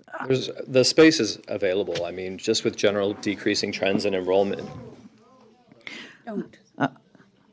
Okay, so thank you all, but this is our questioning opportunity, and a whole bunch of us have a lot of questions, so we appreciate your commitment. We're just trying to really get to the facts as best we can, knowing that there's a discrepancy in perception on some of this. So anything that you can share with us, because I think we're worried about that. Yeah. So one of the things that is probably not understandable by a lot of folks is that one of our schools, Henry School, is a current dual language K-8 school. That school is now being moved into two separate schools with two separate facilities. One is the facility, K-5, will remain, but the middle schoolers will be moving to a school called Keller School, which was used for reconstruction for another school. We're moving those students back to their newly reconstructed school, and now we have this Keller School, which is going to be open, which is why there's some new space available. So that's a kind of a nuance that I'm not sure that a lot of people understand that. Okay, question on this data. Us on the data, I'm assuming it's proficient and advanced students is what you're marking here. That is correct. That's proficient and advanced, and that is strictly actually the dual language students in those programs. The one-to-one So when it does reference Lafayette, Webster, and Willard, it is strictly their dual language students' results. Okay. So you get a true comparison. That's great. Can you identify the schools here? Which one is your 90-10 and which one's your 50-50? So Webster and Lafayette follow a 50-50 model. Henry and Willard follow a 90-10 model. Our new middle school, Keller, since it is basically a continuation from the Henry model, essentially when you hit the upper grades, it's a 50-50 at the upper grades, so that would continue through the middle school. Thank you. Okay, now I have Trish Williams and then Board Member Son. I just wanted to, we're asking you, Long Beach, a lot of questions about whether or not you are committing. And by the way, I really appreciate the fact that Superintendent Steinhauser is being so responsive. The fact that you are really committing, and I know those of you in the audience don't need to respond because we get the message here. I know there have been rejections or there have been wait lists and people have not gotten in before. Nobody's questioning that. What I'm hearing is under this circumstance, now, if we were to make a decision about closure, that there's been discussions with Superintendent Steinhauser, and there is a commitment from the district that you will find places in appropriate dual immersion programs for these parents and students. That is correct. When we've, over the past, through difficult times over the past 7-8 years, we've closed 6 different schools, many of which were twice the size of New City. So we've accommodated thousands of students back into programs, hundreds of which have gone into a single school. So I'm not only hearing that this circumstance is bringing forth a commitment, but also it's because there are new openings. You have 100 openings now, in part because you're opening some new schools. That's correct. Okay. I mean, if you're looking at just space availability, as enrollment has dropped really across the state, we've mirrored that same drop. So you we've are lost, declining enrollment as a district. Thousands of students, really 10,000 plus students over the last 10 years roughly. There's space there. It's really just movement of bodies and moving of personnel that can obviously accommodate and have the proper credentialing to work in a dual language program. And to be clear, to bounce that off, obviously, this is not an easy decision for anybody. It wasn't an easy decision in Long Beach. It was not an easy decision here today. The superintendent, as we've been talking about this for the past 3, 4, 5 months, we've had to do some real understanding about the families here who are very passionate, understandably so. And very recently, the superintendent did make this commitment. I mean, we're talking very recently, in understanding that if this board makes a decision, that we need to respond in a way that is appropriate and also in a way that is respectful of the wishes of families. Now, we understand that families are disappointed if the school closes, and rightfully so, because there's a lot of good things going on at New City. Having said that, the superintendent has tried to do this with some other schools some of the charter schools that have closed, tried to work as best as we can to appropriately place and work with families to appropriately place students. So something is a commitment from him. Board Very Member recent. Sun. Actually, my questions were more for the New City School, so if there are others who have questions for the Long Beach representative. But I may want you back. So maybe we let Okay, them go yeah, first. you're and then- next, so you ask your question. Go ahead. Okay, but. They can come back, Okay, all right. They'll be here, Yeah. so I'm not worried. Okay, thank you. So my question was along the lines of Board Member Ortiz-Lacon. I'm a huge supporter of dual language programs. I'm having trouble understanding your particular model, and so I don't know, maybe if you can elaborate a little bit more, and I may have some follow-up questions. I'd be happy to. Thank you for asking.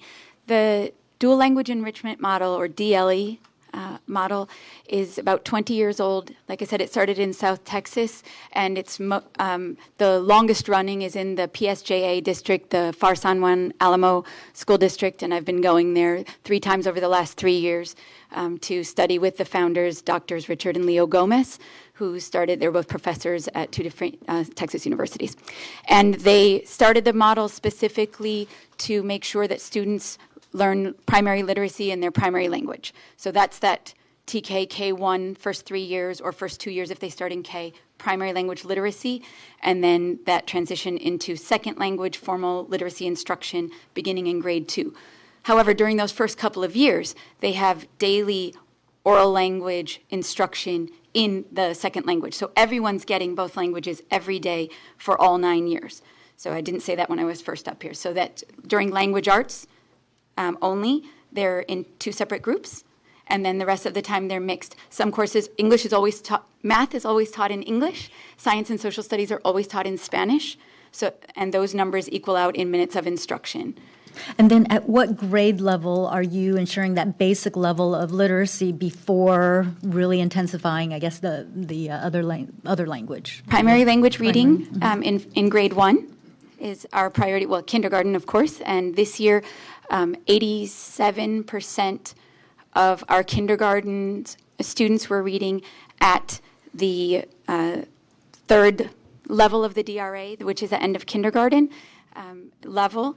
And so we're looking at kindergarten and first grade primary language literacy, and then we are in second grade, beginning that second language literacy, to move on from second grade, fifth grade, and eighth grade are our 3 big benchmark years, since our program has 3 3-year chunks, K2, 3, 5, 6, 8. And so each time we do teacher and family meetings to make sure that students are ready to move on to the next 3-year. El mar, la tierra, and las montañas are what we call those 3 3-year chunks. Okay, and then in there, if the primary language is Spanish, are you using DRA as well? And yes, Spanish? DRA has English and Spanish. Correct. Okay. Yes. All right, Board Member Holliday. Thank you. I'm going to ask somebody else up in a minute. Thank you. So this is a kind of interesting phenomena that this school has brought to us. The ACCS voted unanimously to uphold the CDE's recommendation for denial, and that doesn't happen very often. It did happen this time. Each of the commissioners voted with regret, in some reluctance in some form or another. They recognized the value of the school in many other ways. But one of the reasons that I think a number of them voted this way is because they were not convinced that by being a dual immersion school, this school could not also perform at a high level on state standards and performance. And one of the speakers that day that I think helped the commissioners understand more deeply the performance of the school was from the California Charter Schools Association. And that is also another anomaly that we've not run into, at least I've not run into for a while, to have the California Charter School Association come before the ACCS and recommend denial of a charter and support with the CDE. So I would like to hear from the CCSA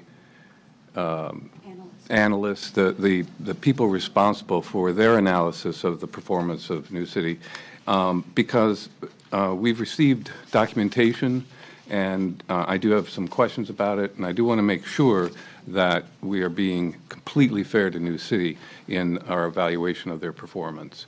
So would you mind giving us a brief overview of your process and what you've done and some of your important conclusions? Yes. Hello, my name is Dr. Elizabeth Robitaille, and I am the Senior Vice President for Achievement and Performance Management for the California Charter Schools Association. I'm here with my colleague, Matt Taylor, who's our Director of Research. I'm here to tell you a little bit more about the New City's performance on our accountability framework, and also to put the school's outcomes in context compared to other schools in Long Beach and across the state. And I'd also like to address the assertion about why we don't believe that New City meets the alternative assessment threshold that was mentioned by Procopio in New City under Ed Code 52052E. So CCSA would like to express deep concern about the performance of the New City School, and we do urge the California State Board of Education to deny New City's renewal. CCSA has advocated for the non-renewal of this school based on our framework. We've worked for several years to develop this framework with our membership. We represent the 1,200 charter schools in California, and we've been working on this for several years. We advocate for the non-renewal of this school, not only because it's very low performing, but also because it has not achieved substantial growth, and it's chronically underperforming when compared to schools serving similar demographics of students statewide. Each year, we work with schools that are below the threshold on state test scores to engage with them and ask them for alternative data of their choosing that might help to better demonstrate and tell the story of success. They know their school, they know their mission, they can choose those alternative outcomes. And when we've worked with New City, both in a second look and then in an unprecedented third look, we simply could not find any compelling evidence that the school was increasing success for its students. Rather, we found continued evidence that that students were not achieving, that strong academic achievement gaps persisted at the school, and that students were not growing in levels of success that would close those gaps. I want to address just quickly some of the points that New City brought up. Regarding NWEA data, we acknowledged in our own analysis that New City had made some gains in the middle school, But we found it interesting that today New City failed to mention the performance of students in their lower grades, where students either stayed the same or had negative growth from winter to spring. Also, these MAP assessments, or at least the presentation of them today, distorted a somewhat disturbing truth, which is that by the time these students reach 6th grade, New City students are far behind their peers, locally and statewide, even their peers in other demographically similar dual immersion schools. The students in the upper grades are being compared to other students who are similarly far behind. Just because they've made as much progress as other students who had the same low starting score does not mean that New City students are being well served or that New City is achieving the acceleration of growth in student learning that would be necessary to close the achievement gap or help students succeed in high school and beyond. New City has argued in other testimony that its underperformance on test scores is due to its demographics and its dual immersion model. But we looked across all of the schools in California and identified 20 other dual immersion charter schools throughout the state who serve similar or higher percentages of the same historically disadvantaged student groups. And on average, these schools performed much higher on every measure of performance that we looked at. We also felt it was deeply problematic that the achievement gaps between white and historically disadvantaged student groups at New City were much wider than at other schools in Long Beach and other dual immersion charter schools. New City argued that its students' scores improve the longer they stay at the school, and pointed to their success helping students enroll in competitive Long Beach high school programs. But we note that the enrollment data shows a consistent trend over the last several years. Large enrollments in the early grades, half of those students leaving by 5th grade, more than 2/3 of those students leaving and not enrolled in 8th grade. For a K-8 school that has been open as long as New City, particularly one with an open enrollment policy accepting all students at all grades, we would expect to see consistent enrollment across all grades, particularly given the levels of parent demand that we see at other successful dual immersion charter schools. We want to give credit to New City for its low suspension rate and its clear evidence of high levels of parent satisfaction as displayed here today. But we want to make sure this data is reviewed in the proper context. The school, as I just mentioned, has dramatic attrition, more than 2/3 of their students leaving. They may not be suspending these students, but families are voting with their feet and choosing other options for their students. And I have to question how engaging and supportive of a school climate can it be if the majority of students are not there to experience it. Regarding the English learner reclassification rates, there aren't publicly available data for us to verify New City's stated reclassification rates for 2014-15. But we find it somewhat surprising that their 14-15 rate is such a dramatic departure from the trend of the prior several years. The prior 3-year average, 2011-12 to 2013-14, at least looking at the publicly available data that we can find, cited by the California Department of Education, showed that New City's reclassification rate was only half that of Long Beach Unified, 6% versus 12%. And regarding the federal annual measurable achievement objectives, in the past 5 years, New City has consistently failed to meet all AMAOs for its English learners, at least on the publicly available data through 2013-14.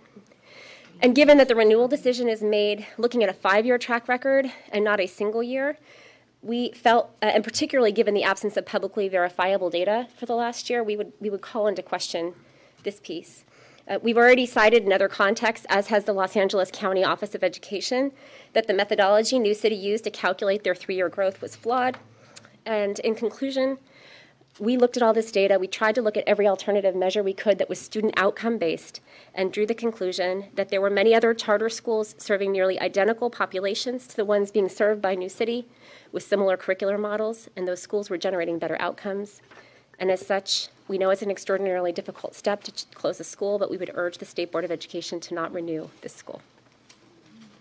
Okay, thank you. I have next on my list, Sue Burr.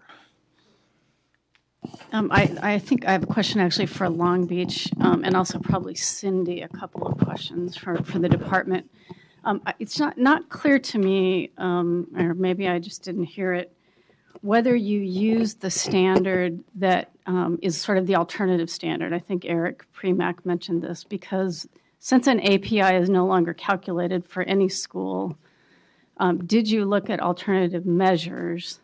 And we sort of are in this he said, she said model here that makes it really hard to figure out It which is. one we should be paying attention to. So I'm curious, both the same question to you and the department, whether or not you did in fact look at that alternative, and if so, what was that? And then I want to follow up with the question to Long Beach. This is Long Beach. Yeah, I Okay. know. I mean, after I have another one, different topic. So the question is about the alternative measures. What we utilized we had nothing to utilize in the first place because their petition had no criteria evidenced at all. There was no addressing that criteria. Okay, Did for you renewal. ask them the question? So when I sent the draft resolution is when we got a packet the day before. Actually, I'm thinking it might have been Friday, before the Tuesday meeting, and then another one on Monday before the Tuesday meeting. That came with New City's now purported methodology of addressing that criteria. And they were the ones that cited the regular education code. So 47607, thank you. 47607B4 is what they cited as their evidence for it. So that's what we used to make that determination. That seems odd to me that as the authorizer, you wouldn't be familiar with the alternative criteria that's in place now and be applying that. Well, I think that there is like it's sort of like a catch-22 to I think there is the 47607B4 is an alternate criteria. It's not the same alternate criteria as the ones that they're citing now, which is in front of you, which we never saw. But that alternate criteria, the B4, I believe, has, and I'm not sure if you want to address it. Okay, go ahead. Good afternoon. Suki Aluwalia, Counsel for the District. The District was aware of the criteria that is set forth in Education Code 52020, and we are aware of the guidance that was provided by the California Department of Education in May 2014. As Mr. Suarez has indicated, however, when New City submitted their request for renewal, it was incumbent on them to submit the information upon which the district could then make a decision as to whether they had met the criteria under either 47607B4 or 52020. When they did not submit anything with their initial petition. They submitted something on the afternoon of December 5th and then again on the morning of December 8th, one day before the hearing. The documentation clearly establishes that they did not ask, nor did they submit any information pursuant to which we could make a determination under 52020. And contrary to the correspondence that was submitted by Mr. Vargas, I believe it's dated April 23rd, where they stated unequivocally that they had made these citations and had brought this information forward. That did not happen. We have this documentation. It was obviously submitted to you. It's part of the record. So, and in fact, New City didn't even make mention of this until the third board meeting before the Los Angeles County Office of Education. So that's why it's not used. That's why the only criteria that we used was 47607B4. And Cindy, what did the department do?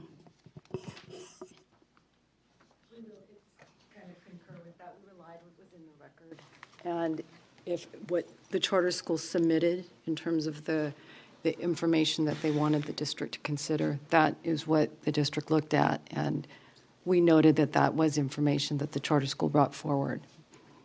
So we looked at the same information. So it strikes me as to no one's fault, and I appreciate everybody's trying to do the best they possibly can under the circumstances, but that this charter especially, and I'm going to suggest that all charters that are up for renewal are caught in a bind, where in the old charter school law, we're very test-based. We're all about the API. And we, for the last 2 days and many, many months, have been talking about moving to multiple measures. And in fact, the question I don't want to belabor this with Long Beach, but you're part of the core districts. And core has an alternative accountability system that not only recognizes test scores, but you have a whole bunch of social and emotional. 40% of what you're holding the district accountable to is not test-based. So I'm just struck, and I'm really struggling with this notion that here's a school that's clearly strongly supported by families. And as somebody who was present at the birth of the charter school law, the most important thing to me is what families want. So I'm really struggling. I'm really struggling with this notion that we're still holding their feet to the fire about test scores. And again, I'm struggling with the he said, she said, what's the right score, et cetera. I'm really concerned that there didn't seem to be a strong evaluation by the initial authorizer to look at alternative measures, if I'm hearing you correctly. But I just feel like the charter school and all charter schools that are going to be up for renewal are in this catch-22 where you've got this renewal criteria that's very rigid around test scores. And yet we're sending this message out about LCAPs and annual updates, et cetera, that's supposed to be based on multiple measures. So I'm having a tough time weighing this. Do you want to speak to that? But I want to talk to one of, I want to ask a question on this point afterwards, but if you want to speak, because the ACCS heard this too. This board has an advisory committee, and I would like our liaisons at some point to talk about that. Maybe we ought to hear from that, then we'll hear from Long Beach. I hear you. The advisory committee on charter schools, for those that... Yeah, Member Burr, I appreciate everything that you just said, and I don't think there's anybody on this board that's not struggling with that same thing. Both the fact that we're in an in-between state, and the fact that that we're in multiple measures, but one of those measures is student academic outcomes. What I think is that we never said when we did multiple measures that that was not important. It's still in the law, SB 1280, especially for renewals of charters.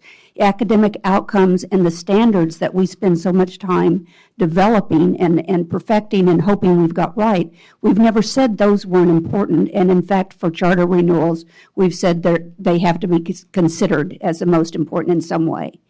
So for that reason, and you know that Member Holliday and I, especially for renewals, we spend a lot of time in between board meetings gathering information, gathering facts. We go for lots of sources.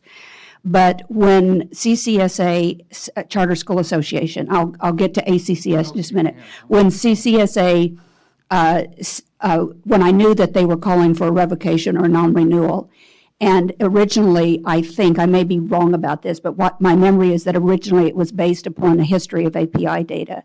And I made that same point. I'm interested in knowing what all the 8 state priorities are, but I'm also interested in the one about student outcomes. Do they have anything else on student outcomes? And so I think if we're not clear on that, inviting Elizabeth and Matt back, because that's when they went back for their third unprecedented look at student outcome data. They looked at the NWEA data and other kinds of data and came up with their analysis that they were not performing and not progressing.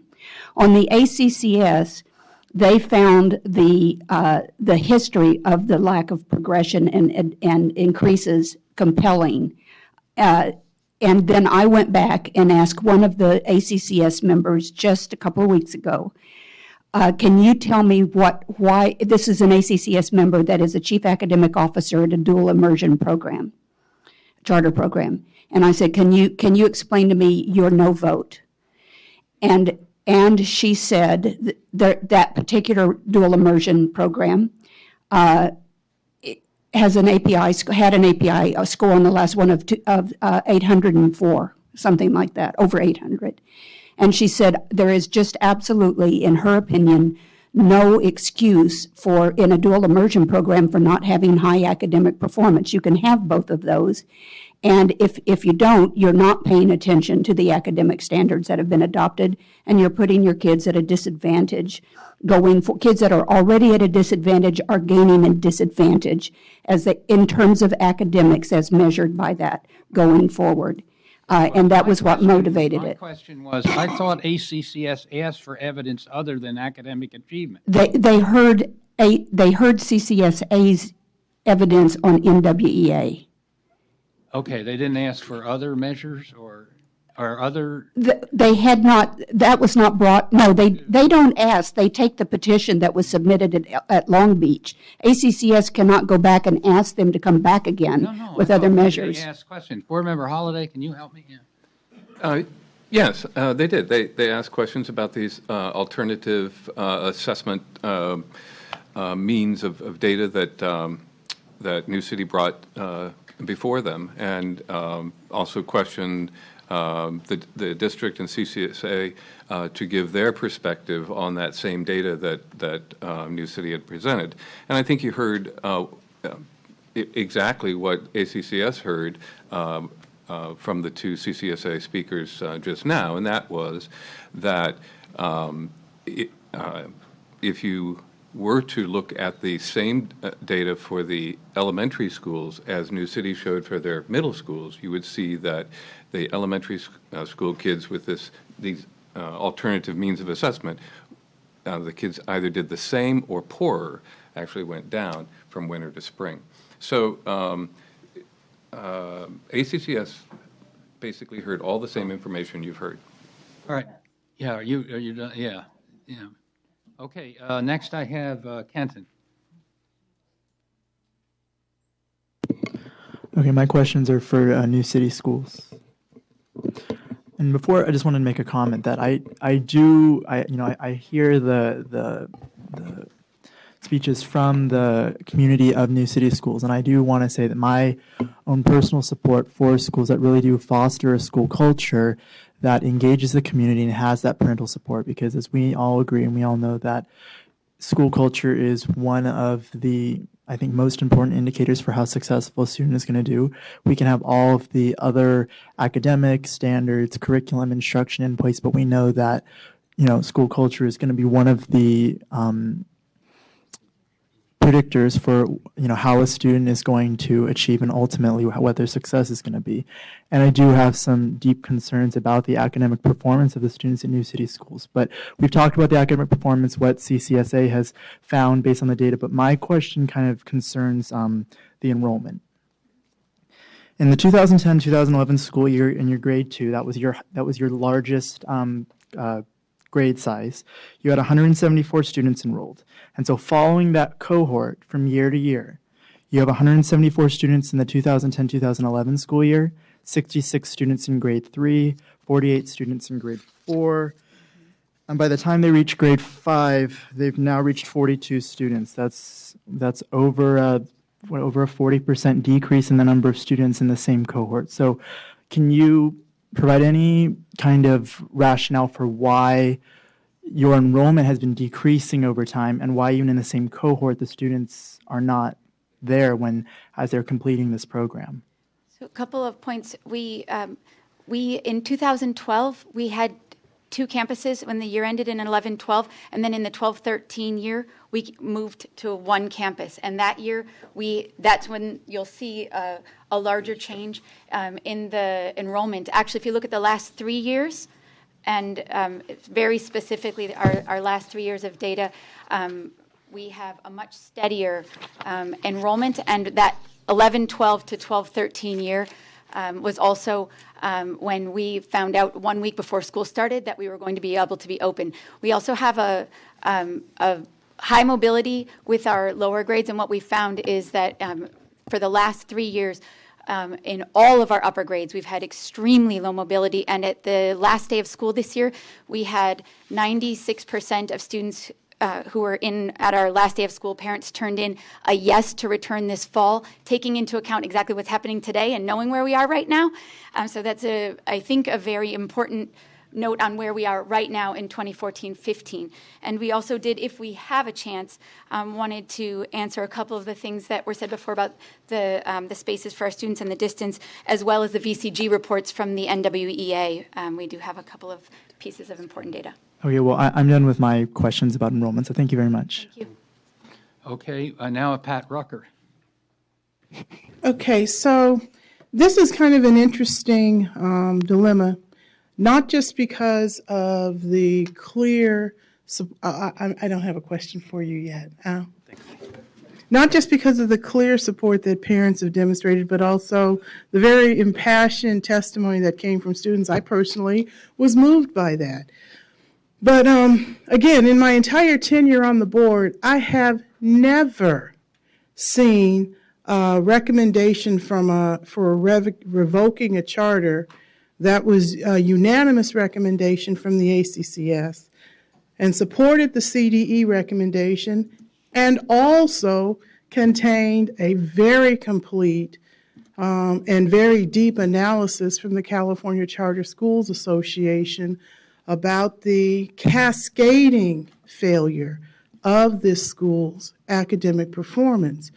What I'm grateful for in this, and this is, I expected a very contentious set of presentations during the public hearing that would center around the school district bullying the school or the lack of support provided by the school district in helping the school to do its work or supporting the continuing existence of the school. And I didn't hear any of that because this program has had a very seemingly collaborative relationship with the school district, it seems, throughout its entire existence until we got to the moment when problems about the academic performance of the school started becoming the primacy of concerns and the primacy of the conversation with the district.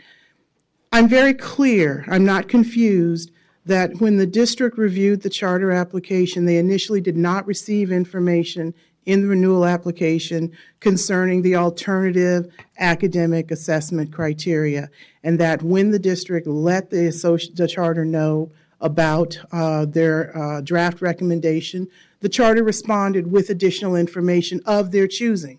I'm very clear the district took that information. It was information offered by the charter, not information requested by the district.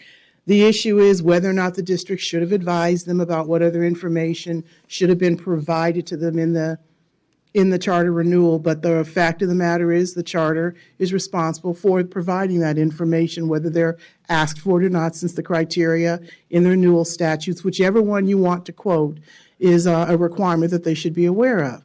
So I'm not going to have the debate about which dueling renewal authority in the statute they should have paid attention to. They knew or should have known what the criteria was, and it needs to be addressed.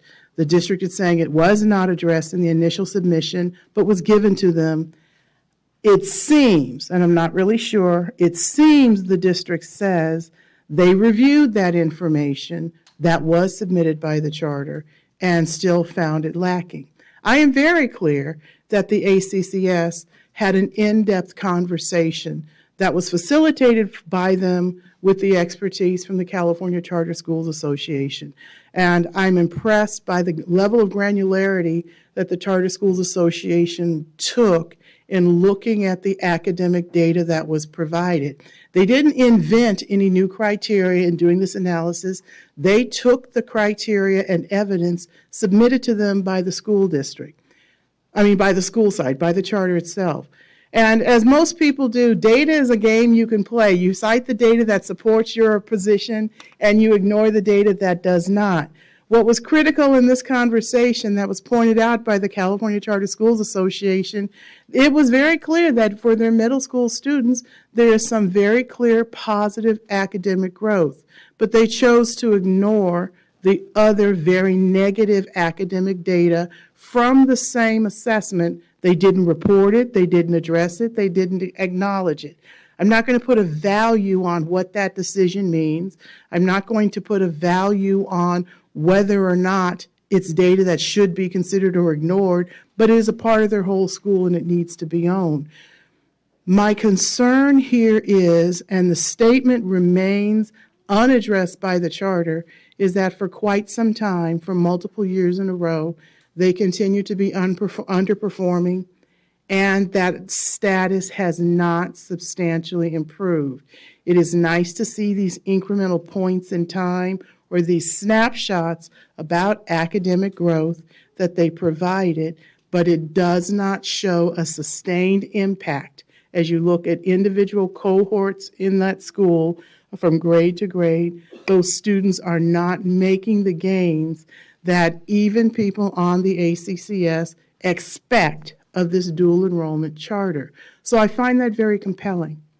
But more importantly and more particularly, I find it very compelling that you cannot explain to us why this has happened and what your plan of improvement is. None of that has been addressed or even been discussed. For many charters that have come before us for renewal who are underperforming, They gave some very specific plans for changes in program, for addressing or explaining or articulating what training they're going to provide for their staff, what new curriculum or content will be enhanced to address the academic performance issues that were in front of their school. And for many of those reasons, those were things that supported most of the time the decision the board made to renew the charter anyway, even though it was underperforming. That didn't happen here.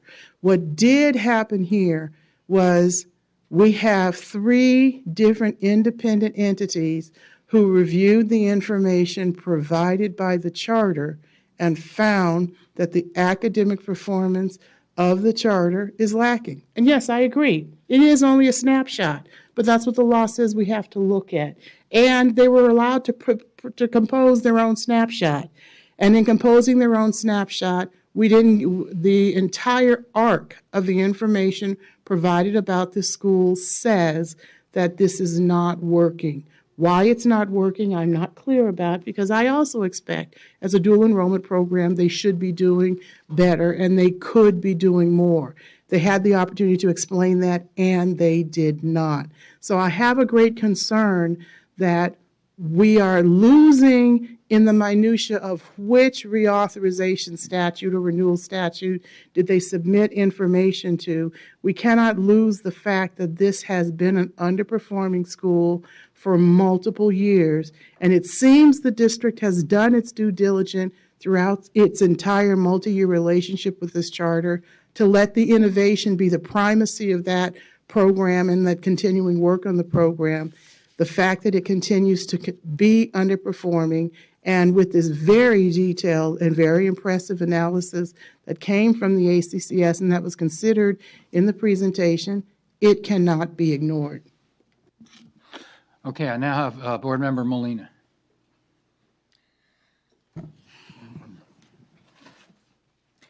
This is a very difficult situation that we're in, and I'm going to address the current reality of our LCAP plan and our goal and our intent.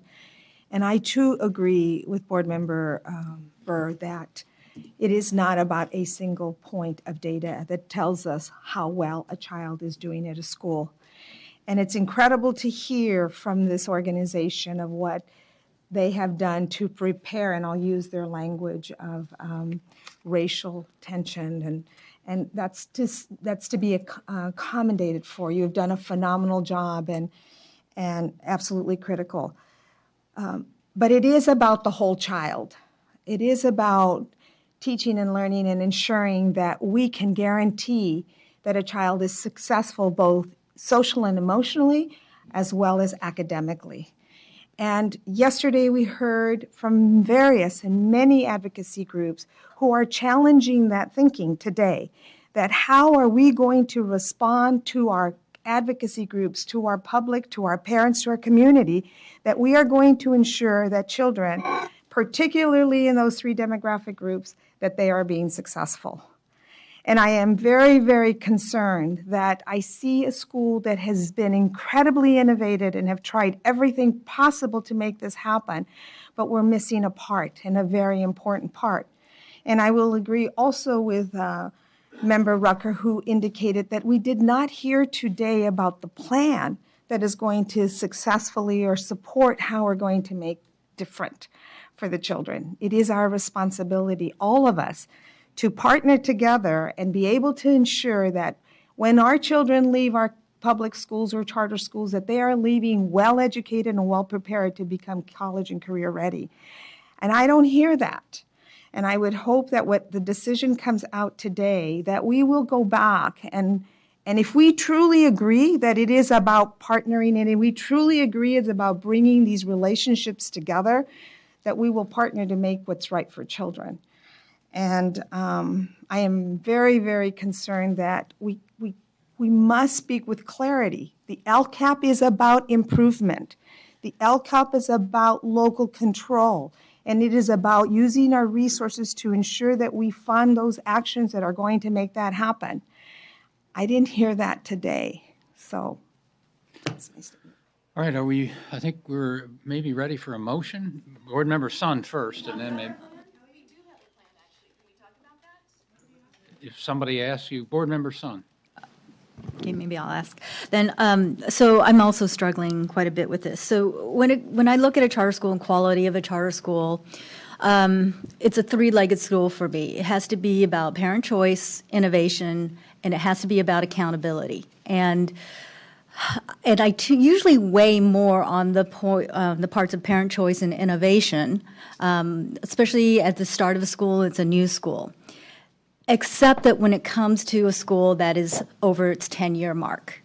And at that point in time, the charter promise of accountability of that's where, really the rubber meets the road. And you're out of excuses of we're our startup and all of these things, and you really need to attend to that. And one of the requirements of the charter law is that you meet state standards.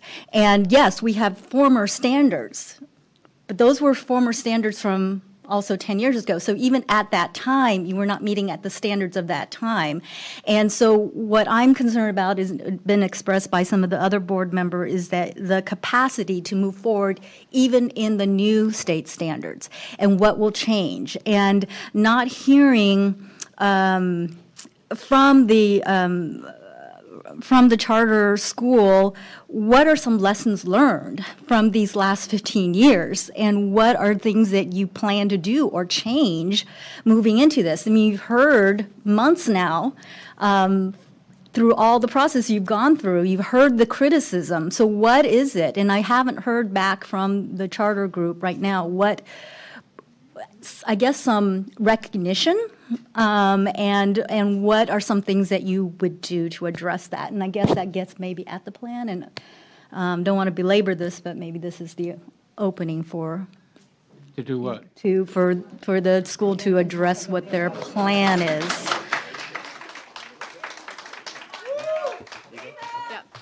You're absolutely right. We do have a future plan and a strong one, and I'm sure you all had a chance to look at it in our appeal packet. Something about the snapshot that everybody's basing their original ideas about what we do as a school is based on data that's now like a half a decade old and judged on standards that the state decided, that's no longer what we need here in order to create 21st century learners and the kind of California students that we want. And so now we have the Common Core standards, and those are what we would prefer to be judged on. Only there's, the testing and everything isn't really there yet. But when those standards did come out, we looked at them very closely, read them very closely, and we said to ourselves, oh my gosh, the Common Core state standards, they sound like what we do at New City. All of those schools that were freaking out, how do you teach kids math in this way? These problems are crazy, and all over the internet sharing these strange math problems. And at New City, we looked at each other, the parents looked at each other, the teachers looked at each other and said, hey, we totally know how to do that. We know what that is. We know what they're shooting for. We know what they want, and we can do that in the classroom. And on top of that, though, we do recognize that we needed to strengthen some of our programs. And so as a part of our plan, we are building out with the CGI math program out of UCLA, which is very aligned to how we do math. And will give us the kind of strength that sort of program provides. And Stephanie can talk about some more. And that was why we added our professional development days this year, and we made a really significant commitment with the CGI, the reading writing workshop, and the dual language enrichment model providers and trainers to do our before school PD and then monthly pupil free days to continue with the training and data analysis all the way through June. And we outlined plans in our LCAP and goals in our LCAP to meet improvement goals for each group, whole school and subgroups on our math with the CGI and the CPM in the middle school, on the reading writing workshop for the literacy, and on our dual language enrichment. Dr. Gomez is actually coming out to do the site study and professional development himself with us this year. So, and as well as our adding the positions that we outlined in the org chart. Yeah, and I kind of want to wrap the context around in terms of when New City kind of began on this trajectory and implementing its implementation plan. So the plans actually have been going, and my colleague Stephanie Lee was going to explain the plan. Unfortunately, we got cut off with the technical difficulties earlier. But the plan began really since 2012 when we implemented the dual language enrichment model in 2012, the Gomez and Gomez model. So that was essentially the beginning of our improvement plan. And we've seen the growth based off our DRA as well as our DWA. That 13% increase is positive growth and is substantial. And those two assessments were included in our charter petition. And so those were part of meeting our measurable outcomes of our petitions. And that's why we cite them frequently in the alternative data. So we implemented in 2012 the dual language enrichment model. In 2013, we began our reading and our reading intervention program. And in 2014, this past school year, we began our math intervention as well as our ELD intervention program, obviously to address those specific things, our specific improvements that we want to make. Going forward, in our plan that was included in the appeal packet, we did state our plans to work towards becoming an international baccalaureate school because it aligns with our inquiry-based model. And so it gives us a framework within which to operate so we can hold ourselves accountable within that framework. And so that's part of our improvement plan, is working towards bringing that together. On top of that, for our math, improving our math program, we're implementing the CGI program. And of course, going forward, looking at internal evaluations with the WASC accreditation process. So we can continue this process of relooking at our data and self-improvement. The other thing that we did was, and I think somebody mentioned that we had always had historically low scores back in 10-11. We were actually a similar schools rank of 7. We were encouraged by the Charter School Growth Fund to expand rapidly, and we added 2 campuses, added a middle school, an elementary campus, and then actually a high school. And in doing so, we grew very fast and we spread ourselves very thin. And we were not able to sustain that growth. That was right when the commercial real estate market fell out, and the building that we had just purchased was difficult for us to afford at that moment. And so during that time, we saw that downturn. What we decided in this past year, we did a really, really close internal study, and we said we need to go back to what made us so successful before, when we were a small neighborhood school and when we were tiny. And we said what we were doing then was we had high rates of return for students and teachers. We didn't try to grow and expand. We tried to do our parent involvement really well, our dual language really well. And since we brought in the DLE, was actually the year that we brought that in was that 38-point API gain that we had, was the year that we started with the DLE model. And so it's been a really intense inward look, the expansion of our board and our decision this year to really go back to those principles and practices that were so strong for us a few years ago before we made the mistake of trying to expand. Okay. Board Member Sun, go ahead. Yeah, I think that's good. I hear that, and I think more than hearing about other programs and more PD and adding these things, I was hoping to hear more back to basics of analyzing students, those who are not achieving, what your standards are, and then what your specific interventions will be. Oh, yes, thank you. We, and as John just mentioned, we had 2 years ago began really intensifying our reading intervention program and moved part-time staff and up into a full-time staff position this past year for reading intervention, and identified by both our DRA scores as well as by our SST process with the parents, depending on the level of need. Then because of that success internally in 13-14, this past year in 14-15, we added a math full-time intervention person as well. And through our Title III grant, we added our English learner intervention, which had during the day and after school EL intervention. We targeted students, our LTEL students, this 14-15 year. And of course, they haven't taken the CELT yet. That would be next fall, but this year, 14-15, we provided every single day after school 3 EL tutors for our LTELs and some of our middle grade students as well who had stayed at the intermediate level. We had a bubble of kids who had stayed at that intermediate level on the CELT for a second or third year, and to try to push them to that next early advanced or advanced stage. So these were some really significant resource shifts, as well as decisions that were made with our board very purposefully saying, how can you address those very things with those students who were in some places chronically needy. And just to add to that, in terms of looking at data, that's something that we have built into our calendar. This going for 15-16, we purposefully included 8 professional development days throughout the year, not just the beginning of the year, to have built-in data days where we do analyze the previous month's data and then obviously adjust the instruction based off of that data. So, and that's purposefully done and supported by obviously operations and our board and in our contract with the CGI implementation. Okay, Board Member Williams is next. I'm going to defer to you. So I'm glad to hear that there's a plan. Let's talk about your current plan that you wrote this year. And so can you tell me a little bit more about the key actions? Give me 1 or 2 key actions that you wrote in your LCAP this year.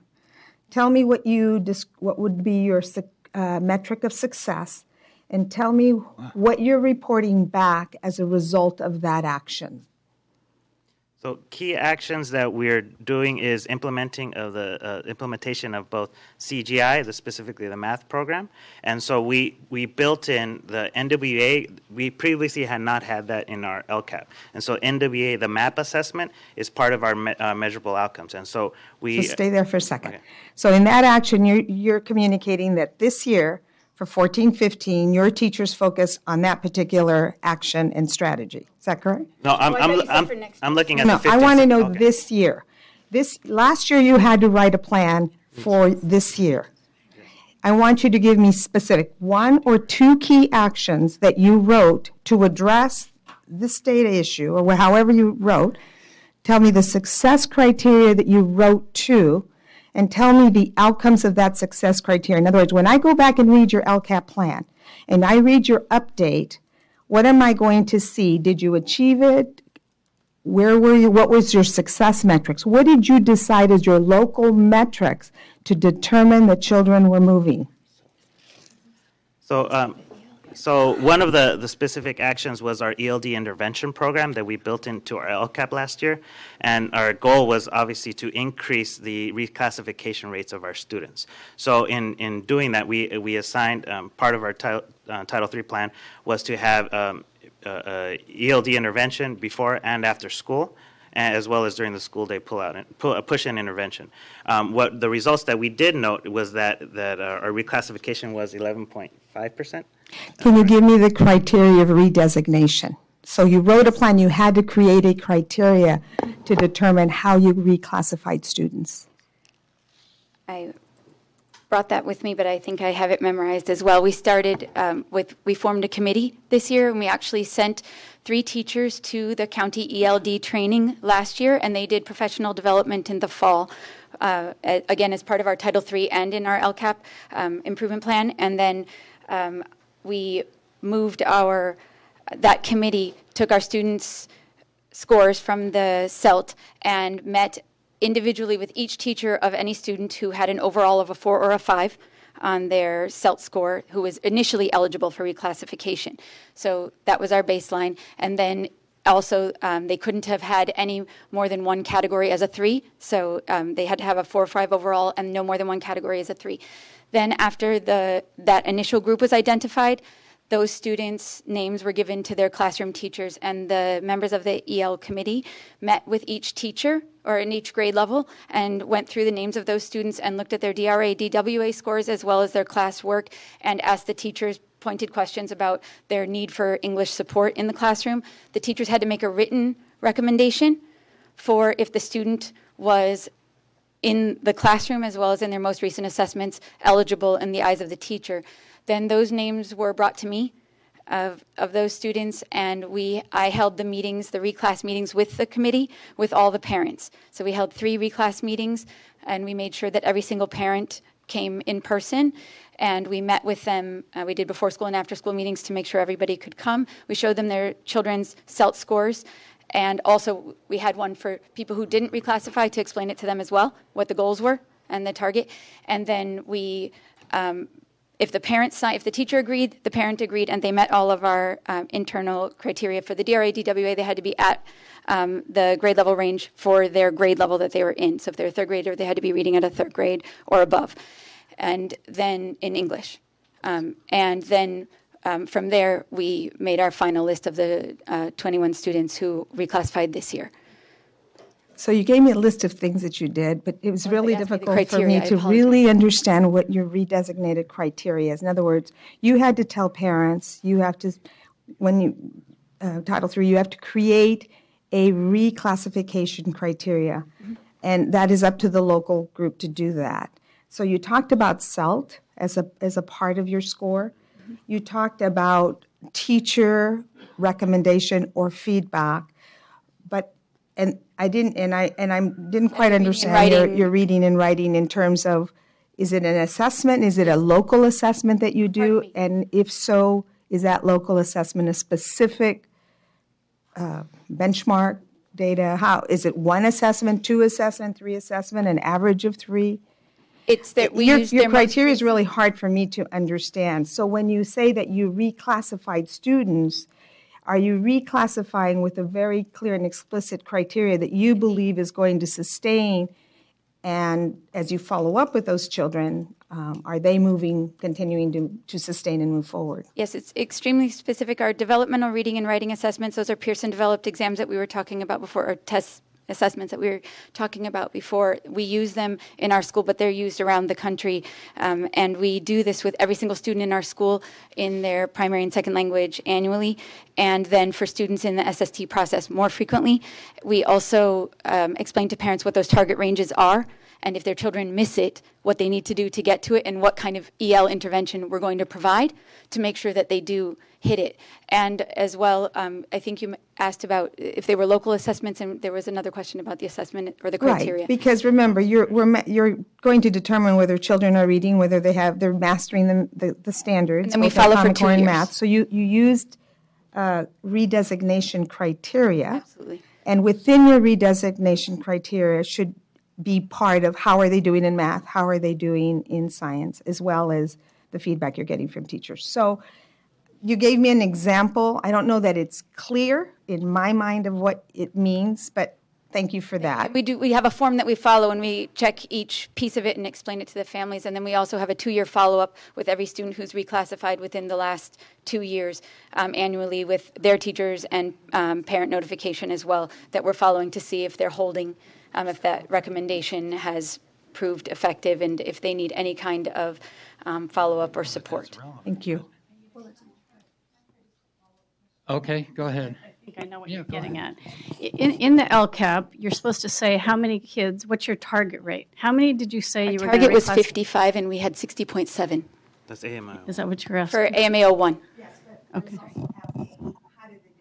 To that, what was the initial criteria to say they got there? Because I can get to 55, because remember, we are developing the criteria.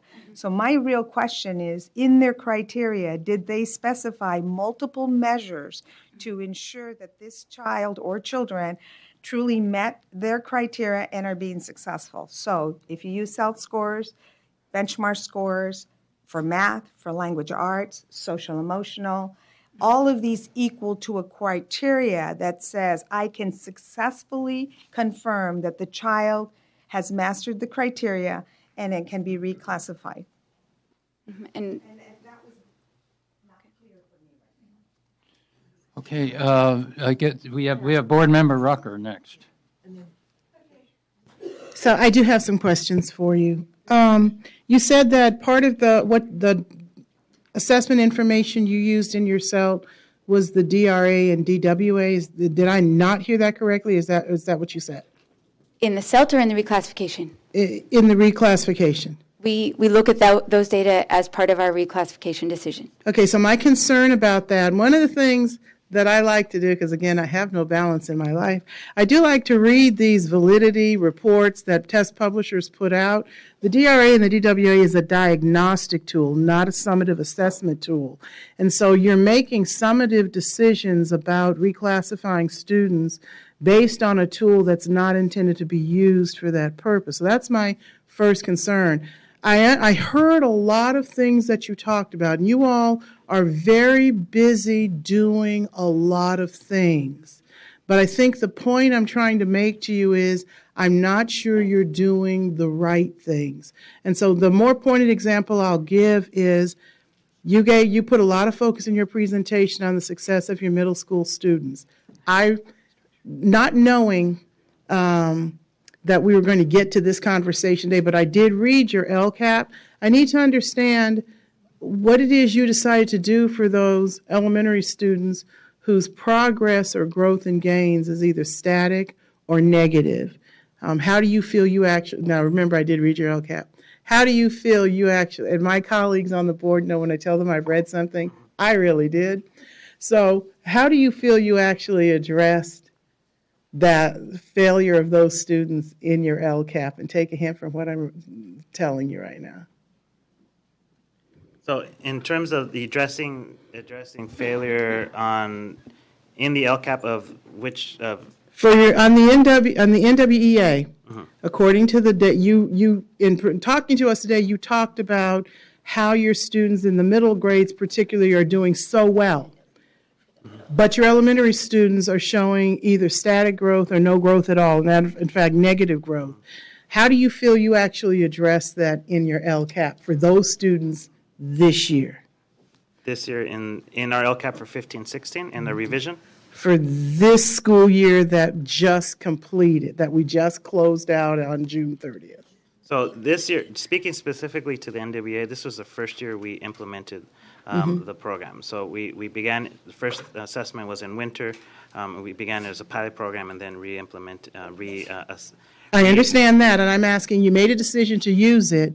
I'm asking, so when you put this in your LCAP, you need to explain to me what you were trying to accomplish, and do you actually think you accomplished that? We didn't have the NWEA in our 14-15 LCAP, I got and that's it. the one you're talking about. What we did to address EL students was budgeted for and put in the LCAP for the intervention teachers and program that Stephanie explained, and with those goals. The other thing we planned this year, because this current year that we're in was our pilot year for the NWEA, so next year we have planned for fall to begin the NWEA in the first month of school and to establish those each grade level and class and student goals. So we did teacher training this year on all the different reports and the ways that they can use the goal setting.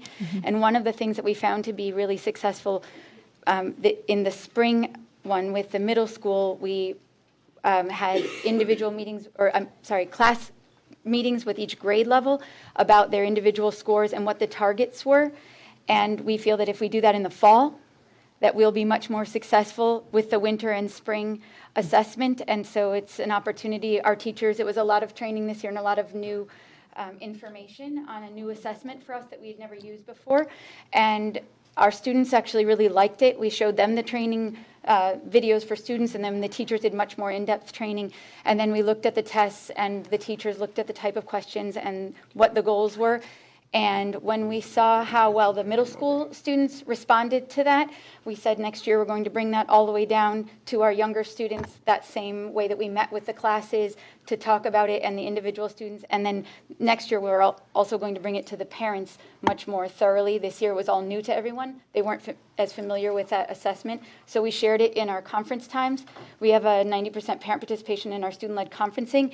And so we showed them those reports and how we're going to be using it in the coming year to go pre, middle, and end of the year. So it will be much more, I believe, much more thorough and authentic, especially for those lower grade kids for whom a lot of it was really new this year. Yeah, Okay, and we Sorry, I apologize.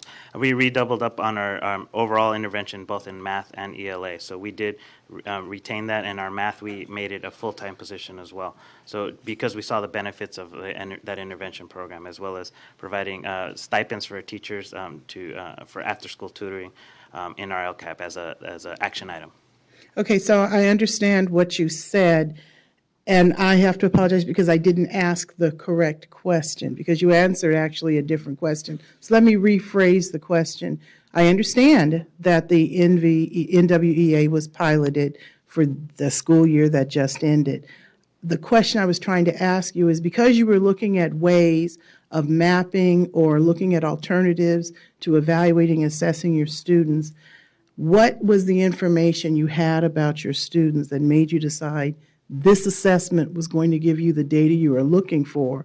Because you didn't explain that in your LCAP, and you didn't explain what the data was you got as a result that is going to help you make these other decisions. So this goes back to the point I made. I know you're very busy doing a lot of things, but I'm just not sure are you sure you're doing the right things, because you're not explaining it? Part of the busyness was actually addressed in our LCAP to make a chief academic officer position and a principal position. In this recent time, I've been both. And so, yes, very busy. And also with my new position, and the requirements are to develop a data dashboard and to make sure that what we're talking about right now is my full-time work. And so that restructure was approved by our board at our meeting last month. And that moving forward, I think, was the major priority that came out of that restructure, is the focus on student data collection and analysis in those monthly data meetings that John spoke about.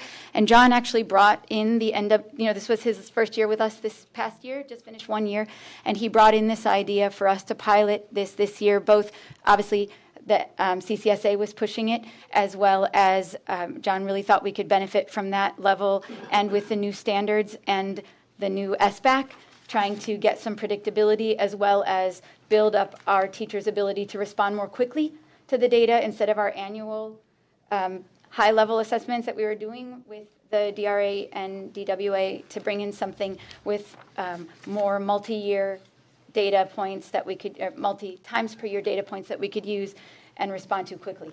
I just want to jump on that. I'm a trustee for New City School and recently rejoined the board. And I think I heard a question earlier from kind of in the same line. It was like, where did stuff go wrong? Do you see that stuff went wrong? And how are you going to fix it?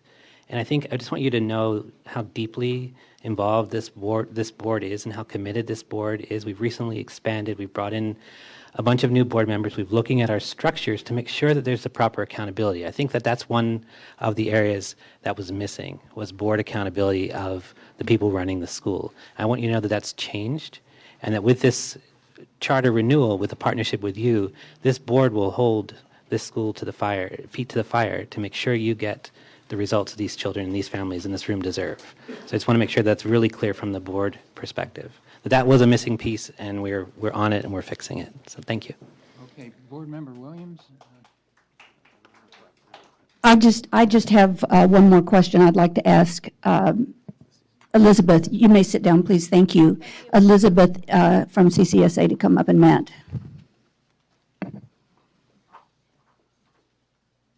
I just want to try to wrap up in a way some of the test score issues.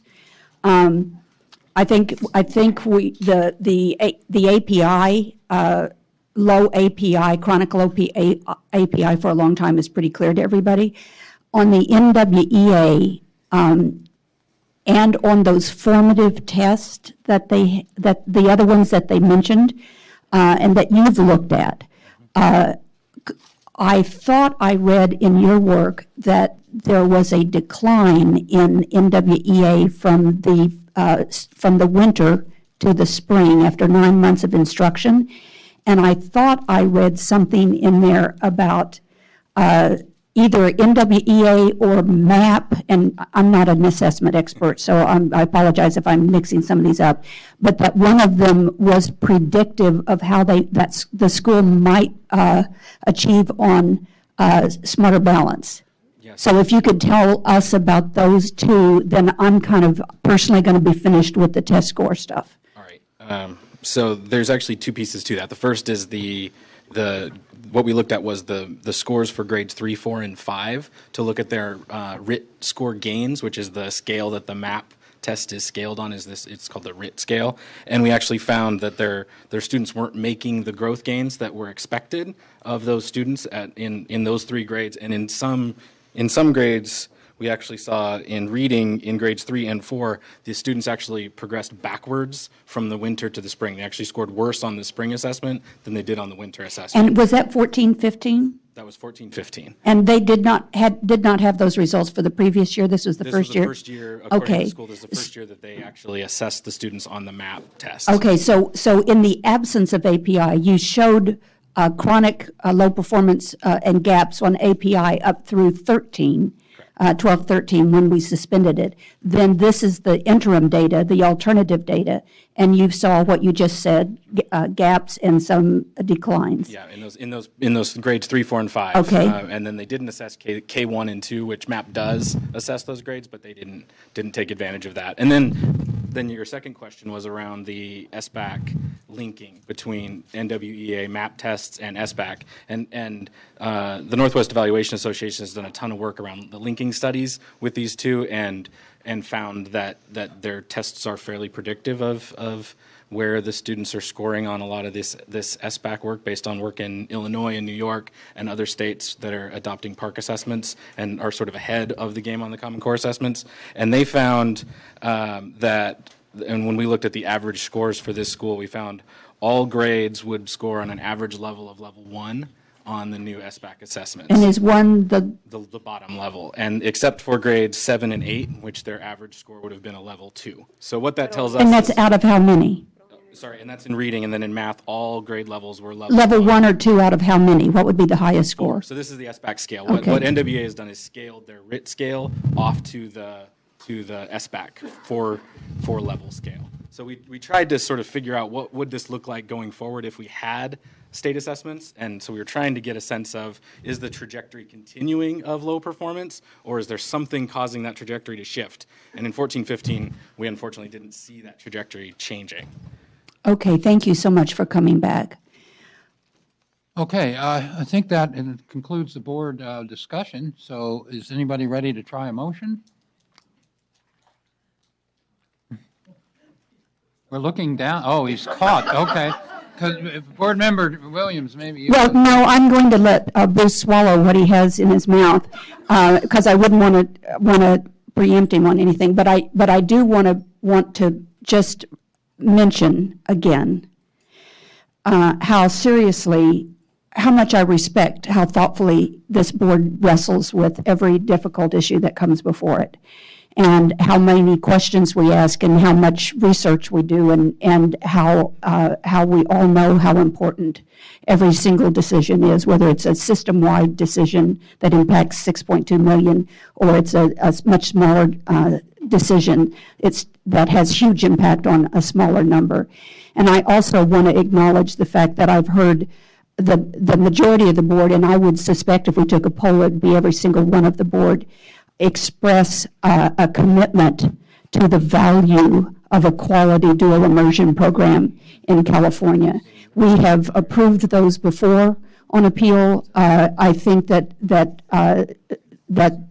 is widely recognized now, that when it's quality and students are learning with the academic standards as well as learning, becoming fluent and literate in 2 languages, that is an incredibly valuable thing, both for the families as well as the state. That's the first time I've heard us all say that, and I just wanted to get that on the record. Okay, now, Board Member Holliday, I'm not sure you're going to get your snack. I sincerely apologize. I do need food, though, from time to time. I apologize. It is with deep sadness that I move the CDE recommendation. Second, yeah, I'm waiting. I'll second the motion, also with a lot of regret. Is there any discussion on the public comment on the motion? Okay, hearing none. Okay, any further board discussion? If not, a clerk will call the roll on this one. Okay. Holliday.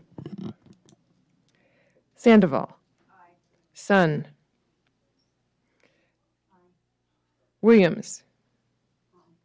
Molina. Kirst. Aye. Strauss. Burr. Shimasaki. Rucker. The motion carries. The motion carries. Okay, the board will adjourn, and we'll come back at 3:30. Not adjourn, we'll recess. Okay, so that's, were Okay, you able to get to this? Yeah, let me see if before? I can get, yeah, well, I was, but I wasn't able to get to an outside internet, so let me try that. Well, this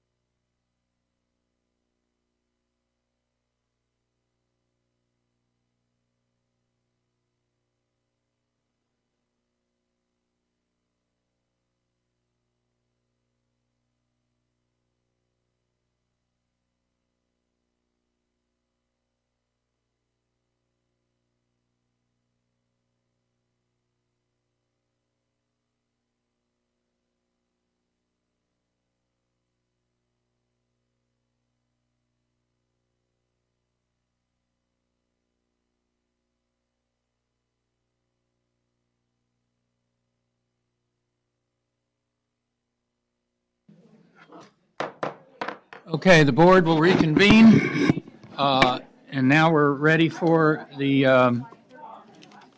item 25, the International University Preparatory High School issue. Cindy Chan will present this item.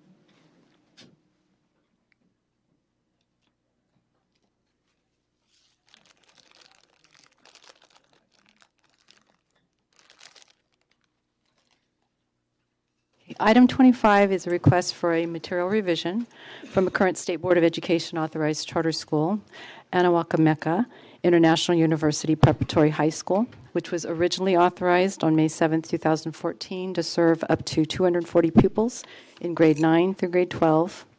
Anahuaca is proposing to add transitional kindergarten through grade 8, consolidating two schools, the Anahuaca School and Chinoch Calmeca Academia Semillas del Pueblo, which is currently authorized by the Los Angeles Unified School District. Projected enrollment for the consolidation would be estimated at 368 pupils. CD staff reviewed the petition and the documents submitted by the school, and CD recommends that the State Board of Education hold a public meeting and thereafter conditionally approve, with 2 conditions and 8 technical amendments, the request for a material revision to the charter petition. The Advisory Commission on Charter Schools considered the material revision at its June 10, 2015 meeting and voted 6-1 to accept CD's recommendation of approval, but with an alternate condition, which I will explain a little bit later. Again, similar to Synergy, there was one condition that has been removed from this item, and it has to do with the description of the annual goals for the 8 state priorities. The charter school did submit it to us, and we've reviewed it and found it to be sufficient, so it's no longer a condition that you need to consider. And it is in attachment 2 for your information. We've already covered the background. Just to kind of, as a gentle reminder, we have to review the petition and all of the financial information that's provided in the material revision. The rationale for the school's request is that when the State Board of Education approved the petition last year for a 5-year term, it was on the condition that the school open with just grade 9 through grade 12 and with an enrollment capped at 240 pupils. The approval was with the condition that the charter school would submit a material revision of the petition should the school change its build-out plan. There's 2 issues that I want to address briefly, which are the conditions that the CD is recommending. One of them has to do with a ADA compliance issue. Anahuaca is proposing to serve its transitional kindergarten through grade 12 at 3 locations in East Los Angeles. The petition includes an interim operating plan since there is currently no ADA accessibility to the second floor of its current facility. The accessibility is limited to a stairway only. The City of Los Angeles has approved the use of the facility based on a programmatic equivalency opportunity, and in layperson speak, it translates to that an equal program can be provided on the first floor as on the second floor, so there's no need to go on the second floor. This is the reverse of universal access, which is more common, which translates to access to be provided to everyone. However, per the petition, the school is pursuing an improvement to the property and intends to have an accessible mechanical chairlift/elevator in place within the current academic year. The charter schools indicated that it intends to use the second floor for a teen court program, and I believe the last we heard that it was not intending to use the second floor for instructional day program, but the school would have to confirm that. This generated a bit of discussion at the Advisory Commission meeting, and the ACCS recommended an alternative set of conditions, which I'll read to you as follows. No child, staff member, parent, guardian, or visitor to the campus will be denied access to educational services as a result of the location of those services on the second floor. The school will continue to ensure that it has all the necessary permits for school occupancy required by the local Los Angeles Department of Building and Safety, and the school will have until June 30th, 2016 to provide a lift or some sort of elevator access at 4736 Huntington Drive. That's in contrast to the CDE's condition that assurances that the school will not utilize the second floor of the property unless and until the mechanical chair to achieve compliance with the ADA is installed and the school provides CDE with evidence of such compliance. As a condition of approval by the State Board of Education, an inspection of the facilities is required and performed by the CDE, School Facilities and Transportation Services Division. As a note, the SBE and CDE has consistently required ADA compliance in the facilities that the SBE authorized schools occupy to ensure, among other things, non-discrimination and safety for the protection of the pupils and their families, the staff, the public, and the school. Since use of the second floor may be intended for educational purposes, the CDE is recommending the condition that I just noted. And then lastly, there were some fiscal concerns noted in Anahuacameca's first year of operation, and the CDE sent a letter of concern in April 2015, requesting a corrective action plan that addressed concerns regarding the school's negative fund balance and a revised budget adjusted to reflect current enrollment and ADA counts. The school has taken steps that address the fiscal concerns and estimated a positive ending fund balance for fiscal year 2014-15.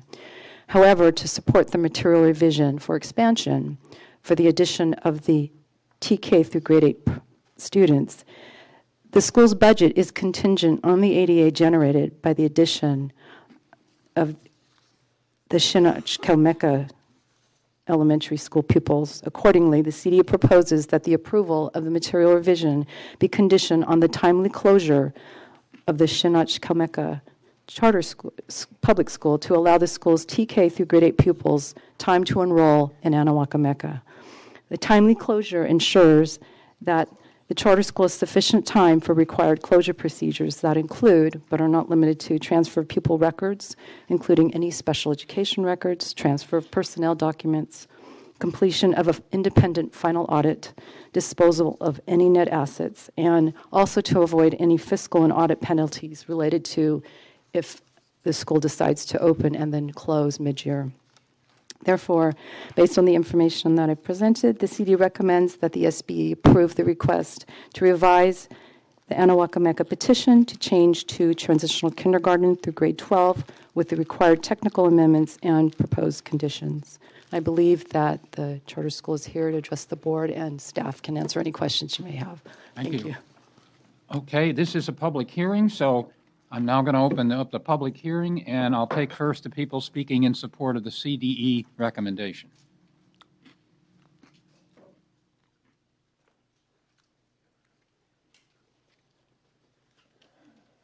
Good afternoon, everybody. Tlakiltique and Ogniwan. Good afternoon, board members. I know some of you are new, and congratulations on your new positions. Turn the timer on, please. Pass out. Excuse me, sir? Okay. Oh, okay. Oh, thank you very much. And the slides also? Did they work? Or? I know we had no, you'll have to get the guy to come out. Yeah. No, I have it on a USB if you'd like me to. It's okay, let me just go get him. I think he did download. Okay. Is this Thomas? It's its own system, so. Thumb drive? Yeah. Okay. Loading quick.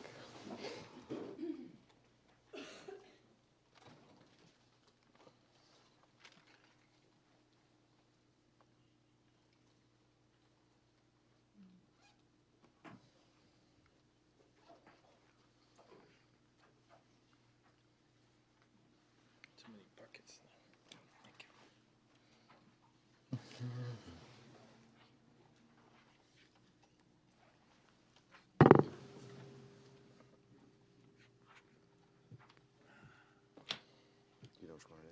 Indeed. Yeah, the IUP World School.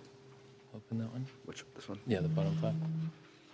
And compressed material revision slides.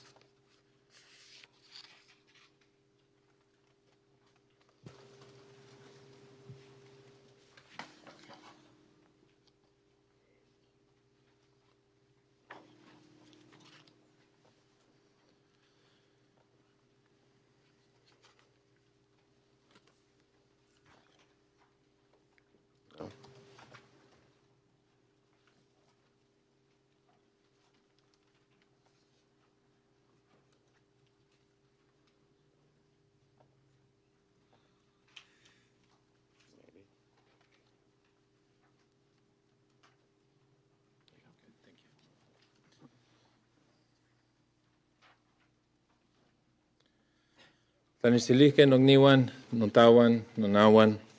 Nanitoka Marcos Aguilar. My name is Marcos Aguilar. Good afternoon. In our traditional language, Nahuatl, I greet you on this afternoon. I'm a co-founder and executive director of Anahuacalmecac and of Xinaxcalmecac, who, along with my wife and Please turn the timer on. Professor Dr. Gomez Quiñones of UCLA and Dr. Irene Vasquez, chair of the Chicana and Chicano Studies Department at the University of New Mexico, founded Semillas del Pueblo in 2002 in Los Angeles, in East Los Angeles. Joining me today are Mr. Jim Balbin, our outside CFO of MKM Accounting, Mr. Gerardo Felix, our Assistant Director of Education, Ms. Gitana Ayala, a parent and former board member and a cultural advisor to our school, Ms. Huitzilin Ayala, her daughter, entering a 9th grade student in Anahuacalmecac, and Ms. Griselda Herrera, our 5th grade IB primary years program teacher, as well as one of our now alumni, Kiawi Kenya Retis, a graduate of our 2015 class who attended our schools from kinder to 12th grade and is now a student at Woodbury University.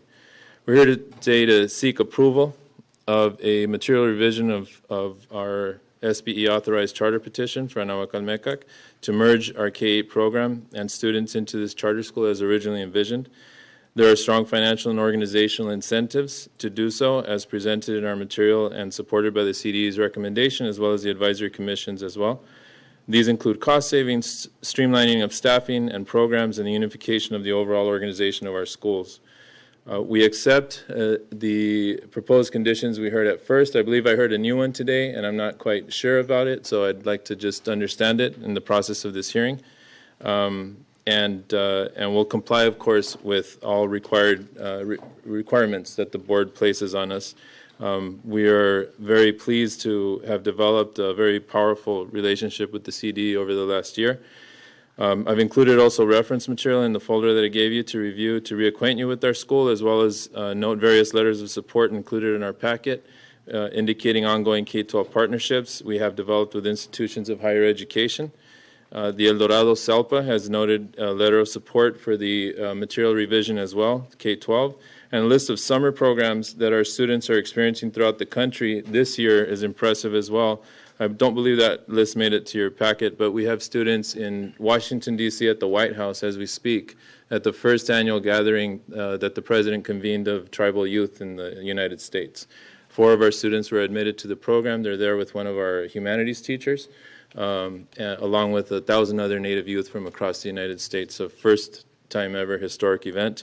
We also have students that have traveled to San Diego County to participate in Native youth gatherings, as well as one that's going to Hawaii by invitation to an exchange in Molokai Island, a very restricted, culturally based island, and hopefully meet up with some charter school students out there in the Native Hawaiian charter schools.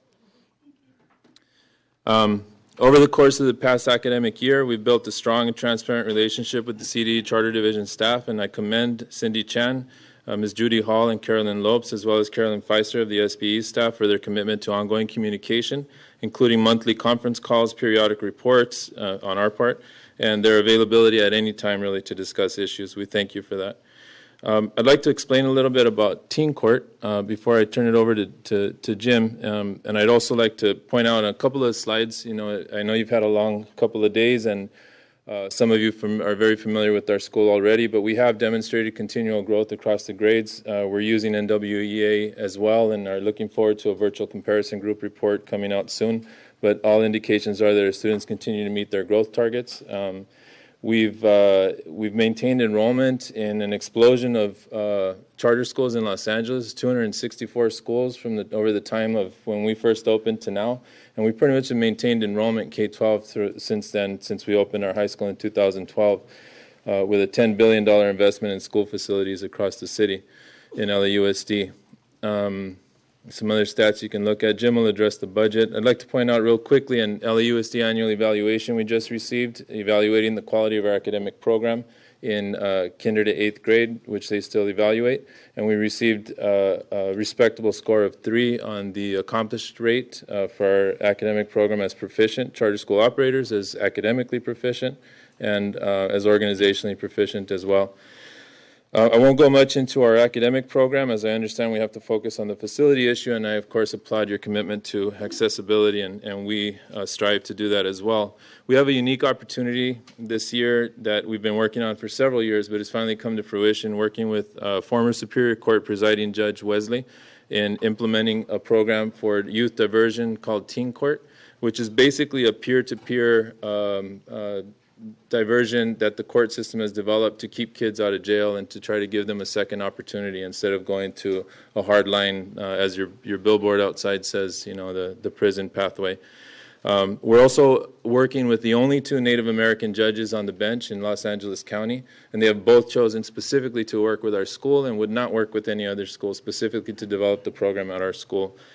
To serve all youth, but also incorporate a legal understanding from a Native perspective.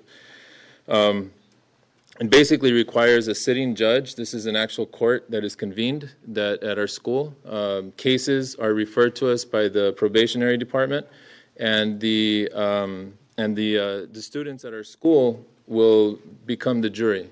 And the jury can be as large as 60 students, 100 students, however many students we can fit in the room. There will be leaders that are trained. We've had leaders trained over the summer also at the Museum of Tolerance. They've gone to mediation training as well at one of the local universities under Judge Wesley's personal guidance, as well as other judges and lawyers that were present. So it's an ongoing development project that's actually going to become part of our career development path. So the point is, though, that we are able to offer this to our community because cases will be brought to our school, and our youth are being incorporated in that specifically to seek an alternative vision of justice and an alternative vision of how to create a sense of community and help students rethink their path in life. And the judges are looking for our students' voices in particular.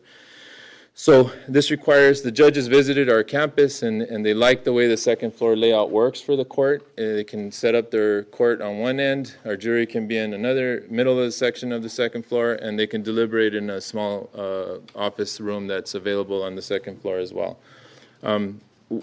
We have very limited space on all 3 campuses. We have one of our buildings is 4,000 square feet. The other one's 5,000 square feet. Our biggest building is 10,000 square feet. 2,000 of it is on the second floor. It would be very difficult for us to not rely on that space. We've presented a plan to the CDE specifically to do that. But what we have on the second floor is apples-to-apples space for classrooms, generic classroom space that we can provide on the first floor. So what we'd like is the opportunity to be able to enroll our students, use the space for instruction as well as for the teen court, and to be able to make it accessible upon request by moving whatever program to the first floor that we may need to. And it would really not impact us on a case-by-case basis. You know, I'm sure the judge would understand, and of course, superior courts are required to do that as well. I'm available for more questions. I'll turn it over to Jim, who has a brief presentation on our finances. This will be a brief overview on our finances over the last year. I'll start with our books and records are reconciled and recorded on a monthly basis. Probably the biggest step we took financially is we transitioned from high-cost, factor-based financing to a traditional line of credit with a traditional bank. That cut our financing costs roughly in half. That's huge. Our bills are up to date. We run a $1.2 million balance sheet right now on a $4 million budget with about $100,000 in the bank as of today, and that's after shedding $300,000 of debt from last year, about $150,000 in financing costs. Probably most of that is interest, and about $140,000 or so in less payables than we had last year. Thank you.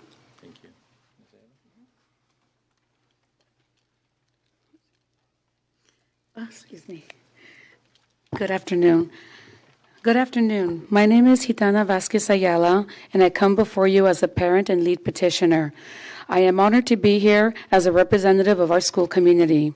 I have been an active parent for more than 10 years and participated on the Board of Trustees for 5. I have graduated one child who attended from 3rd grade to 12th and was admitted to a 4-year university. I have another child who has attended since kinder and is currently an 8th grader. Her name is Jade Huitziline. What stands out for me most is that when we discovered my student Jade had some academic challenges early on, I believe if she were in a traditional school, she would have been misidentified as a student in need of special ed services. The administrator, Ms. Ferguson, quickly provided solid interventions, such as an SST, speech therapy, and tutoring support that proved over the years to not only bring her up to grade level, but propelled her to be at the top of her 8th grade class, and was recently awarded the council member Jose Guisard Adelante Award for academic excellence and community service. My experience with the school has been tremendously positive. Can you finish that? Because the 10 minutes has just ended, so can you just finish that? Has been tremendously positive, and I wholeheartedly believe that bringing together a K through 12 continuum will further allow for the school community to provide an unmatched education. Thank you. Thank you. Thank you. So that ends your 10 minutes. So we appreciate, we'll be coming back maybe and asking you a few questions. But now we have to give on the hearing 10 minutes for the other side. So if you'll take your seat, is there anybody here who's speaking against the proposal? So if there's no one for that, then I'm going to close the hearing. Okay, and now open it up for board discussion and board. Oh, public comment. Do we have any public comments now? Would people like? How many people do it? Okay. Okay. Michelle Lowe, Eric Premack. We support. Thanks.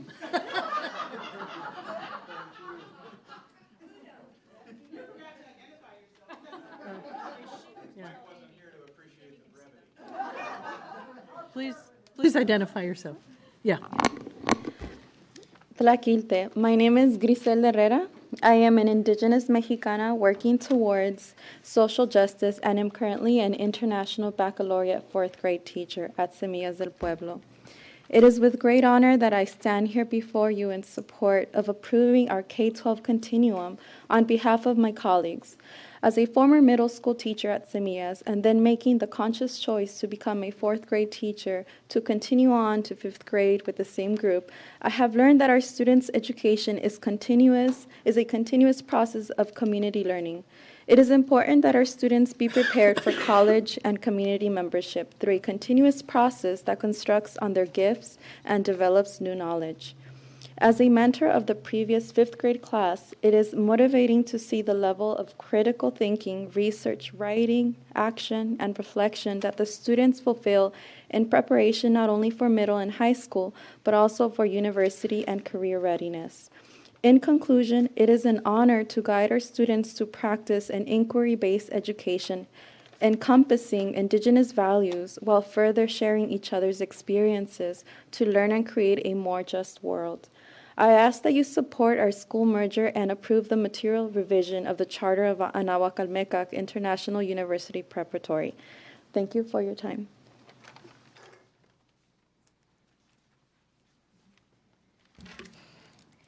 Good afternoon. My name is Jade Witsadine Ayala. I attend Anahuac. I will start the 9th grade this August.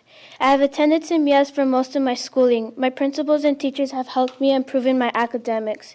In my experience, I have been challenged in very positive ways, and I have received great academic opportunities outside of the school. For example, I participated in Youth Think Summer Program, and I will attend the Native American Summer Institute at UC Irvine at the end of July. Recently, I was nominated to receive an award from Councilmember Jose Guisard Adelante Award for being at the top of my class.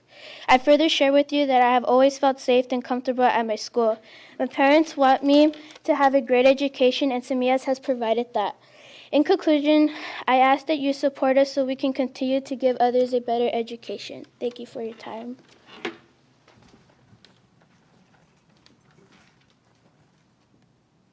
Good afternoon, members of the board. I am Kenya Retis. I'm a recent graduate from Anahuac and recently commenced my studies at Woodbury University with an 82,500 merit scholarship.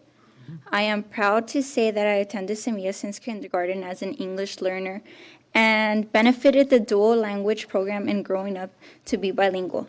My 10th grade International Baccalaureate personal project, a photo essay of East Los Angeles murals helped me secure my enrollment in Woodbury University.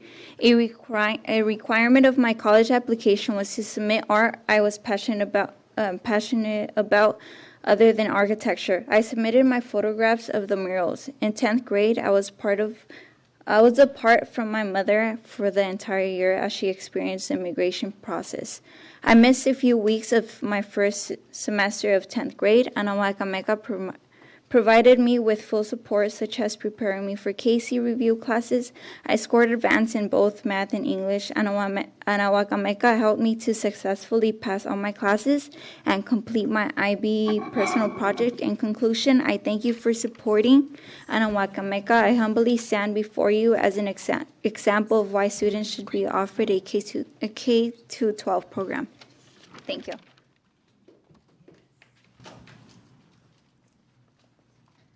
Michelle Lowe from CCSA in support of the material revision. Thank you. Okay, that's all the public comment. So we're now ready for a discussion among the board about this. Board Member Williams? Just to quickly summarize, we approved and authorized Anahuacameca last year. They told us that it was agreed upon at that time that they would come back for a material amendment. They are here now for that, so it's not a surprise. And CDE staff and Carolyn can correct me at any point I'm not getting the facts straight. But the basis of it, or the nut of it, is that they are combining their high school with their K-8, adding a pre-TK. It is going to result in a lot of cost savings, so it is both an instructional enhancement and improvement and smoothing continuum, as well as saving them money and contributing to a better financial picture. As far as I'm concerned, that's all absolutely clear and the best thing for them to do. The only little glitch in this was that the building that has 2 floors that has been approved, or I don't know if approved is the right word, but I'm going to say approved by LAUSD prior, they considered it ADA compliant because each of the floors is ADA compliant with accessibility to restrooms and open doors, wide doors, and that kind of thing. But it doesn't have a lift. And so they need to have one built that fits their space and constructed and paid for. My understanding is that it's going to cost maybe around $100,000. I'm sure they can answer that if you ask, and how long that would take. So the issue is that between combining the 2 schools and potentially some projected increase in enrollment and the addition of the teen court, which they are planning to have upstairs, and the teen court is actually a huge instructional and community building and connection for them. Then what were we going to do about the ADA from the downstairs to the upstairs? So the Advisory Commission on Charter Schools felt like it would be reasonable to give them up to a year to get that built and finished, and that in the meantime, it would, they needed to make sure that no student was denied access to whatever the right words are. I'm afraid to use adjectives with Judy because some of them have legal implications, but no student would be denied access to what they needed to have, or to educational opportunity. So the ACCS was very comfortable with that approach.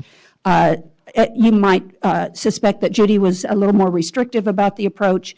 And so we have come up with a sentence about it, or she and I during the day today, that we both agree with, that we're both comfortable with.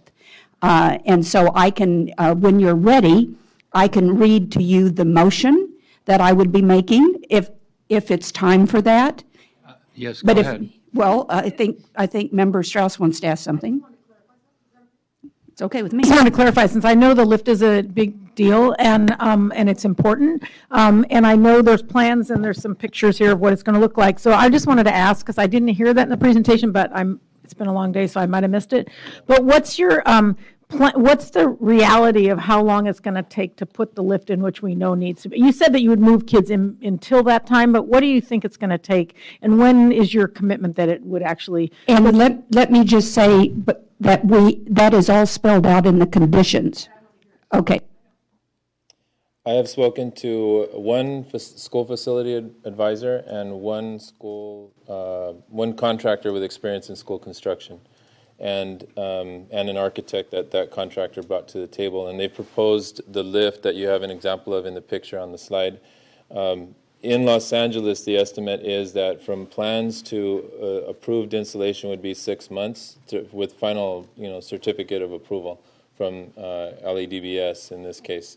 And I would still need time to be able to confirm which contractor we will actually identify to make sure we are responsible with the cost. Right now, the estimate of the cost is between 80 and 90,000. The unit itself, I believe, costs somewhere between 20 and 30,000. So there's a pretty good margin there to negotiate with contractors on, and that would require some time to do responsibly. But this is something we can get done this calendar year, or is that the right word? From now to June, academic year. Thank you. By June of 2016.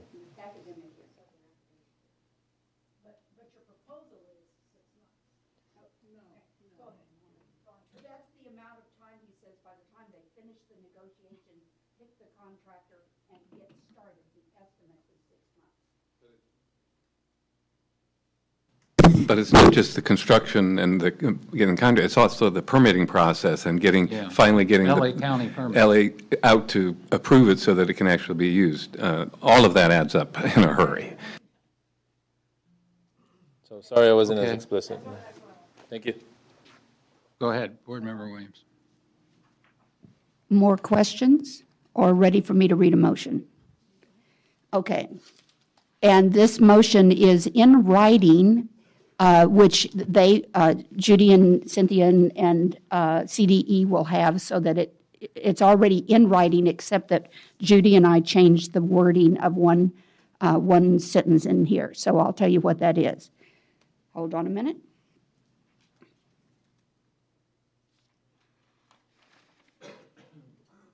Long day, computer wanted a nap. Okay, the motion is to move to approve the Anahuac material revision request with all technical amendments specified by the CDE and with the following conditions. Number one, this is the one that got reworded. By July 20th, 2015, provide CDE and SBE staff with a written assurance that until a mechanical lift is installed at the 4736 Huntington Drive facility, Anahuac will ensure access by students, parents, or visitors to any educational program on the second floor by relocating those programs as needed to accommodate that access. Then, moving from that, by September 15th, 2015, provide the State Board with a timeline for building permits, lift fabrication, and installation that will make the second floor of 4736 Huntington Drive ADA accessible no later than July 1st, 2016. Number three, participate in monthly conference calls through July 2016 with department and State Board staff regarding progress made on the mechanical lift.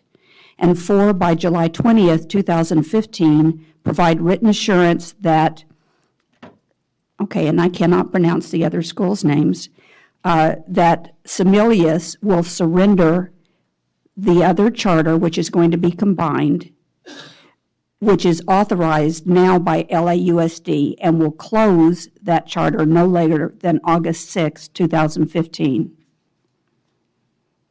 That's it. In other words, the other one is currently authorized by LAUSD. They surrender it if we authorize that it merges with the one we've already authorized. Board Member Holliday. The second is much shorter. Second. Okay. All right, is there any public comment on the motion? Hearing none, the board ready for vote? All those in favor, raise your hands. Okay, that is approved. We are now down to item 26, general public comment on items that are not on our agenda. I think we have some people, so read the list. No people. Okay, then I declare the board adjourned. I thought there were some people and. Well, I think